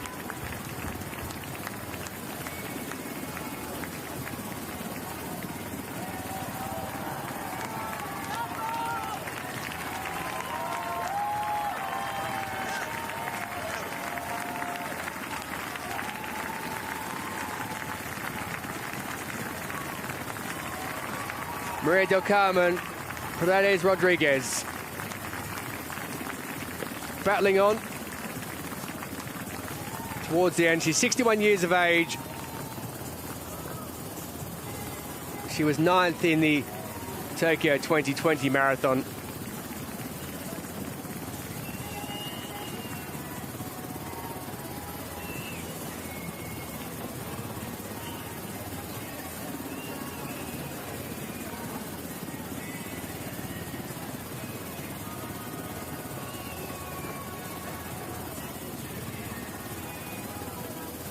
She's a nurse, studied at the University of Barcelona.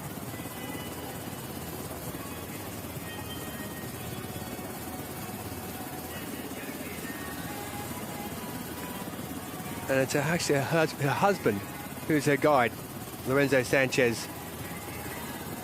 So it's a real team effort for that one. As they start jogging again. Few words of encouragement.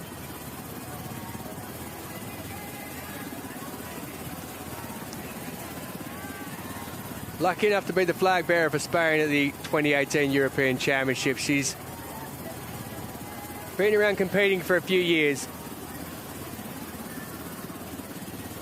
She had the world record in the T12 marathon set in London back in 2014.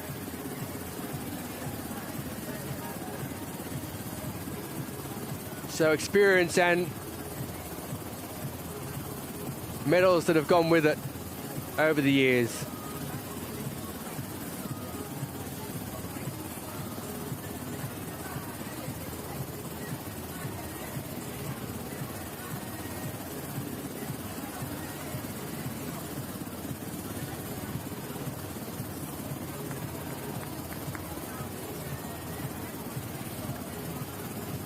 Her Spanish compatriot in a lifetime best, Elena Congos, finished in the bronze medal position.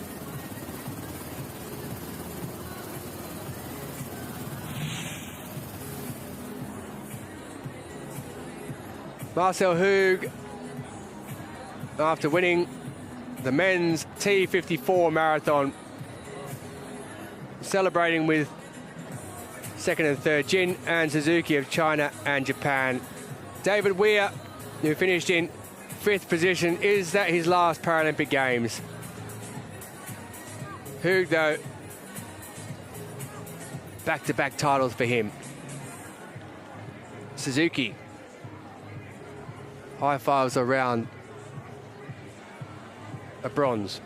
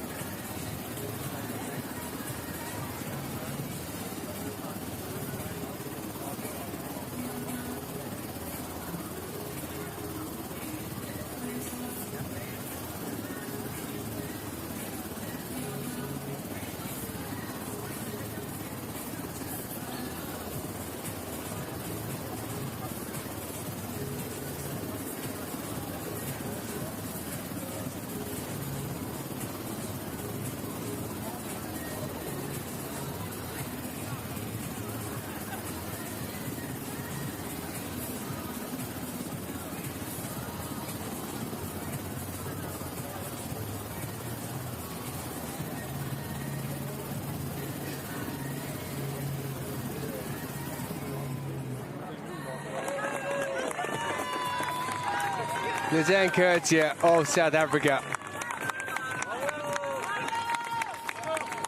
Season best, finishing in 9th position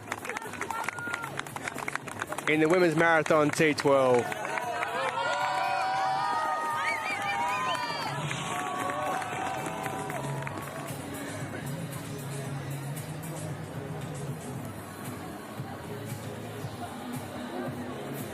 First and second congratulating each other.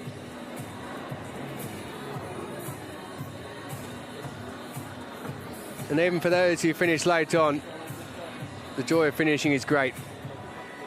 El Idrissi, the women's champion,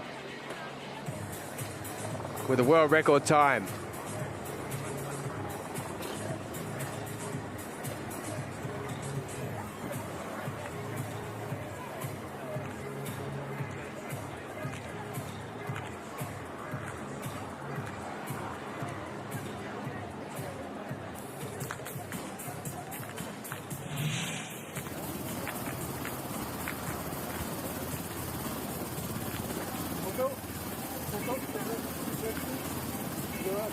Maria del Carmen Paredes Rodriguez and her husband, Lorenzo Sanchez Martin, heading towards the finishing line. The last competitors out in the marathon, women's T12.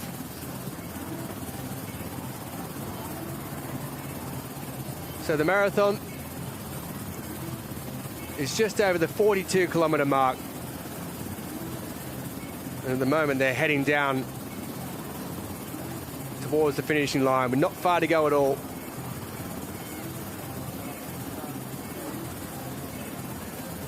Finishing it, Esplanade des Invalides.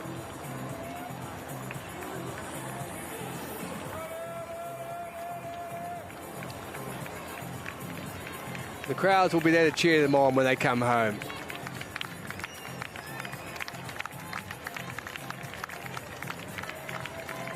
First, second, third, or 15th, it doesn't matter. It's been one of the inspirational parts of these Paralympic Games that you just get to watch what the fans do and how they just get behind everyone as they head towards the finishing line. There's about a few hundred meters to go there.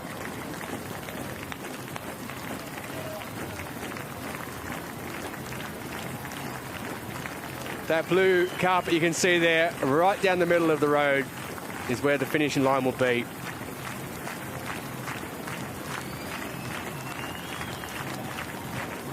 A couple of hundred meters left.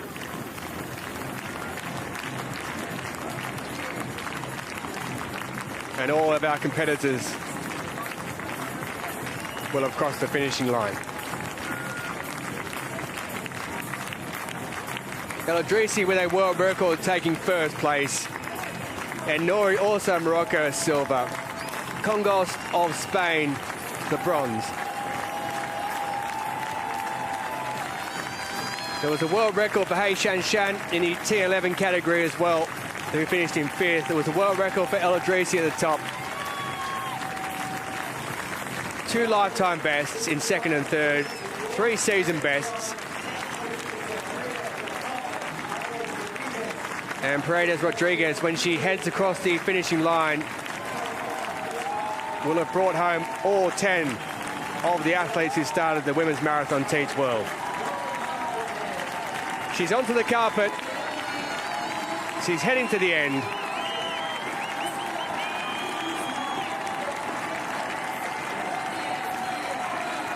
And a feat of achievement, just over 42 kilometres. She's made it to the line.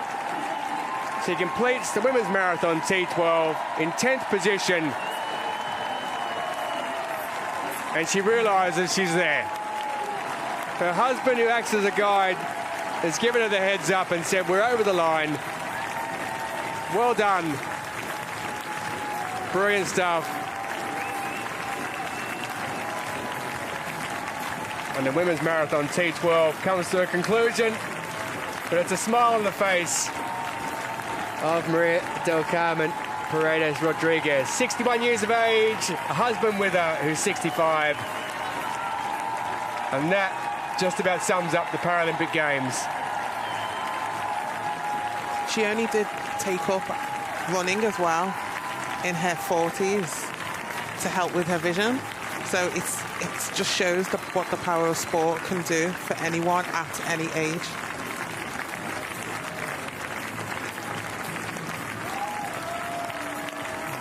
I'd say she's saying I need to sit down and a cup of tea. But across the line,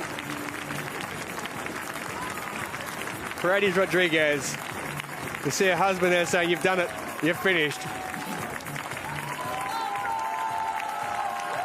Wonderful from the pair, especially her.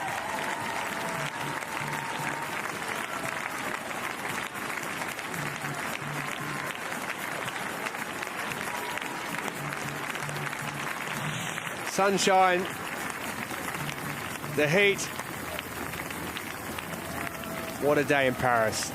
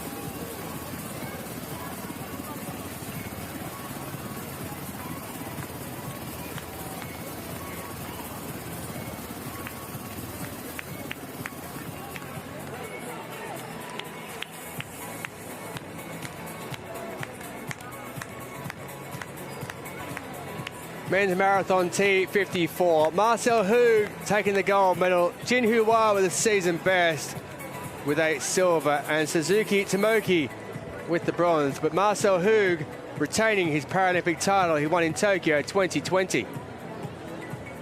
David Weir in 5th position, could be his last Paralympic Games, the 2012 London champion. Ma Zhu, the only of the 13 athletes that went out that did not finish.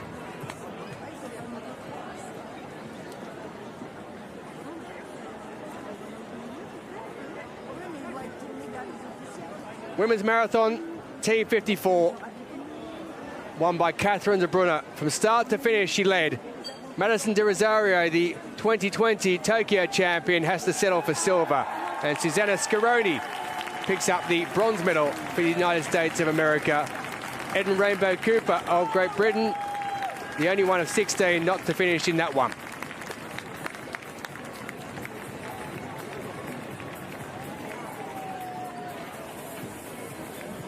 Men's marathon T12, medium visual impairment. Bukili of Tunisia reigns supreme. Suarez Lasso, the 2012 London champion, with a silver and a season best. And Shentouf, the former champion, with bronze, a season best for the top three.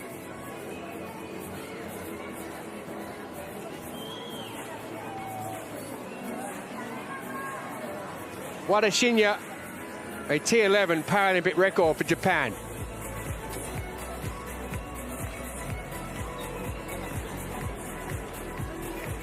Women's marathon T12, medium visual impairment. El Adrisi of Morocco with a world record time of 2:48.36. And Nouri of Morocco, lifetime best.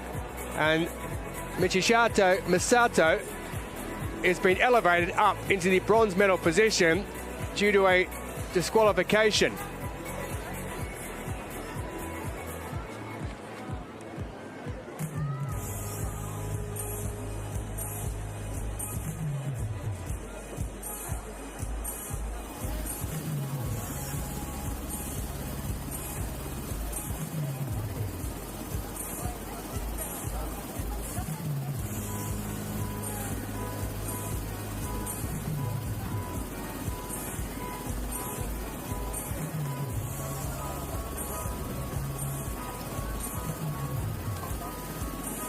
Kongost had originally been given third position in that women's marathon T12, but the guide helped as she went across the line just beforehand. So disqualification because the guide cannot give any help. And the 2020 Tokyo champion, Michishita Masato, elevated up into the bronze medal position.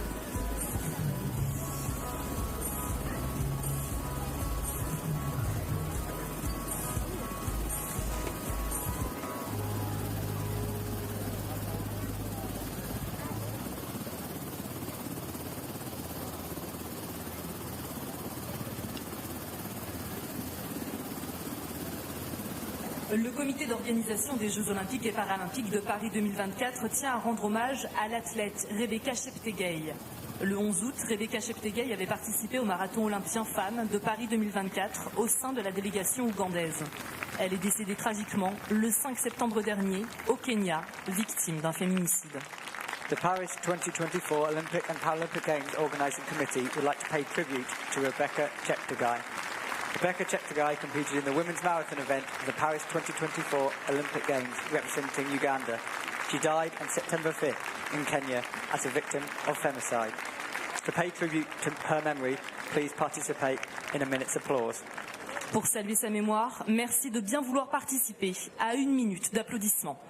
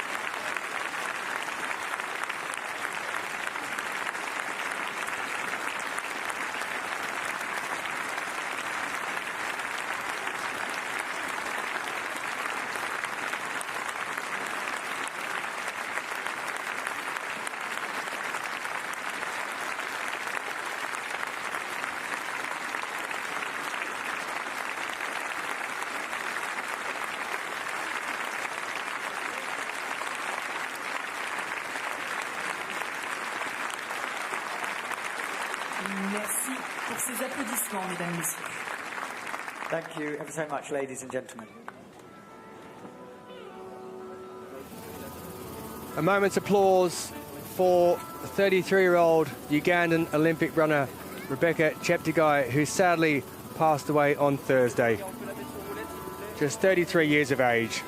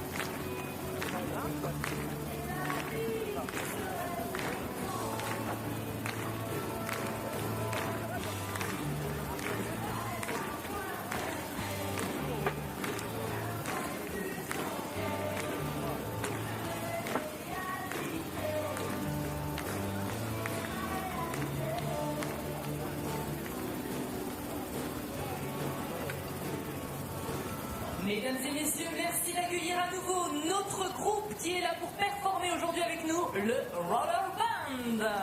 Ladies and gentlemen, please welcome the entertainment, the Roller Band.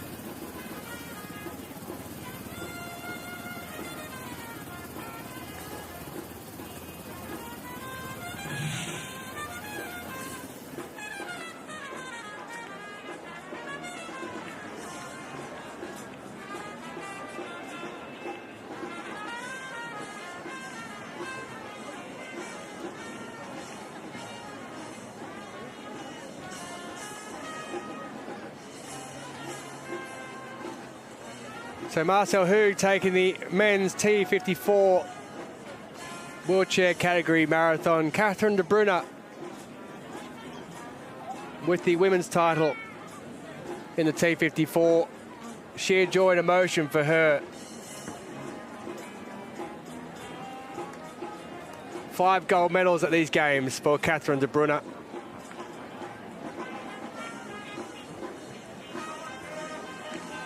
And it's been enjoyable, not just for the athletes, but surely for us, Annika, we've really enjoyed, and I know you have, watching on what's happened.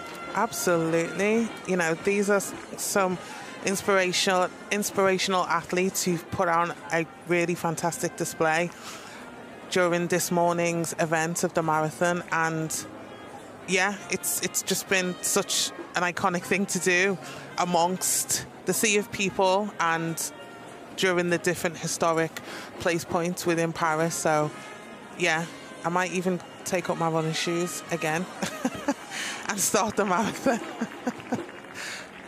Bit difficult in your state at the moment because you're due a child soon, so I am. Maybe after that. Yeah, maybe after, or maybe I should just leave it to my child to be inspired by the next generation of you know, athletes coming through. But yeah, this morning has just been incredible performances from all different athletes, not just the medalists, but everyone involved and different ages as well. So it was fantastic to see. World and Paralympic records again across the 4 events. The Paralympic flame, you can see there, will be extinguished after the closing ceremony of these Paralympics, and it's been a summer of joy for the Parisians and for those who have turned up and had a great time here in Paris over the last couple of months.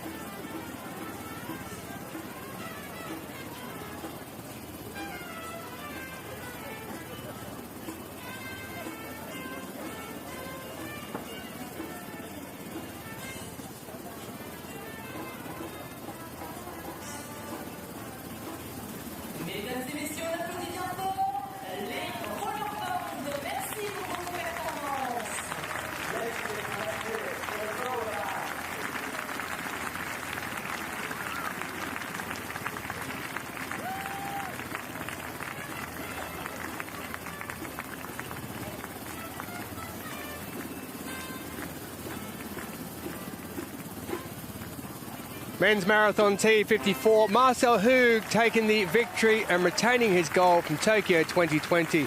Jin Hua with the silver medal and Suzuki Tomoki of Japan the bronze. Ma Zhuo of People's Republic of China did not finish, the only one out of the 13 in the field.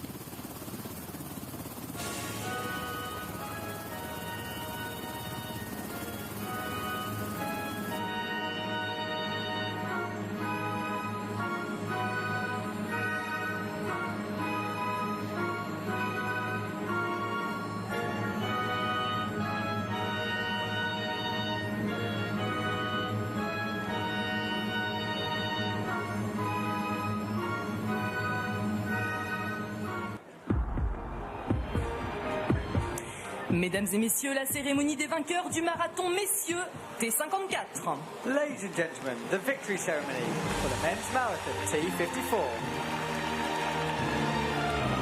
Veuillez accueillir les médaillés. Please welcome the medalists.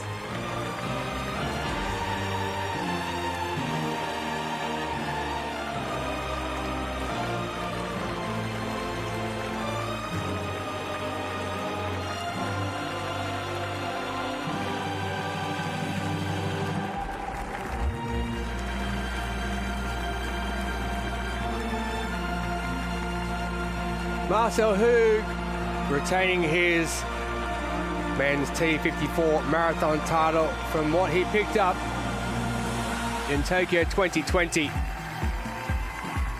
This is the men's marathon T54 victory ceremony.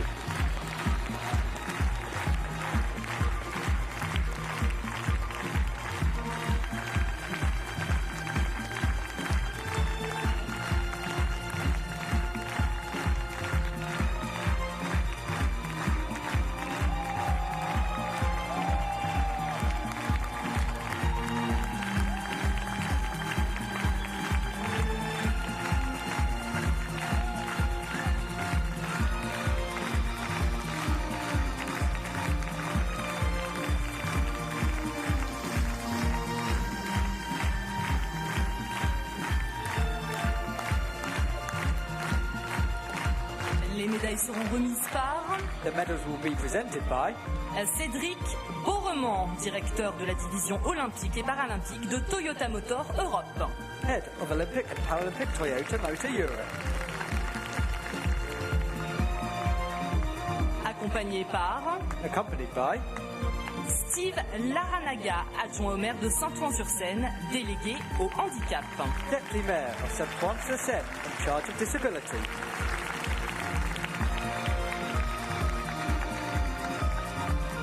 Médaillé de bronze représentant le Japon. Bronze medalist representing Japan, Suzuki Tomoki.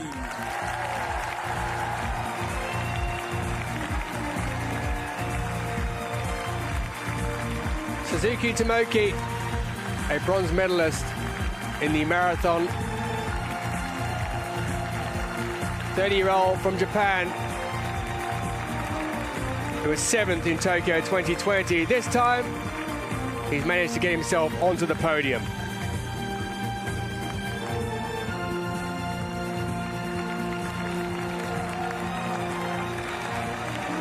Japan, Suzuki Tomoki, bronze medalist in the men's marathon T54. Médaillé d'argent représentant la République populaire de Chine. Silver medalist representing the People's Republic of China, Jin Hua.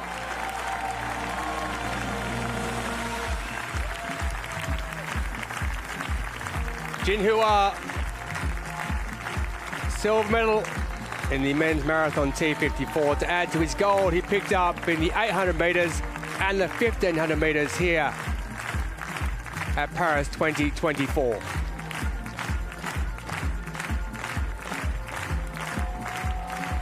Jin Hua, silver medalist in the men's marathon T54. Médaillé d'or et champion paralympique représentant la Suisse. Gold medalist and Paralympic champion representing Switzerland, Marcel Hug.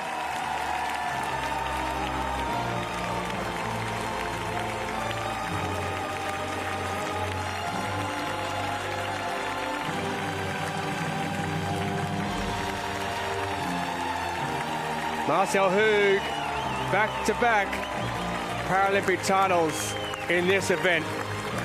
He's now a 7-time Paralympic gold medalist. The Swiss silver bullet gold medalist, men's marathon T54. Paralympic champion Marcel Hug. Si vous le pouvez, veuillez vous lever pour l'hymne de la Suisse. Ladies and gentlemen, please stand if you are able for the anthem of Switzerland.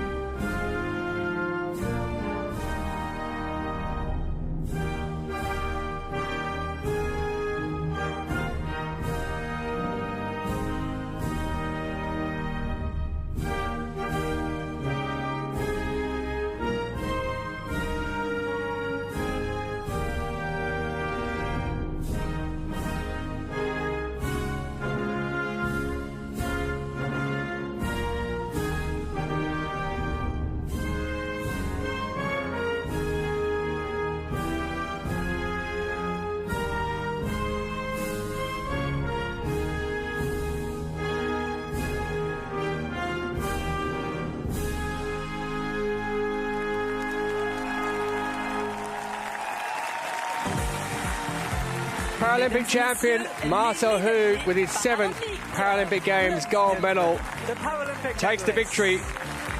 Jinhua with a season best with a silver, and Suzuki Tomoki improving on Tokyo 2020, taking the bronze. Men's marathon T54.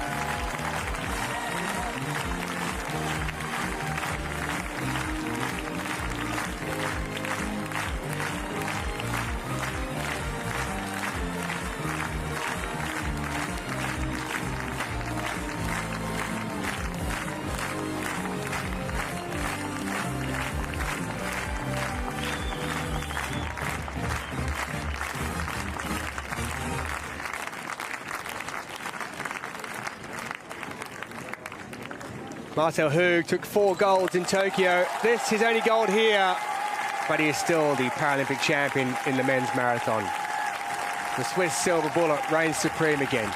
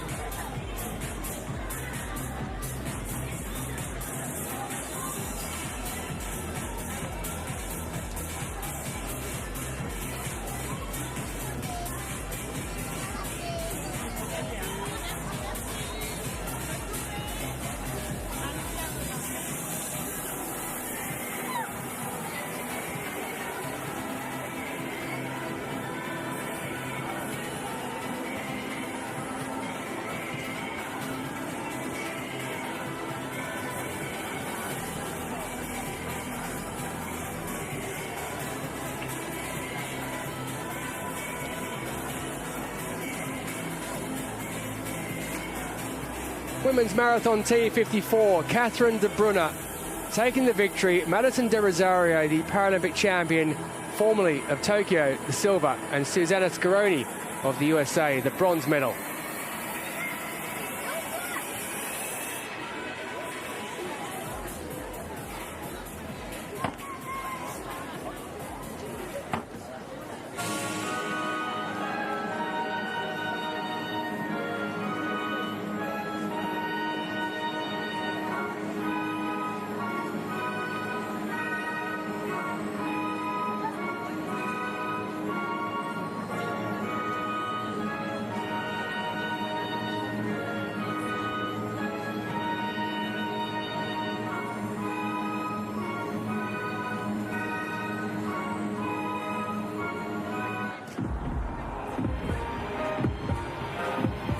Mesdames et messieurs, la cérémonie des vainqueurs du marathon femmes, catégorie T54. Ladies and gentlemen, the victory ceremony for the women's marathon T54. Veuillez accueillir les médaillés. Please welcome the medalists.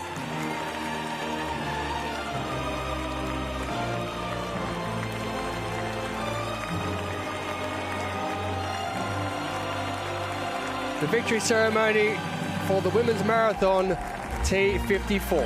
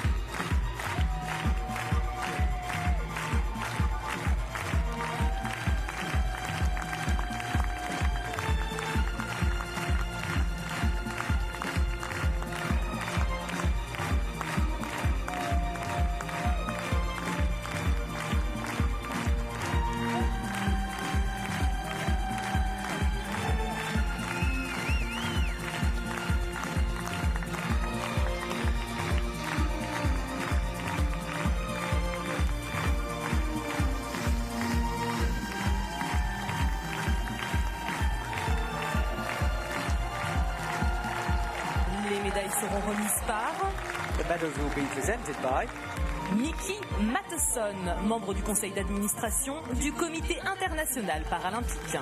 Governing board member of the International Paralympic Committee. Accompagnée par Accompanied by Capucine Bernet, directrice de la billetterie de Paris 2024. Paris 2024 Ticketing Director.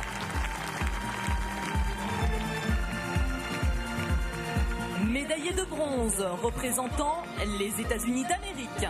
Bronze medalist representing the United States of America, Susanna Scaroni.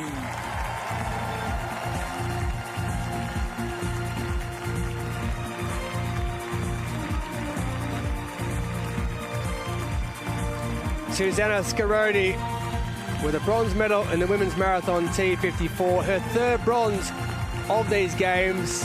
Women's 800 metres and 1500 metres bronze as well, and a silver in the 5,000 metres for the 33-year-old United States of America athlete.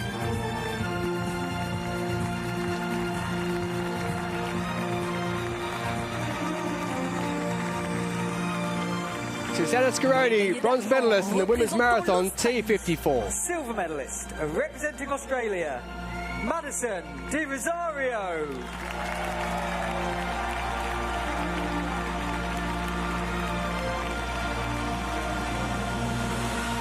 Paralympic champion from Tokyo 2020, silver medalist at Paris 2024, adding to the bronze medal she picked up in the women's 5,000 metres.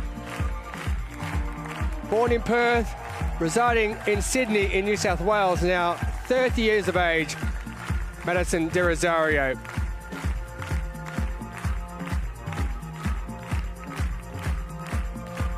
She's also a Commonwealth Games champion in 2022. Madison de Rosario, silver in the women's marathon T54.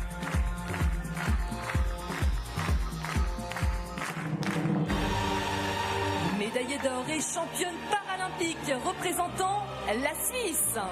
Gold medalist and Paralympic champion, representing Switzerland, Catherine de Bruyne.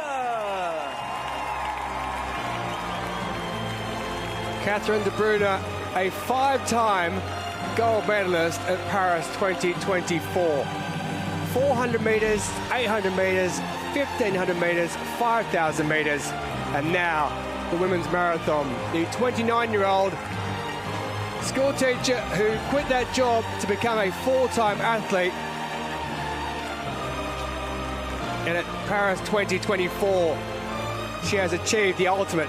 5 gold medals for Catherine de Bruyne. Paralympic champion in the women's marathon T54 category.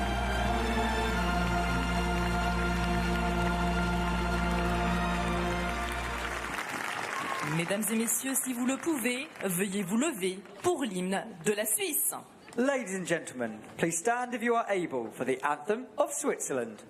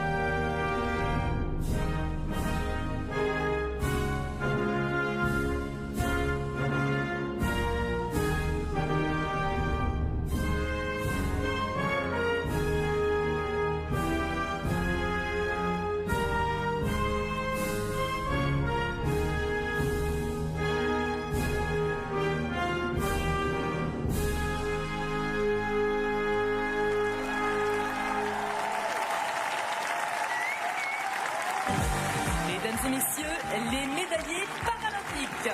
Ladies and gentlemen, the Paralympic medalists. Catherine de Bruyne makes it a 7th Paralympic gold medal of all time. 5 here in Paris. Madison de Rosario, silver medal. Susanna Scaroni, the bronze for the United States. Women's marathon T54.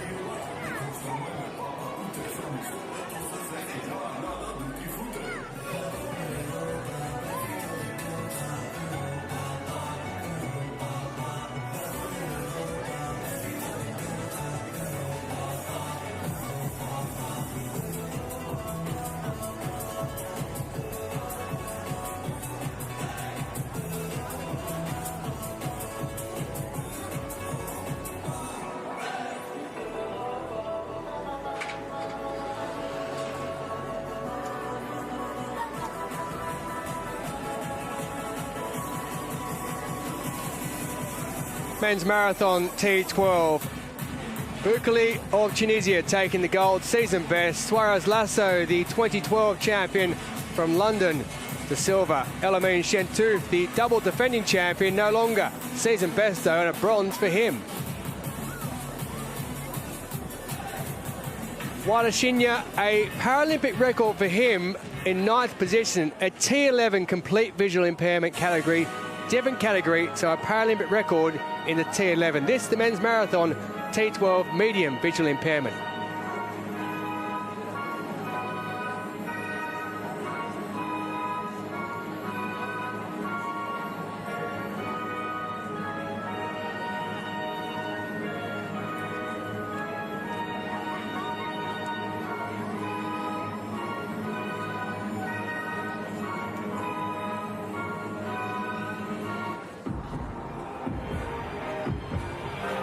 Mesdames et messieurs, la cérémonie des vainqueurs du marathon messieurs, catégorie T12.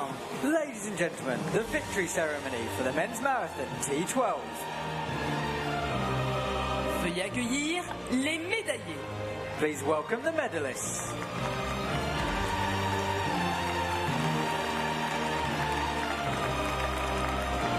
Men's marathon T12 medium visual impairment category victory ceremony.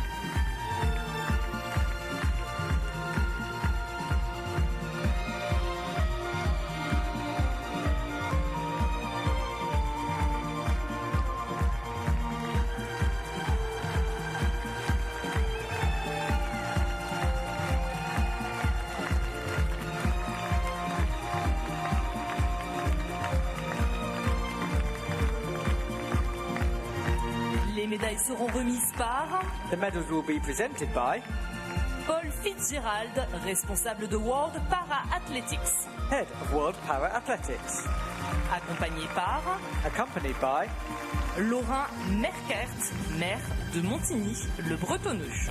Mayor of Montigny, les Bretonneux.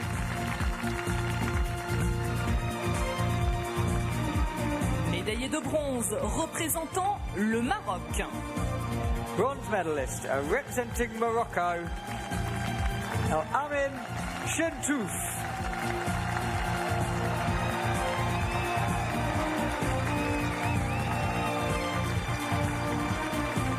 Elamine Shentouf, the bronze medalist in the men's marathon T12, the gold medalist in both Rio 2016 and Tokyo 2020. He was a world champion back in Lyon in 2013. This time he takes the bronze medal in a season best time, 2.5 minutes behind the eventual winner.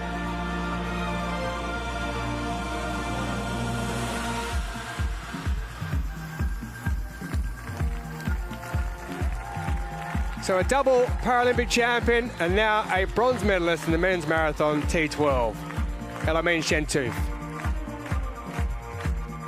Médaillé d'argent représentant l'Espagne. Silver medalist representing Spain, Alberto Suarez Lasso.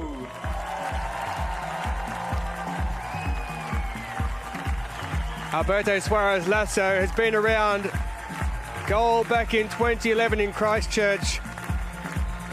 at the Worlds. He was the London Paralympic champion in 2012, silver in 2016, missed out on the medals in Tokyo. This time, a wonderful second half to the race sees him pick up the silver medal for Spain.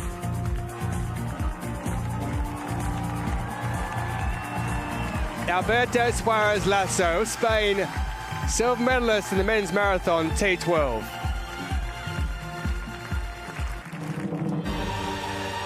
Médaillé d'or et champion paralympique représentant la Tunisie. Gold medalist and Paralympic champion representing Tunisia, Wadji Boukili.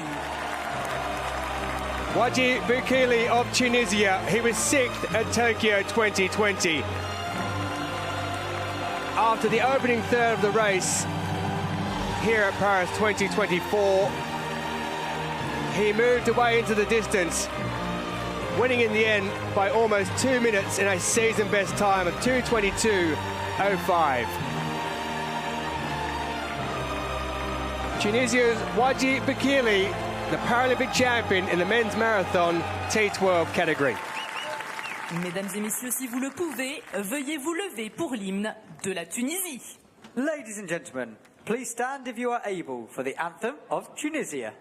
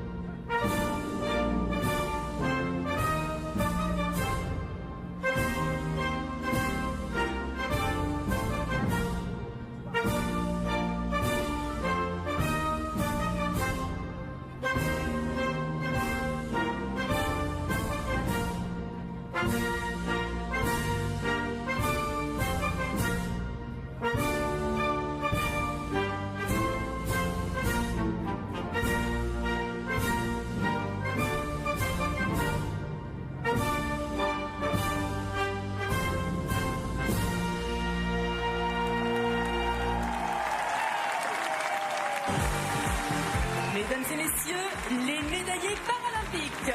Ladies and gentlemen, the Paralympic medalists.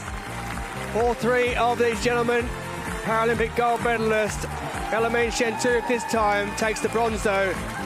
Alberto Suarez Lasso, the silver, the 2012 champion, and Wadji Boukili, the new Paralympic champion from Tunisia.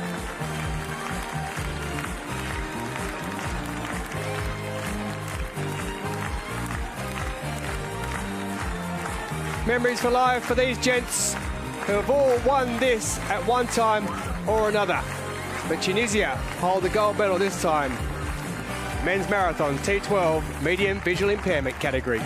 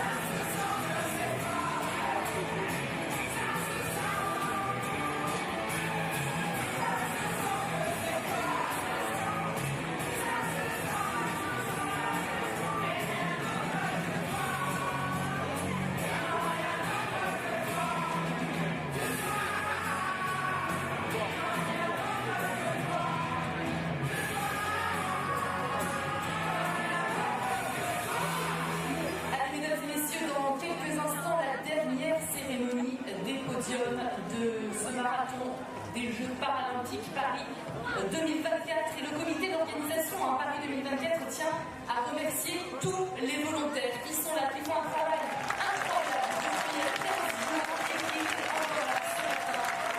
Très tôt ici, sur les stades de Versailles, vous avez participé toute la journée et vous avez été formidables tout au long de ces Jeux Paralympiques. Un énorme tonnerre d'applaudissements pour tous ces volontaires qui ont fait un travail formidable. Merci.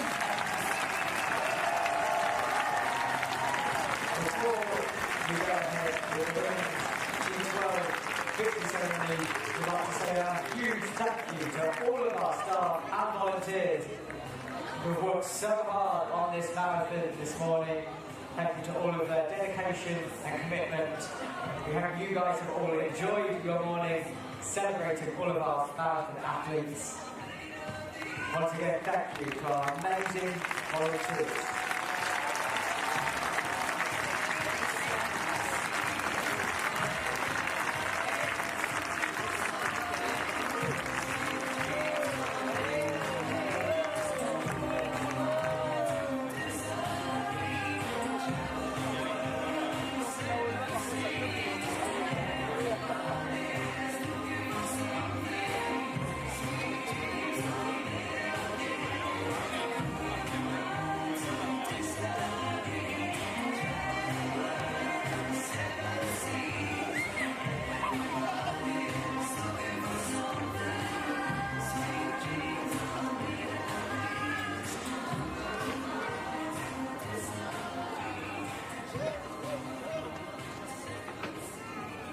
Suavemente, bésame, son de la baisse et je ne mets plus les mains en l'air. Suavemente, bésame, son de la baisse, on ne les mains en Suavemente, les mains se pour sa mère. J'aime pas me vanter, je fais ce qu'il y a à faire. Je n'ai plus quitter la galère.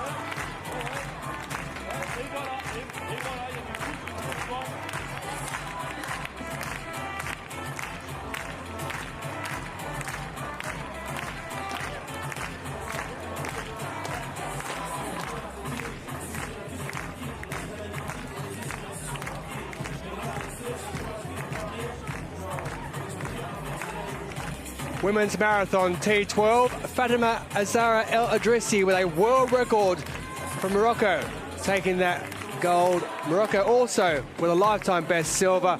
And Misato, the champion from Tokyo 2020, promoted into third position.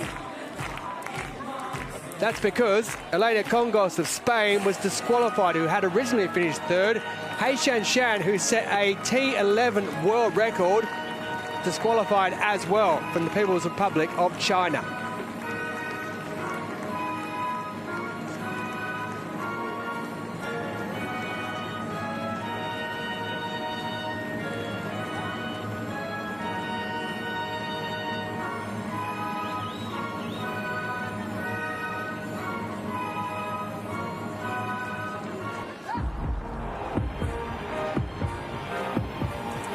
Mesdames et messieurs, la cérémonie des vainqueurs du marathon femmes, catégorie T12.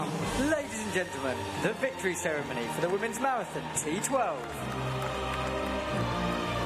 Veuillez accueillir les médaillés. Please welcome the medalists.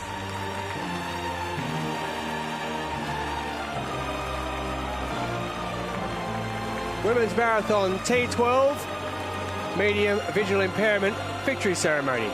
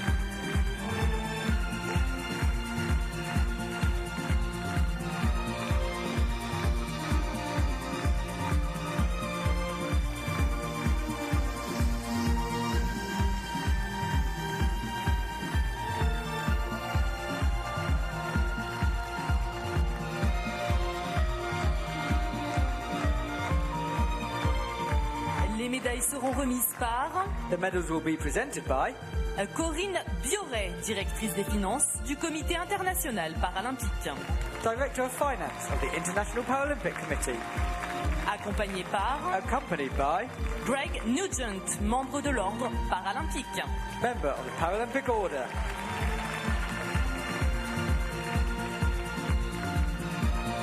Médaillé de bronze représentant le Japon. Bronze medalist representing Japan. Mishishita Misato.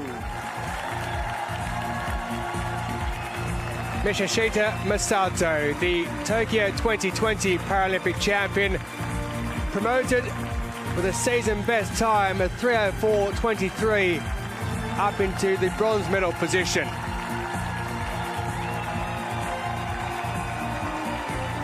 Elena Congos had taken it of Spain, but disqualification to both her and Hei Shan, who had set a world record for the T11s.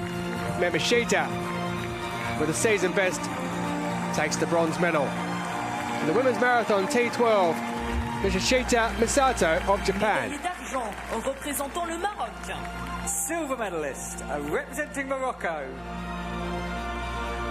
Mariam En-Nouri. Guided by Abdelhadi El Hati. A lifetime best for Mariam El Nouri. 2:58.18 for the 33-year-old, gives her the silver medal.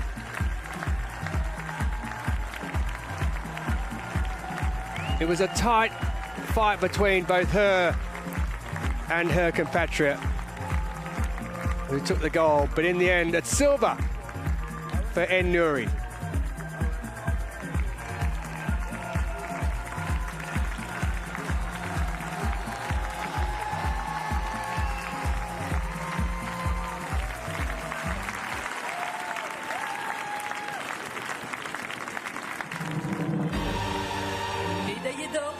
championne paralympique représentant le Maroc. Gold medalist and Paralympic champion representing Morocco, Fatima El Idrissi. Fatima El Idrissi, world record 2:48.36 in the T12 category, medium visual impairment. A silver medalist at Paris 2024 already in the 1500 metres. She's now a gold medalist as well. In a world record time, Fatima Azara El Idrissi, Paralympic champion, women's marathon, T12.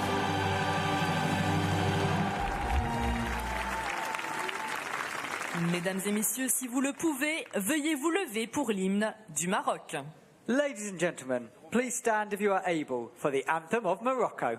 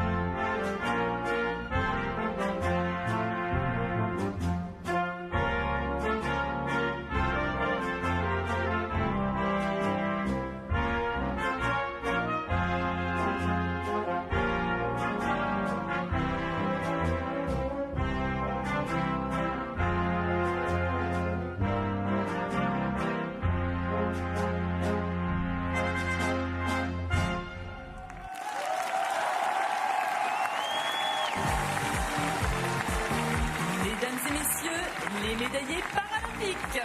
Ladies and gentlemen, the Paralympic medalists. Moroccan tears of delight. El Idrissi of Morocco and the world record Paralympic champion, and Nouri the silver lifetime best. Mishishita Masato, the Tokyo champion, season best, bronze medal, women's marathon, T12.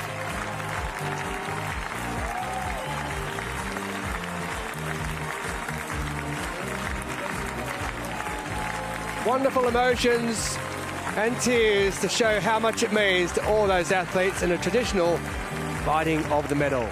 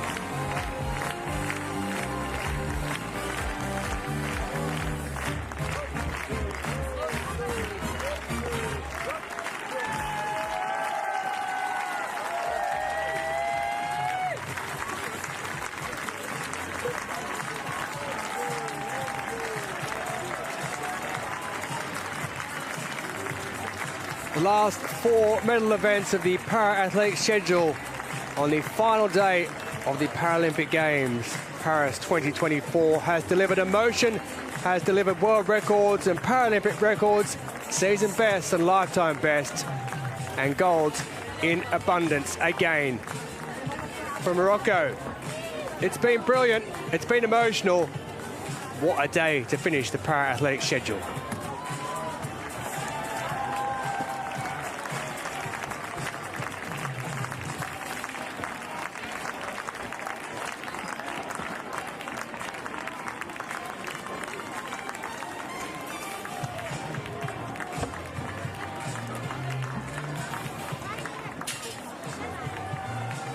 Mesdames et messieurs, merci d'avoir participé à cette arrivée du marathon ici sur l'esplanade des Invalides.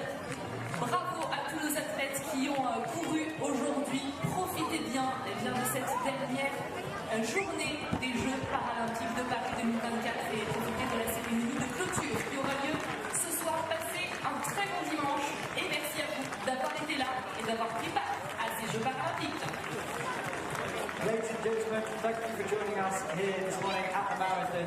We hope you enjoyed your day, this final day at Paris 2024. Of course, enjoy the closing ceremony tonight. Thank you again, safe travels. Thank you, Paris 2024. We absolutely loved it. Take care.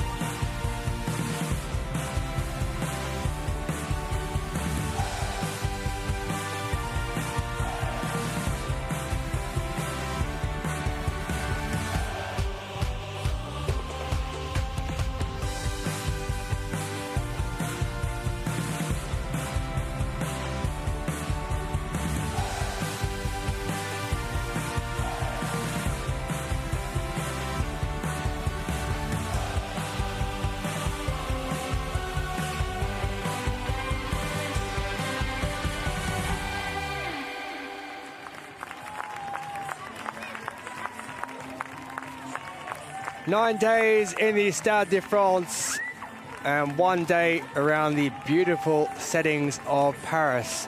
A truly remarkable Paralympic Games. The para-athletics, over 150 medal events over the 10 days. A record number of National Paralympic Committees competing. 35 of those NPCs have a record number of female athletes. It has been truly wonderful, emotional, and you could not ask for a better host than Paris. We've enjoyed it. Until next time, thanks for your company.